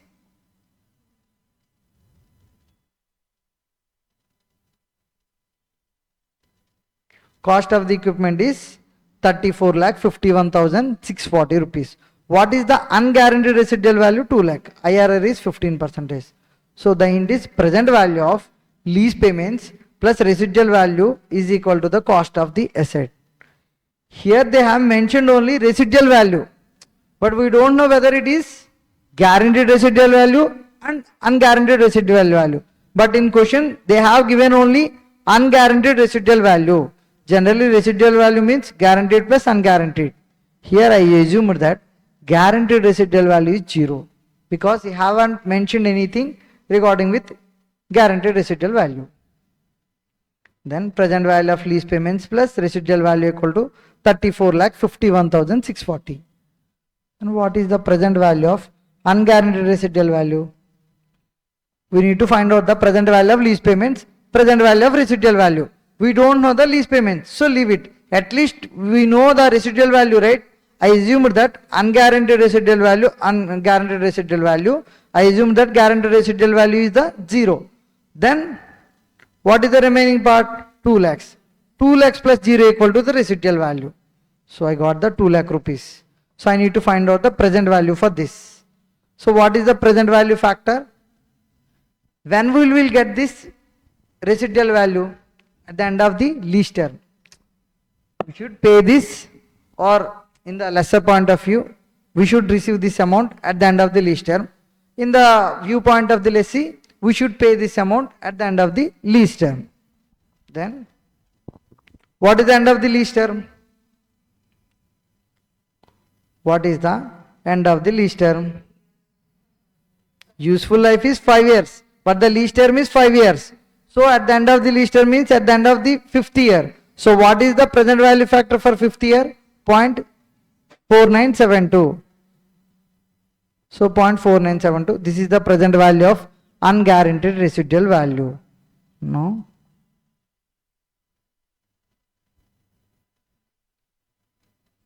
So what is the formula for net investment in lease? What is the formula for net investment in lease? Present value of the lease payments plus present value of guaranteed residual value and unguaranteed residual value. In our guaranteed residual value is 0. So what is the present value of unguaranteed residual value? 99,440 rupees. So we know the net investment in lease because he has mentioned that present value of lease payments plus residual value is cost of the asset. So cost of the asset is 34,51,640. So I have mentioned this amount. So what is the present value of the lease payments? 34,51,640 minus 99,440. So present value of lease payments is 33,52,200. But I don't know the lease payment per annum. This is the total lease payments, the present value of the total lease payments. So I assume that the lease payments per annum would be X. Okay. Then what is the lease period? 1 to 5 years. So X is the same for the every year. Then what is the present value annuity factor? At the rate of 15% is 3.3522. I have added the present values given in the MCQ. So what is the discounted cash flow? X into 3.3522. So what is the present value of the lease payments? 33,52,200. Then we can find out easily X. So what is the X? 10 lakhs. What is the annual lease payments? 10 lakhs. So we should pay 10 lakhs every year to the lessor. Then, but what is the question he has asked in the MCQ? What is the unearned finance income? For that I should find out the gross investment in lease and net investment in lease. So what is the gross investment in lease? 10 lakh into 5, because 10 lakhs per annum into 5 years. So total lease payments 50 lakhs. Then guaranteed residual value 0. Unguaranteed residual value 2 lakhs. So total gross investment in lease is 52 lakhs. Unearned finance income is gross investment in lease minus net investment in lease. So here mention that net investment in lease. So what is the net investment in lease? 34,51,640. Sir, you don't know the present value of lease payments, but how we arrived at the net investment in lease? He has given in the question one hint that the present value of the lease payments plus residual value is the cost of the asset.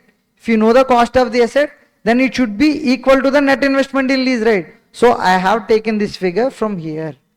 So this is the net investment release, 34,51,640. So the answer is unearned finance income, 17,48,360 rupees. So the option is 17,48,360 rupees. Then one more MCQ is there. The company takes a machinery on lease for a term of 6 years at a lease rent of 4 lakhs per annum, payable at the end of each year with the guaranteed and unguaranteed residual value of 3 lakhs. As mentioned that the guaranteed and unguaranteed residual value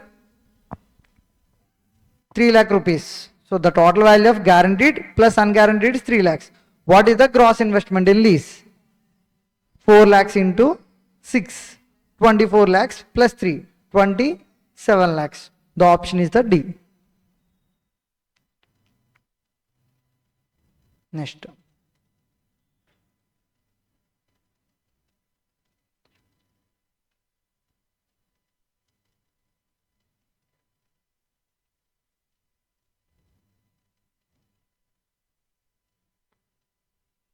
Ind AS 21. Ind AS 21 deals with the effect of changes in foreign exchange rates. There is a change in the effect of, if there is a change in the foreign rates. So what is the effect for that in our books? So let's have some basic overview about the chapter. So Ind AS 21 deals with effect of changes in foreign exchange rates. For this, we have classified the transactions or assets or liabilities into two parts: monetary items and non-monetary items. So monetary items we should revise at each balance sheet date and settlement dates. For non-monetary items, no need to revise. Okay, what is monetary item? Monetary item means the monetary item means the settlement is made in the cash terms. Okay, the settlement is made in the cash terms.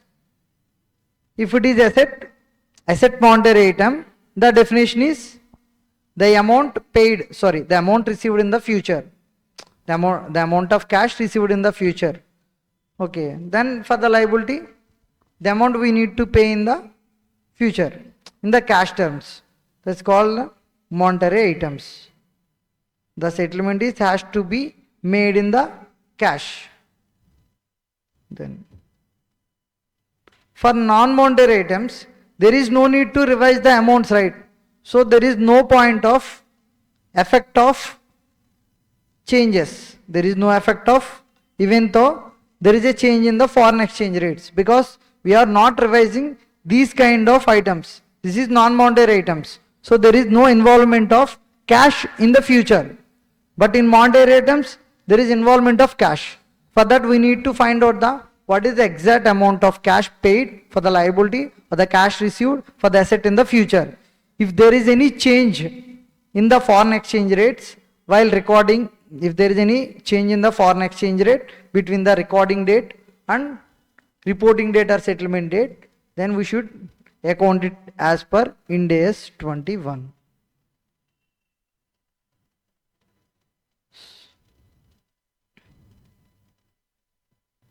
So I bought one machinery.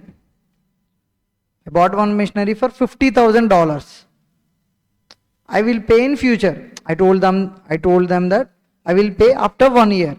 So what is the amount I should pay to them? $50,000. This is in dollar terms. While I am paying, I am residing in India. While I am paying this amount, I should pay in rupees.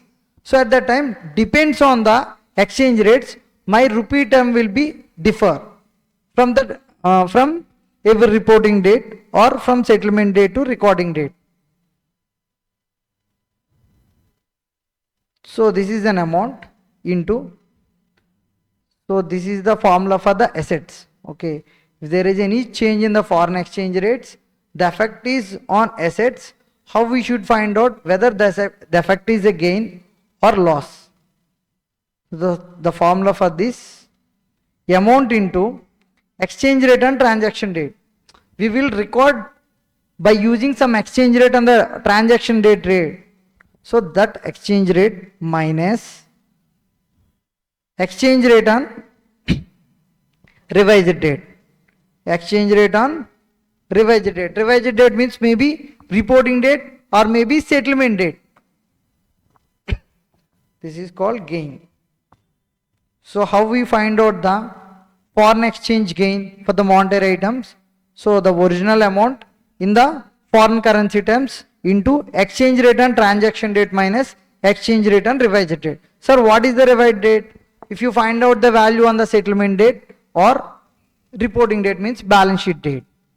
So revised date may be balance sheet date or the settlement date. Then how we need to find out the loss? Foreign exchange loss. Amount into exchange rate and revised date minus exchange rate and transaction date. That loss should be transferred to the P&L. If it is a foreign exchange gain, it should be transferred to OCI. What if for liabilities? Saying that for assets, this is the formula for the profit, gain. This is the formula for loss. Then what is the formula for the liabilities? Simply interchange these columns. So for the profit, we should follow this one. So if the amount into exchange rate and revised date minus exchange rate and transaction date, if it is liability, it is profit.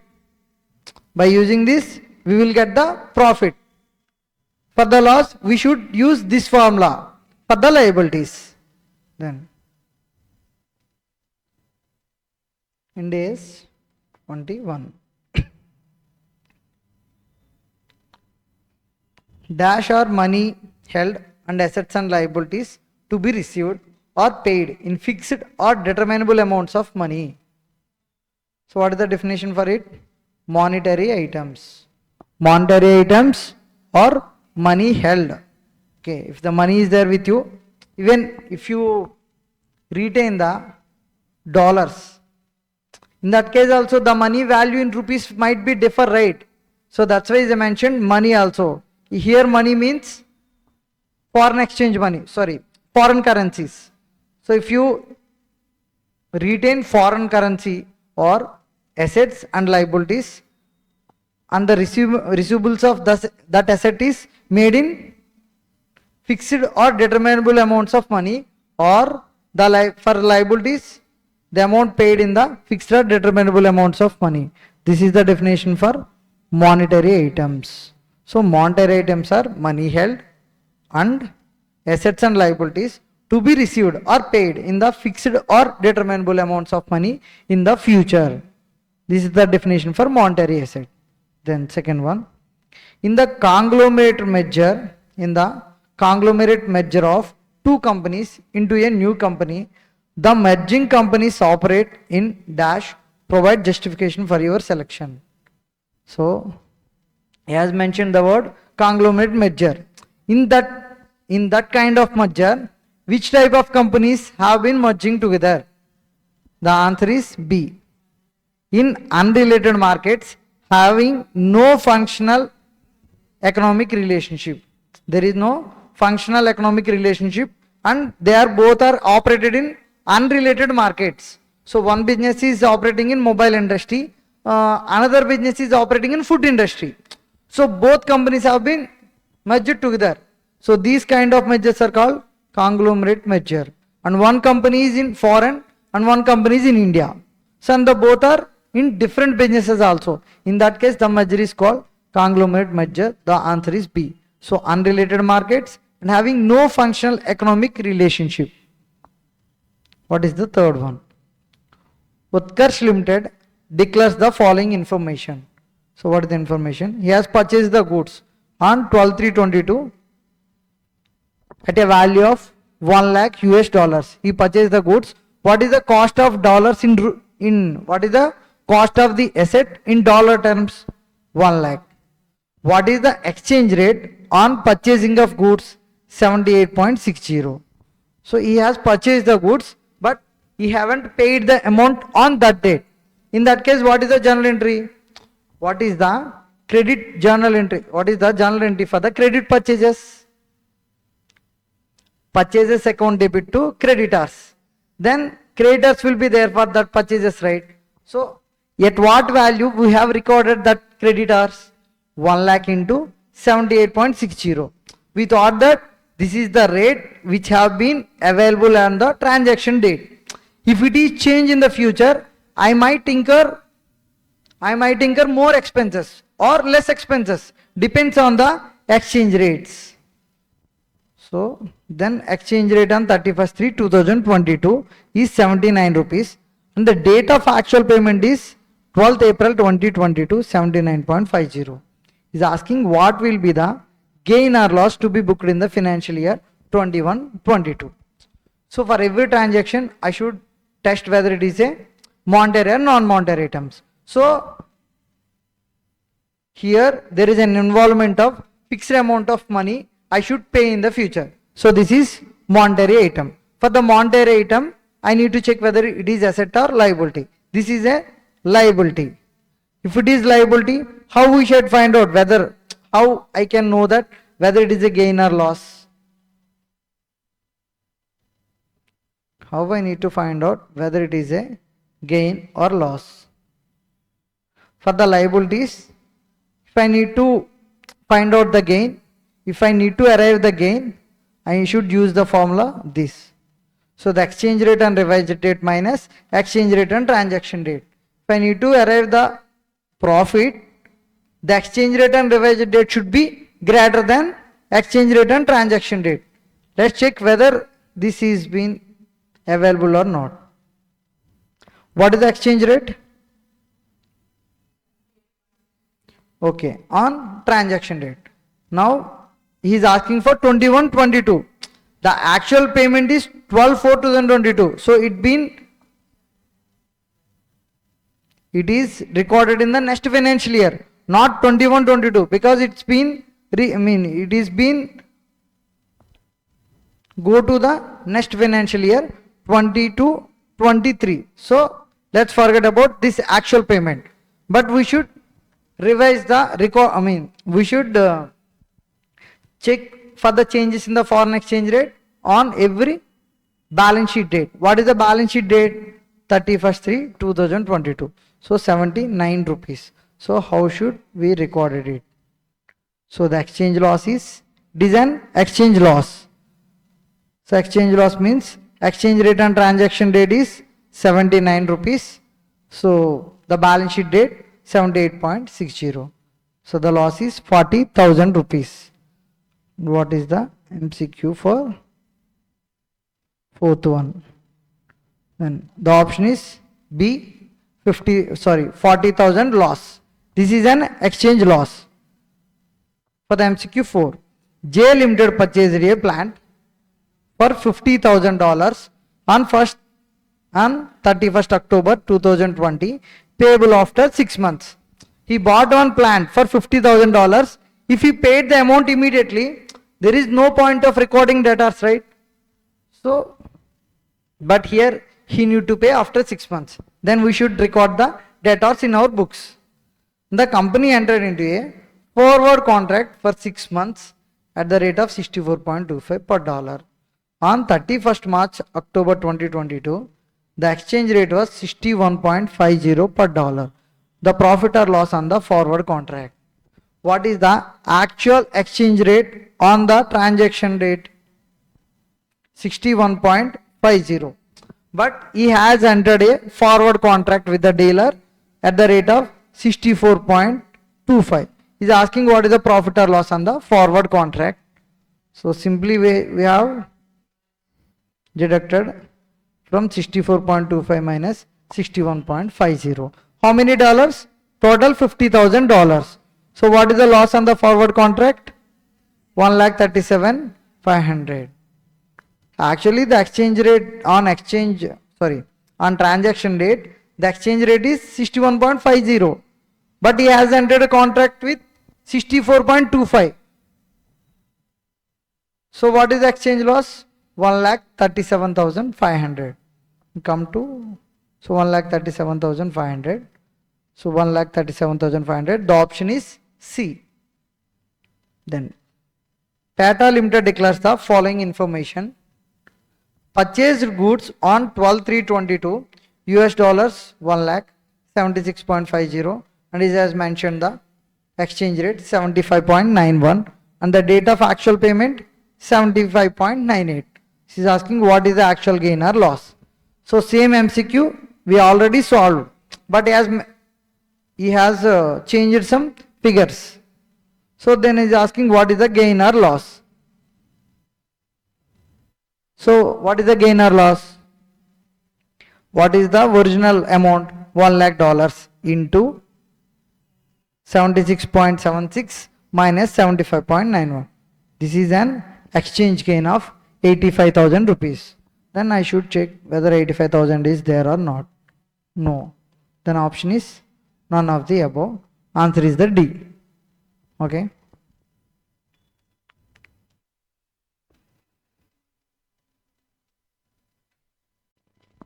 Ind AS 23 borrowing cost. So the borrowing cost directly attributable to qualifying asset should be capitalized as a part of the cost of that asset. So borrowing cost directly attributable to dash of a qualifying asset: acquisition, construction and production. The option is D. So the borrowing cost directly attributable for acquisition, construction and production of qualifying asset should be capitalized as per Ind AS 23. Next, Hari Limited has purchased a ship during the year on deferred payment basis. So he purchased the ship on deferred payment basis. Means what is meant by deferred payment?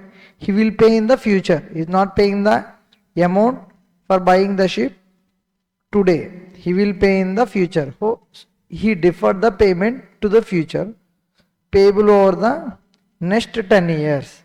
This ship is, whether it is a qualifying asset or not, as per Ind AS 23. As per Ind AS 23, qualifying asset means it takes substantial period of time for getting ready for its intended use or sale. Here we bought a ship and we can use it from day one onwards. So there is no need of time for the construction of the ship, because here we purchase a ship and we can use it from day one itself. There is no involvement of substantial period of time. So this is not a qualifying asset. This is not a qualifying asset as per Ind AS 23. The option is B. Next one, Harish Limited has taken a loan of USD $22,000 at 5% per annum for constructing a plant. Interest payable on which is annual. He paid interest annually. On 1/4/2023, the exchange rate is 45 rupees per USD. The exchange rate on the transaction date is 45 rupees. And the exchange rate on the 31/3/24 is 48 rupees per US dollar. So the closing exchange rate is 48 rupees. Harish Limited borrowed the corresponding amount from the Union Bank of India, that the rate of interest would have been 11% per annum. If he has taken the corresponding amount from the Union Bank of India, what is the rate of interest? 11% per annum. The borrowing cost to be capitalized for the year ended 31/3/24 as per the relevant Ind AS. So the borrowing cost to which extent should be capitalized as per Ind AS 23. So the exchange differences in foreign currency borrowing to be treated as a borrowing cost. So whatever the exchange differences on the foreign currency borrowing, we should be treated it as borrowing cost. But here the question is, which part of the borrowing cost should be capitalized and which part of the borrowing cost should be transferred to P&L account. So there are 3 steps. So interest on foreign currency borrowing. What is the foreign currency borrowing amount? We have taken a loan of 22,000 US dollars into foreign currency interest rate. The foreign currency interest rate is 5%. And what is the year-end exchange rate? The exchange rate on the year-end is 48 rupees. So what is the interest on foreign currency borrowing? We should pay in rupee terms 52,800 rupees. Second step. Interest on local currency. Interest on local currency. If you have taken the same amount of money in rupees from India, what is the interest amount we should pay to the Indian banks? So I need US, I have taken a loan of $22,000 and the transaction, the exchange rate on the transaction date is 45 rupees.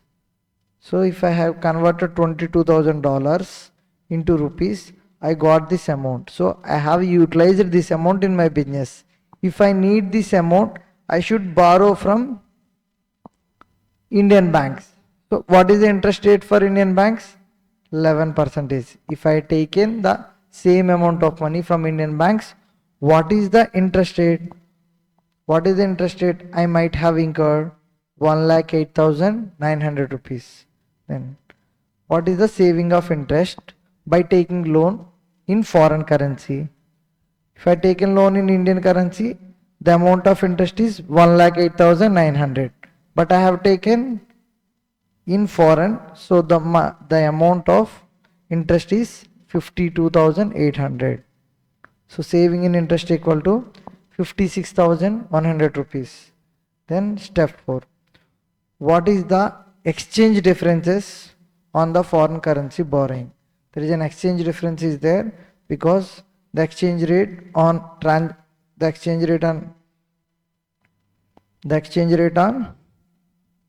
closing date and the exchange rate on transaction date. So there is a difference in the exchange rate. The amount is $22,000. So 66,000 is an exchange loss. Out of this exchange loss, I should be transferred to P&L account, and as well as I should be capitalized some part of the borrowing cost. So I should capitalize the 56,100 out of 66,000. What is the total exchange loss? 66,000. Out of this 66,000, I have capitalized 56,100 to the extent of savings in interest. That's why I have calculated savings in interest in the third step. How should I calculate savings in interest? Interest on foreign currency minus interest on local currency. Then I got the figure of savings in interest. So I need to find out the exchange differences. If it is positive, it is exchange loss. If it is negative, it is exchange gain. Here, how we should find out the exchange difference in foreign currency borrowing? The amount of borrowing into exchange rate on the closing date and exchange rate on the transaction date. So then we got the exchange loss of 66,000. So out of this 66,000, I should be added to the borrowing cost capitalization to the extent of savings in interest. The savings in interest is 56,100. Remaining balance I should be transferred to P&L account. Then what is the total borrowing cost capitalized? What is the actual borrowing cost? What is the actual borrowing cost? Interest on foreign currency borrowing. And part of exchange differences should be added to the capitalization of borrowing cost. So the total borrowing cost is 1,08,900. So I have taken, Harish Limited has taken a loan for construction of a plant. So it is an qualifying asset. So he has taken a loan for qualifying asset. Whatever the interest he paid for the taking loan for the purpose of construction of the plant should be capitalized. What is meant by capitalization? Means should be added to the cost of the asset. So I should added 52,800 to the cost of the asset. Apart from this, I should added the exchange loss to the extent of saving in interest to the cost of the asset. So what is the total borrowing cost to be capitalized? 1,08,900. Next one. The X Limited borrowed $6,000 for the construction of a qualifying asset. So what is the amount of borrowing? $6,000. The foreign interest rate is 3% per annum. On 1/4/2021, the $1 equal to 60 rupees. So the transaction rate exchange rate is 60 rupees, and which is due for payment on 31/3/2023. So the company could borrow the amount in rupees at 12% interest per annum. Interest is payable on 31/23. The construction of asset will continue till 31/3/2023. If on 31/3/2022, $1 equal to 70, which is of the following statement is not true. Has given some statements and I need to find out which is not true. So he has given cost of borrowing in foreign currency. So I need to find out the cost of borrowings in foreign currency. He has given cost of borrowing in foreign currency in D option also. If I find the cost of foreign currency, cost of borrowing in foreign currency, I will get the correct answer, right? So I can eliminate one option. The remaining option is not true. So I need not check option A and option C. So what is the cost of borrowing in foreign currency? The amount is $6,000 and the interest rate in foreign currency is 3%. And what is the exchange rate on the closing date? The closing date exchange rate is 70 rupees. Then what is the cost of borrowing in foreign currency? 12,600. So option B is 12,600. So this is true. If this is true, obviously it is false. So the question is, which of the following statement is not true? Option D. This is not true. Next, Ind AS 36. Ind AS 36 deals with impairment of assets.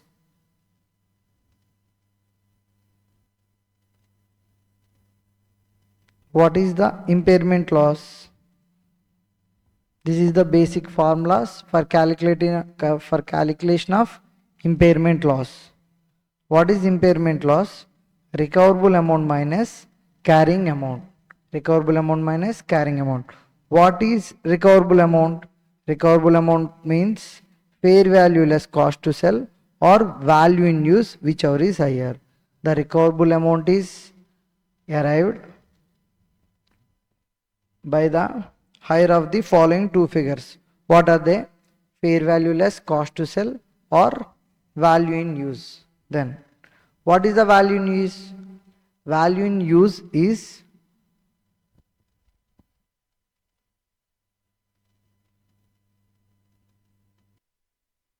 present value of expected future cash flows.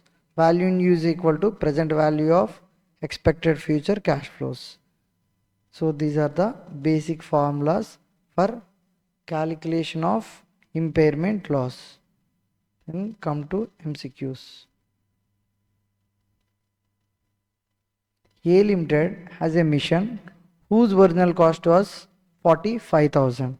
The accumulated depreciation is 15,000. Similar mission has recently been sold in the same locality at 25,000 rupees with an selling expenses of 2,000. The management determined the entity specific present value of future cash flows of the machine is 28,000. Find the recoverable amount. What is the formula for the recoverable amount? The recoverable amount is fair value less cost to sell or present value in use, whichever is higher. What is value in use? Present value of expected future cash inflows. So here, what is the fair value less cost to sell? Fair value is 25,000 and selling expense is the cost of selling expense, cost to sell 2,000. So 25,000 minus 2,000 is 23,000. Then what is the present value of the future cash flows? 28,000. Recoverable amount is whichever is higher. So whichever is higher is 28,000.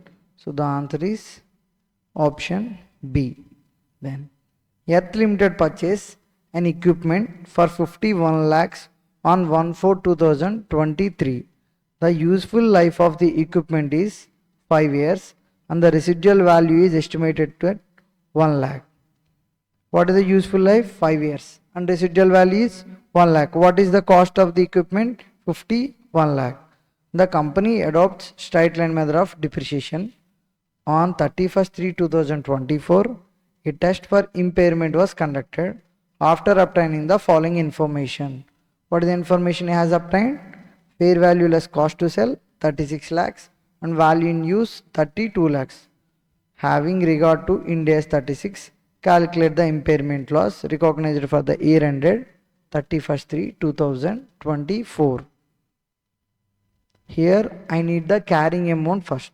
So I need to find out the carrying amount. So carrying amount is, cost is 51 lakh.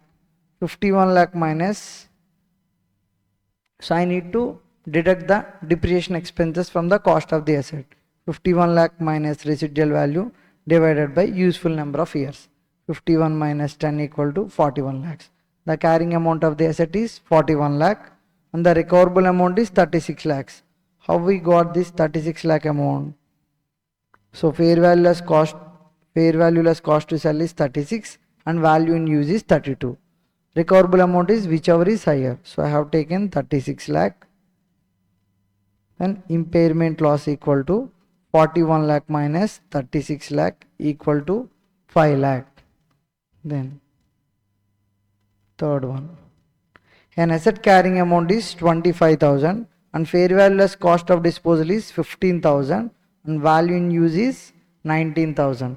What is the impairment loss? Carrying amount minus recoverable amount. So 19,000 is recoverable amount, 25,000 minus 19,000. The answer is 6,000, option A. And details for the asset are as under. Cost of asset 60 lakhs. The useful life 10 years and the salvage value is 4 lakhs. Useful life remaining 3 years and upward revision done in the last year by 50%. What is upward revision? 50%. And the current value in use is 12 lakhs and current selling price is 11 lakhs. And the current disposable cost is 1 lakh.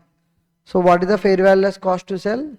11 lakh minus 1 lakh equal to 10 lakhs. Value in use 12 lakhs. What is the recoverable amount? 12 lakhs or 11 lakhs, whichever is higher. So the recoverable amount is 12 lakhs. But here the difficulty is regarding with the calculation of the carrying amount of the asset. So what is the cost of asset originally? 60 lakhs. And the period is 10 years. Salvage value is 4 lakhs. We are standing on the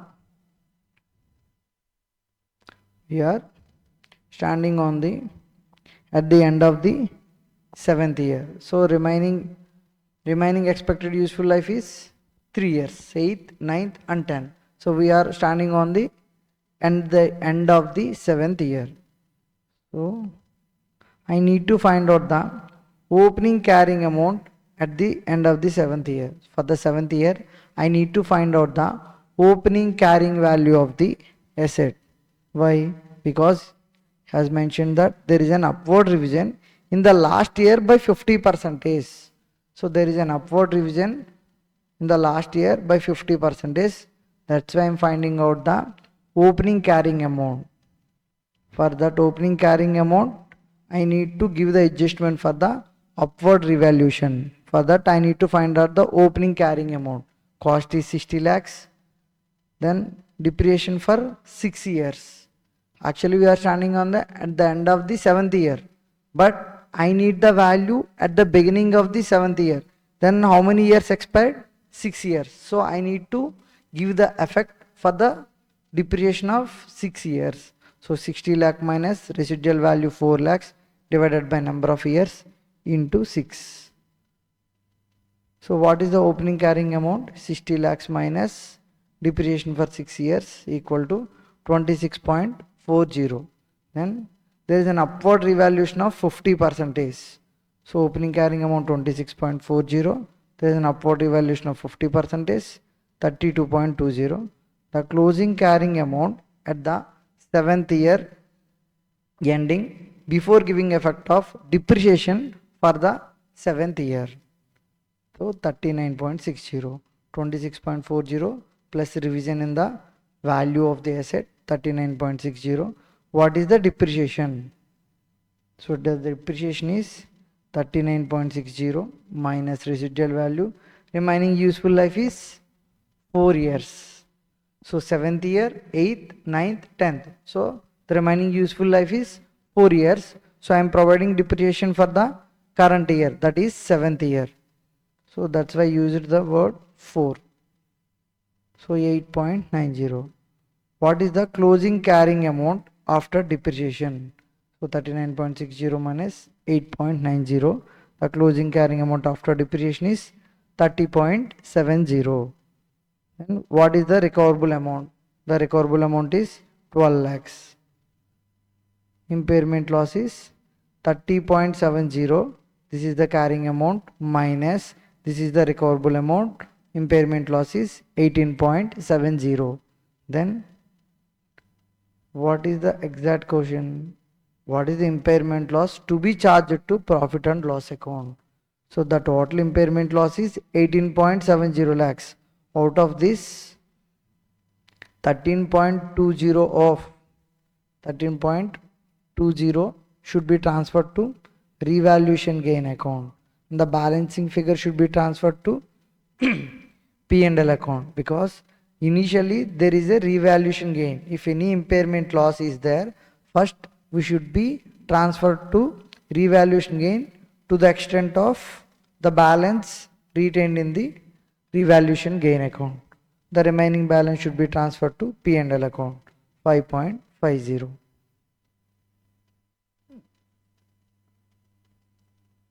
Okay, then next standard is Ind AS 38.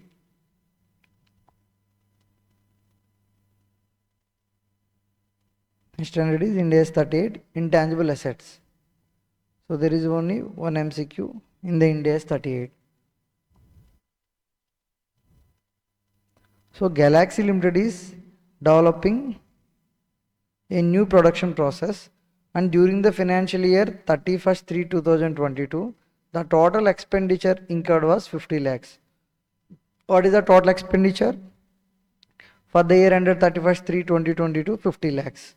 So this process met the criteria for recognition of intangible asset on 1st December 21. So on 1st December 21, the process met the criteria of intangible asset. So from this date onwards, whatever the expenditure incurred, that should be recognized as an intangible asset. That expenditure, we can record it as an intangible asset instead of transferring to the P&L as an expenses. So the expenditure incurred till date was 22 lakhs. So whatever the expenditure incurred till date was should be transferred to P&L account. And the further expenditure incurred on the process for the financial year 31st/3/2023 is 80 lakhs. So the next financial year, what is the expenditure incurred? For this process, 80 lakhs. On 31st/3/2023, the recoverable amount is 72 lakhs and the estimated future cash flows, these are the estimated future cash flows. What is the impairment loss? Impairment loss equal to carrying amount minus recoverable amount. What is the carrying amount? So he is saying that for 31st/3/22, he incurred total 50 lakhs. So he incurred total 50 lakhs. Out of this, on 1/12/2021, he incurred 22 lakhs. So the recognition of intangible assets starts from 1/12/2021. So the expenditure incurred before that date I should be transferred to P&L, but the remaining expenditure should be added to the cost of the intangible asset. So 50 minus 22, 28 lakhs. For 31st/3/2022, I recognized 28 lakhs as the cost of intangible asset. Then 31st/3/2023, what is the amount we have incurred on 31st/3/2023? 80 lakhs expenditure I have incurred. So 80 lakhs. So total expenditure incurred for the intangible asset is 108 lakhs. This is the carrying amount. Then what is the recoverable amount? Recoverable amount is 72 lakhs. The impairment loss is carrying amount minus recoverable amount. So 108 minus 72. The impairment loss is 36 lakh. The option is B.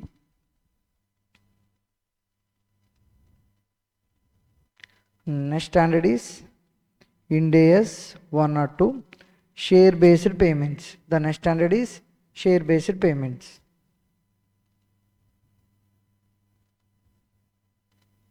Share based payment is dealt with by Ind AS 102.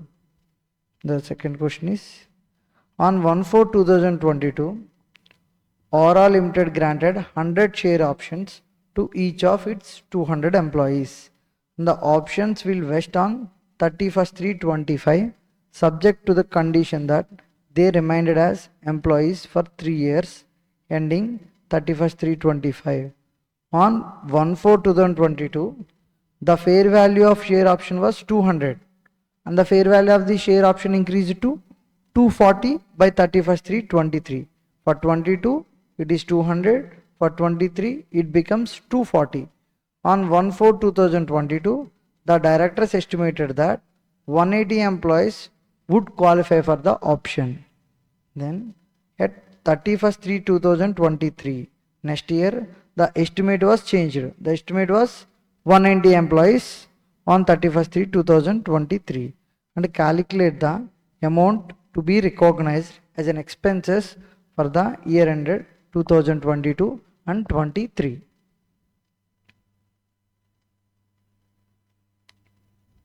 For 31st/3/2022, what is the employee benefit expenses I should be recognized?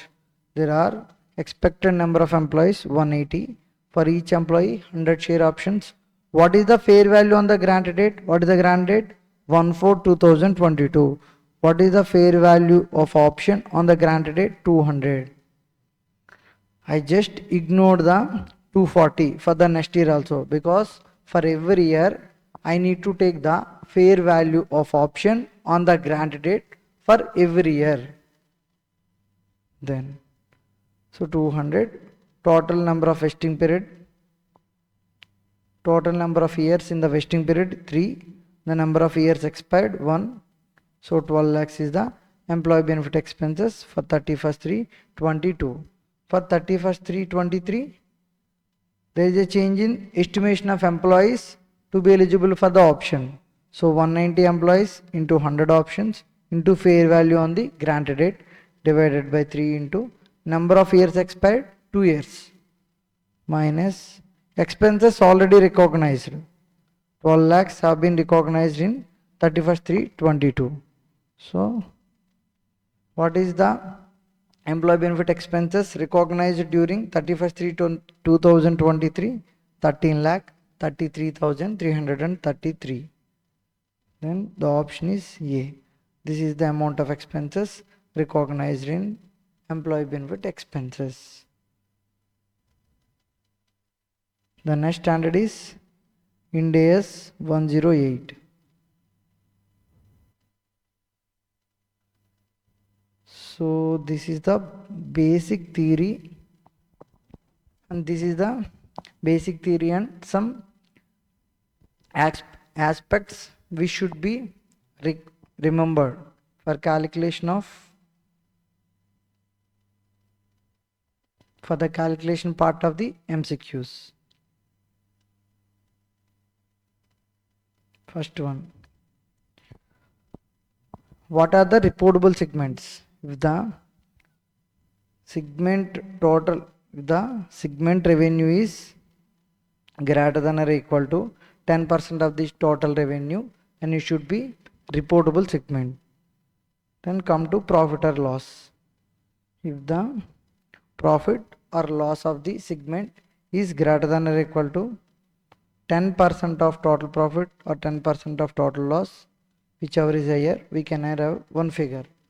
So if the total profit or total loss of the profit or loss of the segment is greater than or equal to arriving figure, then it is a reportable segment. Then come for the criteria of total assets. If any segment assets is greater than or equal to 10% of the total asset, then such segment is to be reported. Then apart from that, all the reportable segments external revenue should not be less than 75%. Let's say by using this criteria, I have identified 5 reportable segments. In that case, if I included the external revenue of 5 reportable segments, the total of external revenue should not be less than the 75% of the total external revenue of the organization. If it is less than the 75% of the total external revenue of organization, then we need to report additional operating segments as a reportable operating segments to cover the extent of that 75% gap. Then one more point is, if any segment is reported in the last year, that segment should be reported during the current year also. And sometimes, even though it is not satisfied the criteria given as per Ind AS 108, sometimes voluntarily, based on the judgment or based on some circumstances, management voluntarily report some segments. Then come to MCQs. Mohini Limited has 3 segments, namely X, Y and Z. There are 3 segments. The total assets of the company is 100 crores. And the segment X has 2 crores. The segment Y has 3 crores. Segment Z has 5 crores. So the accountant contends that all 3 segments are reportable segments. What is the total assets of the company? 1000 crores. So these are the total assets of the company into 10%.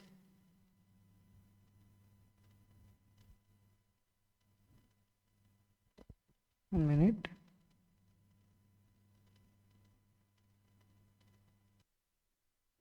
Here the total assets of the company is 10 crores. It's not 1000 crores. So it is 10 crores. The total assets is 10 crores. So 10 crores into 10% is 1 crore is the criteria. If any segment assets are greater than or equal to 1 crore, then that segment is reportable segment. Here X has 2 crores, Y has 3 crores and Z has 5 crores. So all these 3 are reportable segments. So all segments are reportable segments. Then the total external revenue reported by the operating segments constitutes dash of entities revenue. The additional operating segment should be identified as reportable segments. If the total external revenue of the all the reportable segment is less than the 75% of the entity's external revenue, then we should report the additional operating segments.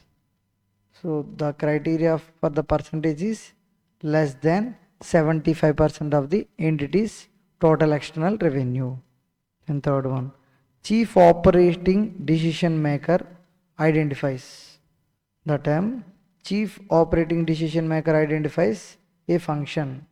He will not identify designation, he will not identify person or title, he will identify function. Then an operating segment is a component of an entity that engages in the business activities from which it may earn revenues or incur expenses. May earn revenues and incur expenses. Earn revenues and incur expenses, and earn revenues or incur expenses. So these are the options. The correct option is may earn revenue and may incur expenses, because there is not sure about the earning of revenues. Sometimes there may be losses also, and sometimes that segment might not be earning anything. So that's why you used the word may earn revenue and may incur expenses. So the option is B. Aloe Vera Tulsi Limited gives the following data pertaining to its 6 segments. So segment assets, results, revenues of A, B, C, D, E and F. These are the total of assets, results and revenue. And as mentioned, some deferred tax assets are included in each segment. So there is no particular importance for these lines, as given simply to confuse us. So there is no need of relevance of considering a deferred tax asset. So it's already included in assets, right? So we need to find out direct 10%.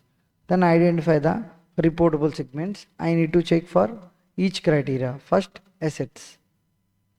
So what is the total assets? 880. The total assets are 880, and 10% into 880 is 88 crores. So it has been more than 88. So option segment A, B, C and E. A, B, C, E are the reportable segments because the assets are more than the 10% of the total assets. Then come to results, profits or losses. 10% of, I need to find out the 10% of the total profits. How many profits are there? 260, 40, 40 plus 60. So total profits 400. So 10% of profit is 40 rupees. Then come to loss figures, 760 and 40. So total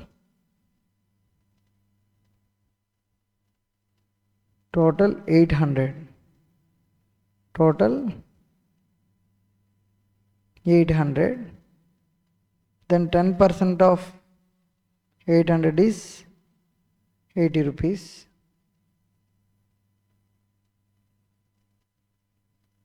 So I need to take whichever is higher. So 80 is the higher. So I need to compare with 80. I need to check whether any reportable segments touches the 80 figure. So A and B only touches the figure of 80. Then A and B as the reportable segments as per the criteria of results. Then I need to check for the revenue. What is the total revenue? 4,800. 10% of 4,800, 480.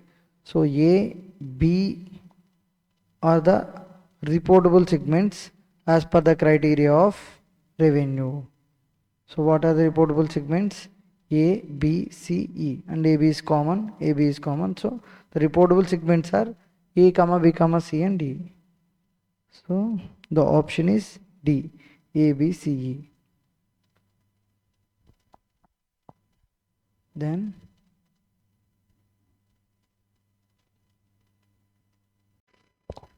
today the chapter is valuation of shares and valuation of goodwill. This chapter is not only useful in CFR subject but also in SPMBV, and few concepts are useful in CMA final SFM subject. So there are three approaches for the valuation of the shares, and there are two main methods for the valuation of the goodwill. So let's start with income approach in the valuation of the shares. How to find out the value of the share by using income approach? There are 5 methods in income approach: discounted cash flow method, dividend discounted model, and maintainable profit model, and yield basis. In yield basis, there are two subdivisions: profit basis and dividend basis. The last one is fair value. These three are useful in exclusive in CFR subject, and these formulas are useful in CMA final SFM and as well as in CFR subject. So let's read one by one. Dividend cash flow is equal to free cash flow to the equity divided by cost of equity minus growth rate, FCFE, divided by KE minus G. Then dividend discounted model. How to find out the value of the share? By using dividend discount model method. Dividend per share divided by KE minus G. Then come to maintainable profit model. Total value of equity. It's not a single share value of equity, it's total value of equity. Sir, you are saying maintainable profit, then where is the maintainable profit in the formula, sir? Here is the formula for the total value of the equity. So average maintainable profit available to the equity divided by the cost of equity, then we will get the total value of the equity.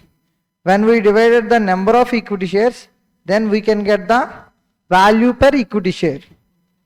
Then come to yield basis model. In this, profit basis model is very important.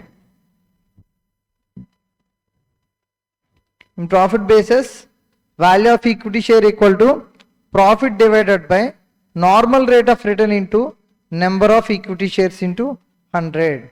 So read it once again. Profit divided by normal rate of return into number of equity shares into 100. And come to dividend basis. Value of equity share equal to amount of dividend divided by normal rate of return into number of equity shares. The formula is same for both of it. The only difference is here we use the profit and here I am use the dividend. So that is the only difference. So here the only remember part is here I need to use the profit and here amount of dividend. Then come to value of equity share by using dividend. But there are two. Here we are using this formula whenever in question they are giving the dividend in rupee terms. If the dividend is given in percentage terms, I need to use this formula. Rate of dividend divided by normal rate of return into paid up value of each equity share. So paid up value of each equity share. This formula is only different from both of this. So we need to try to remember this one. And these two formulas will remember automatically. Then come to fair value method. Intrinsic value plus yield value divided by 2. So how we need to find out the intrinsic value?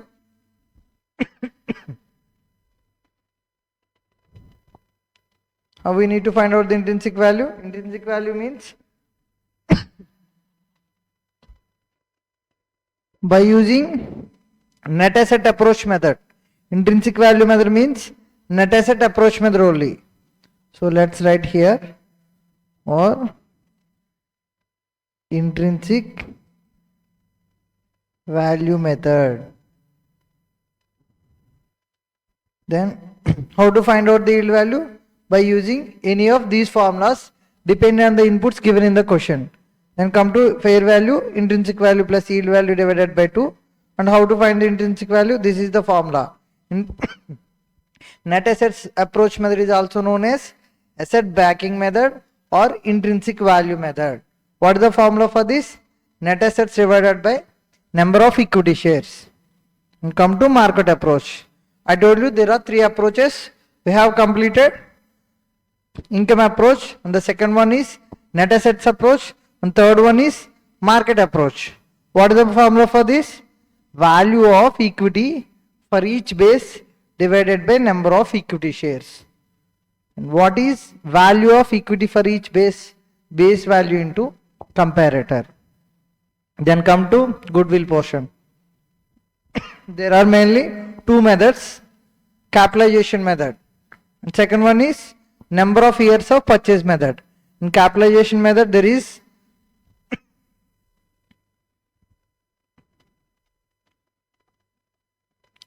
average profit method and super profit method. How to find out the value of the goodwill by using average profit method? Capitalized value of the firm minus net assets or capital employed. So how to find out the capitalized value of the firm? Average maintainable profit divided by normal rate of return into 100. Here average future maintainable profit after tax. Then come to value of the goodwill in super profit method. It is easy formula. Super profit divided by normal rate of return into 100. But here the formula is different. The formula is, I need to find out the capitalized value of the firm. For that I am using average maintainable profit. That's why I used to call this method as valuation of goodwill by profit method. By using average profit. Then come to number of years of purchase method. Average profit method, super profit method and annuity method. This comes under the classification of number of years of purchase method. Then goodwill equal to future maintainable profits into number of years of purchase. This is average profit method. That's why we are using future average maintainable profits. And come to super profit method. Super profit into number of years of purchase. And in annuity method, super profit into annuity factor interest rate for number of years of purchase. In this, how do we are finding out super profit? Super profit equal to average profit minus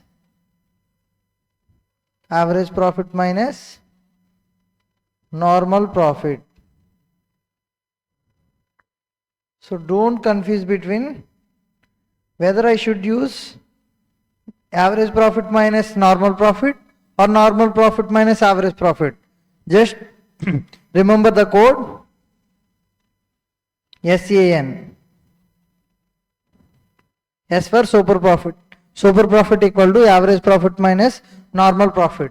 The code is SAN. Okay. Then let's solve the MCQs.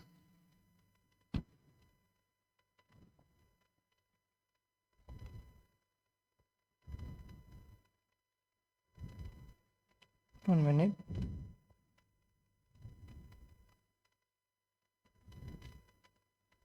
Then, what are the three approaches for the valuation of the shares? The answer is all of the above. Income approach, net assets approach and market approach. Come to what are the major bases of asset valuation for a going concern? Book value, net replaceable value, net realizable value. The answer is all of the above. While we are calculating the valuation of the shares, what are the major bases of the asset valuation? While there is an assumption of going concern, we can use book value or net replacement value or net realizable value. And come to third one. The income approach for valuation of shares includes some models or techniques. How many techniques are there? There are 5 techniques were there under income approach method. So here they are giving dividend cash flow, so dividend discount model and maintainable profit basis. The answer is all of the above. What are the remaining 2 approaches? What are the remaining 2 methods in income approach? Fair value method. One more is yield method. Then come to fourth one. Some of the methods of goodwill valuation. How many methods will be there in goodwill valuation? Capitalization method, super profit method and average maintainable profit method. So the answer is all of the above. Come to fifth one. The ways of determining the value of the goodwill using the capitalization approach. So under capitalization approach, there are capitalization of average profits or the capitalization of super profits.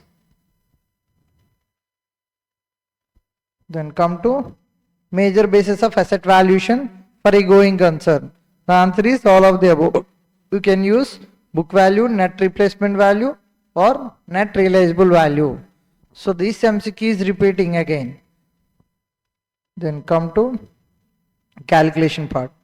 Capital employed is 255 lakhs. The annual average profits are 57 lakhs. Normal rate of return is 12%. The value of the goodwill on the basis of capitalization of super profit will be. So we need to find out the value of the goodwill.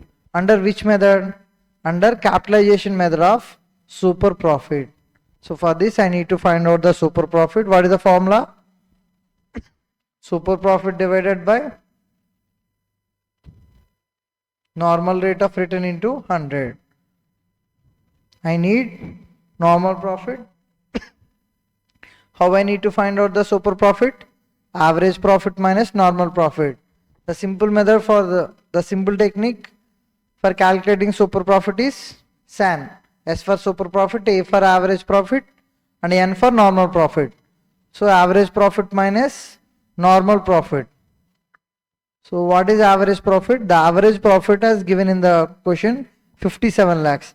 Then where is the normal profit? They haven't given the normal profit info. So I need to find out it. What is the normal return? 12%. So capital employed into normal return is equal to normal profit. Capital employed to 55 lakhs into 12% is equal to 30.6 lakhs. Then I got the normal profit and average profit. And it will be easy to find out the value of the super profit. 57 lakhs minus 30.6, 26.4 lakhs.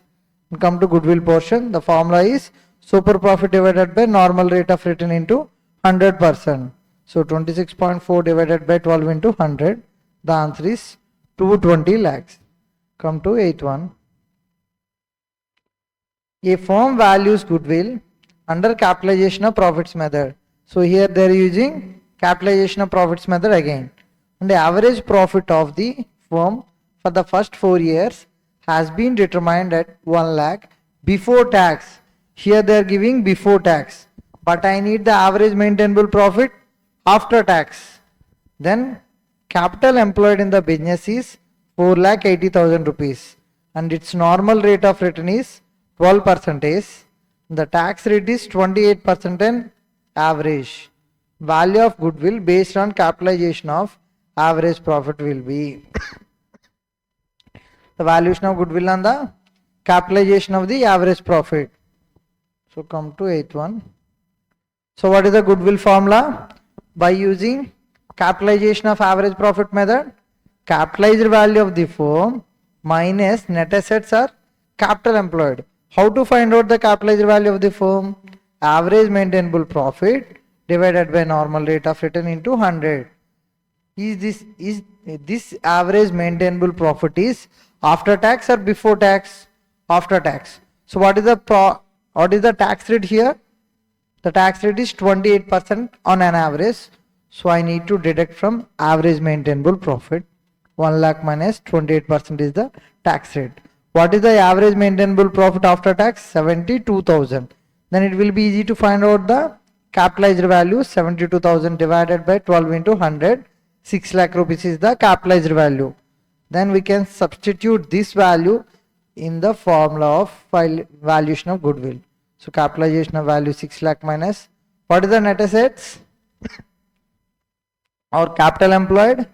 Capital employed in the business is 4,80,000 rupees. So 4,80,000 rupees is equal to goodwill 1,20,000 rupees. The answer is 1,20,000, option A. Come to 9th one. From the following particulars, you are required to determine the value of the goodwill of ABX Limited. What is the super profit here? 4,50,000. They are given normal rate of return 12%. And they are given additional information of present value of annuity. So with this, he has given in one hint. I need to I need to use the formula of super profit into annuity factor interest for number of years of purchase. So as given directly, super profit. What is super profit? 4,50,000 into present value annuity factor 3.0374. So the value of the goodwill is 13,66,830 rupees. Super profit into average factor interest for number of purchase. Come to 11th one. Normal dividend expected on equity shares of A Limited is 8%. This is an important one. 11th one. So please practice it. So normal dividend expected on equity shares of A Limited is 8%. And the profit available to equity shareholder is 3,83,125. And value of net assets for the equity shareholders is 40,82,000. Calculate value of each equity share under fair value method if the number of outstanding shares is 1 lakh and face value is 10 rupees. What is the formula for the valuation of shares under fair value method? Intrinsic value plus yield value divided by 2. How to find out the intrinsic value? Intrinsic value method means net assets method. Here are they giving any information regarding with the net assets? Yes. The net assets value is 4,82,000. Sorry, 4,82,000. Then how many shares will be there? 1 lakh shares will be there. Come to intrinsic value, net assets method. It's also known as net assets method. So number of assets divided by number of equity shares. 4,82,000 divided by 1 lakh. And the intrinsic value per share is 40.82. And come to yield value. How to find out the yield value? There are 3 methods. Profit method and dividend method. In dividend method, dividend amount method is there and dividend percentage method is also there. So don't confusing that. So don't assume that this is dividend percent method just giving a because of giving a just dividend rate. So I need to use the profit method here, even though he has mentioned the dividend rate of 8%. This has been given just to confuse you. Even though he has given the dividend rate, we need to use the yield profit method. So what is the yield profit method formula? Profit divided by normal rate of return into number of equity shares into 100. What is the profit? 3,83,125, because this is the profits available to equity shareholders. Then what is the return? In question there is not given the normal return rate, sir. But here I assumed that this normal dividend, this is also written, right? So, and it is expected, it's not given. So normal dividend expected on equity shares is 8%. So this is the normal return. So normal return 8 into number of equity shares 1 lakh into 100, 47.89.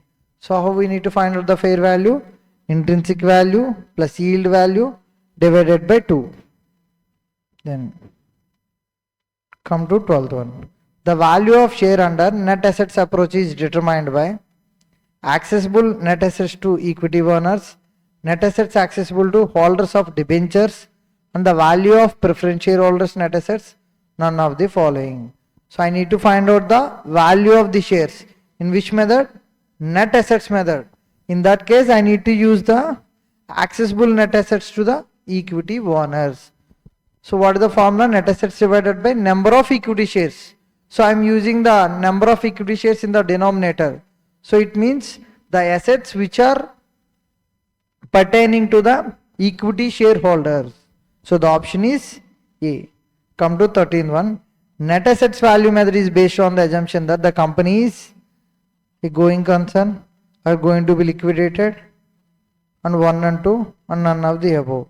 So net assets value method is based on the assumption of 1 minute.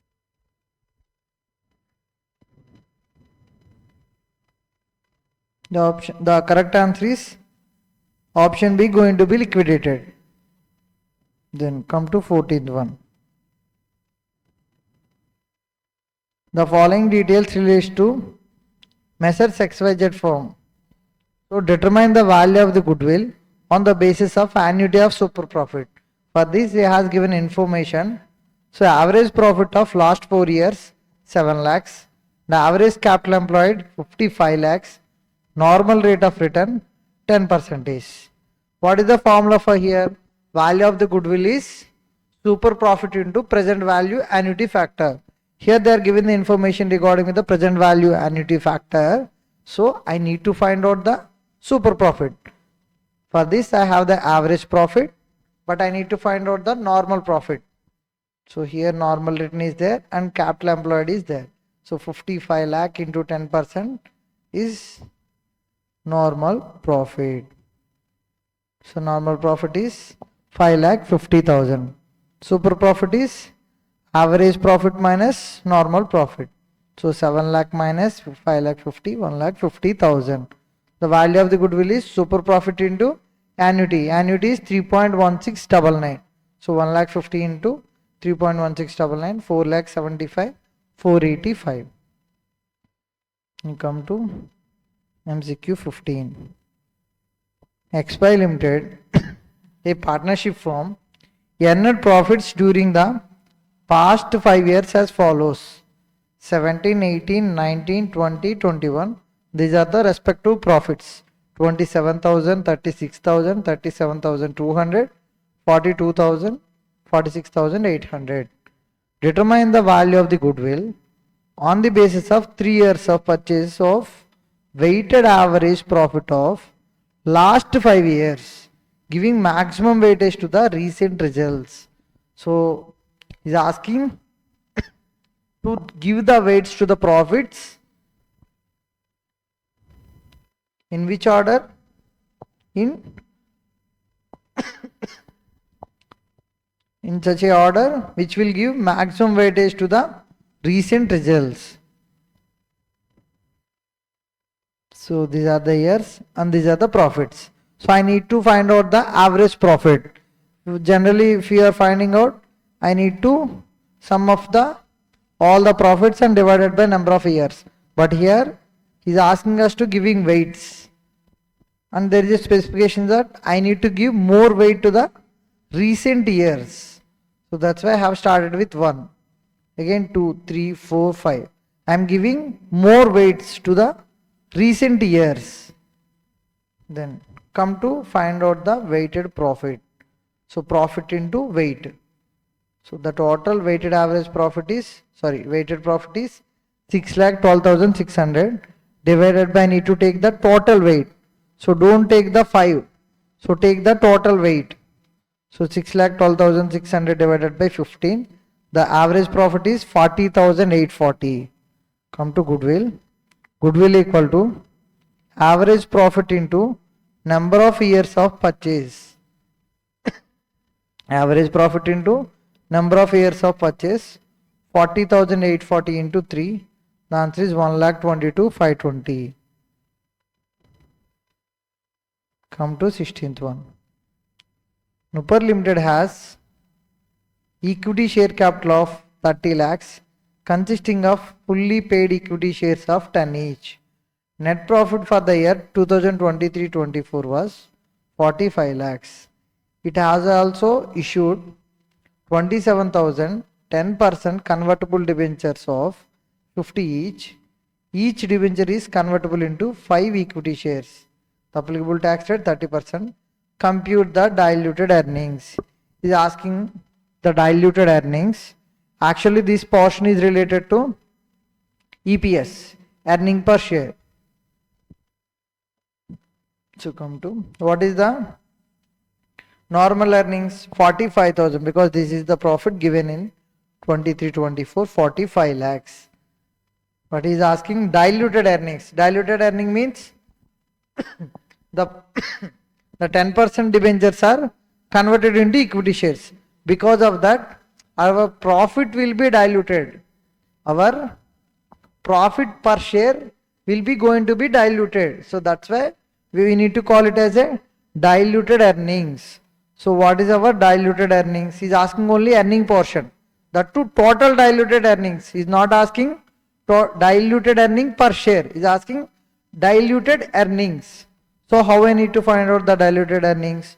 The original earnings 45 lakhs. Because of conversion of 10% debentures into equity shares, there is no need to pay the interest to the debenture holders, because we are paying in the form of dividend, because they are converting into equity shares. In that case, there is no need to pay interest to them. So how much interest we have saved? The net interest saved is, there are 27,000 debentures. Each debenture face value is 50 rupees, and for each debenture the rate of interest rate is 10%. So 27,000 debentures into face value 50 into 10% is the interest rate. The total value is 1,35,000 interest is we are paying. So this is not net interest saved, because out of this I need to take the 70% value only, because remaining 30% tax rate. If I am paying 1,35,000 to the debenture holders, in this I can save 30%, because I can avail the tax benefit on the expenditure of interest paid to the debenture holders. Now this interest is not paying, right? So this interest has been saving. But this interest, how much I am saving actually? Only 70%. The net saving is 70%. Before, this 30% is also saving, right, in the tax expenses.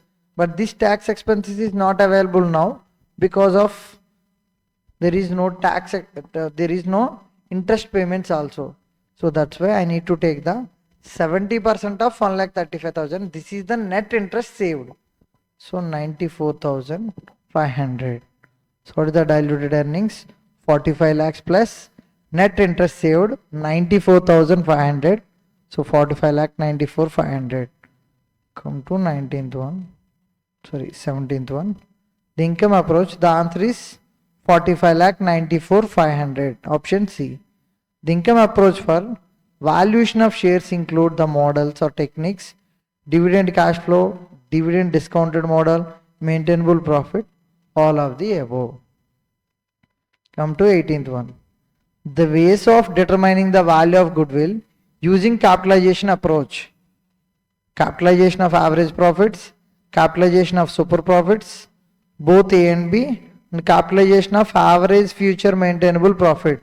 The answer is C, both A and B, because we can use average profits or super profits.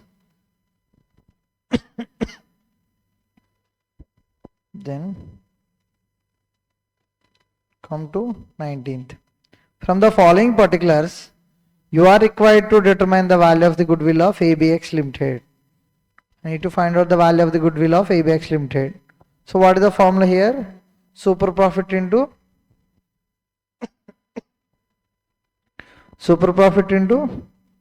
present value annuity factor. So 19th one. Super profit into present value annuity factor. So 4,50,000 into 3.0374. Super profit into present value annuity factor. So the answer is 13,66,830. The firm values goodwill under capitalization of profits method, and average profit for the past 4 years has been determined at 1 lakh before tax. Has given before tax, I need to find out the after tax.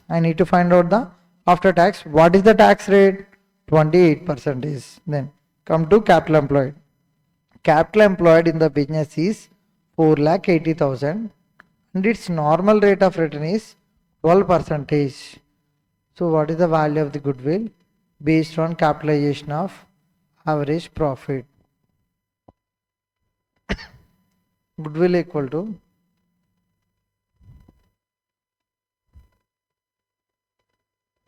super profit divided by normal rate of return. Normal rate of return into 100. So average profit after tax equal to 1 lakh minus 28%. We will arriving the 72,000. So normal profit equal to capital employed into normal return. What is the capital employed here? 4,80,000 into normal return 12%. So we will get the normal profit 57,600. What is super profit? SAN, A for average profit. Average profit minus normal profit. So the answer is 14,400 is the super profit. The goodwill so goodwill calculation is super profit divided by normal rate of return into 100. So 14,400 divided by, what is the normal rate of return? 12% into 100, 1,20,000. So the answer is 1,20,000. The option is A. So this is the end of session. So please revise the MCQs of important ones. Maybe there are only 5 to 10 MCQs only. So there is no 10 MCQs also. There is only 7 MCQs. So you need to practice it again because it will be little bit far away from our basic concept. So you need to remember it, that portions. Okay. For remaining and all, just refer this basic notes and just go through the session. That's enough. You no need to go it again and again. Just refer the basic concepts of our handwritten notes is enough. But few MCQs are there. There are only 7 MCQs only. Those MCQs you need to refer it again and again. Okay. Because these are little bit far away from our basic concepts. Okay. Till now we have completed our MCQ session. So whatever the resources we have used in our MCQ session, I will be making available in our BCCA app. This is our BCCA app. In this app, in free resources, I am making available all our handwritten notes and MCQ PDF here. So if you click on free resources, it can redirect you to this one. In this file, all the resources will be available.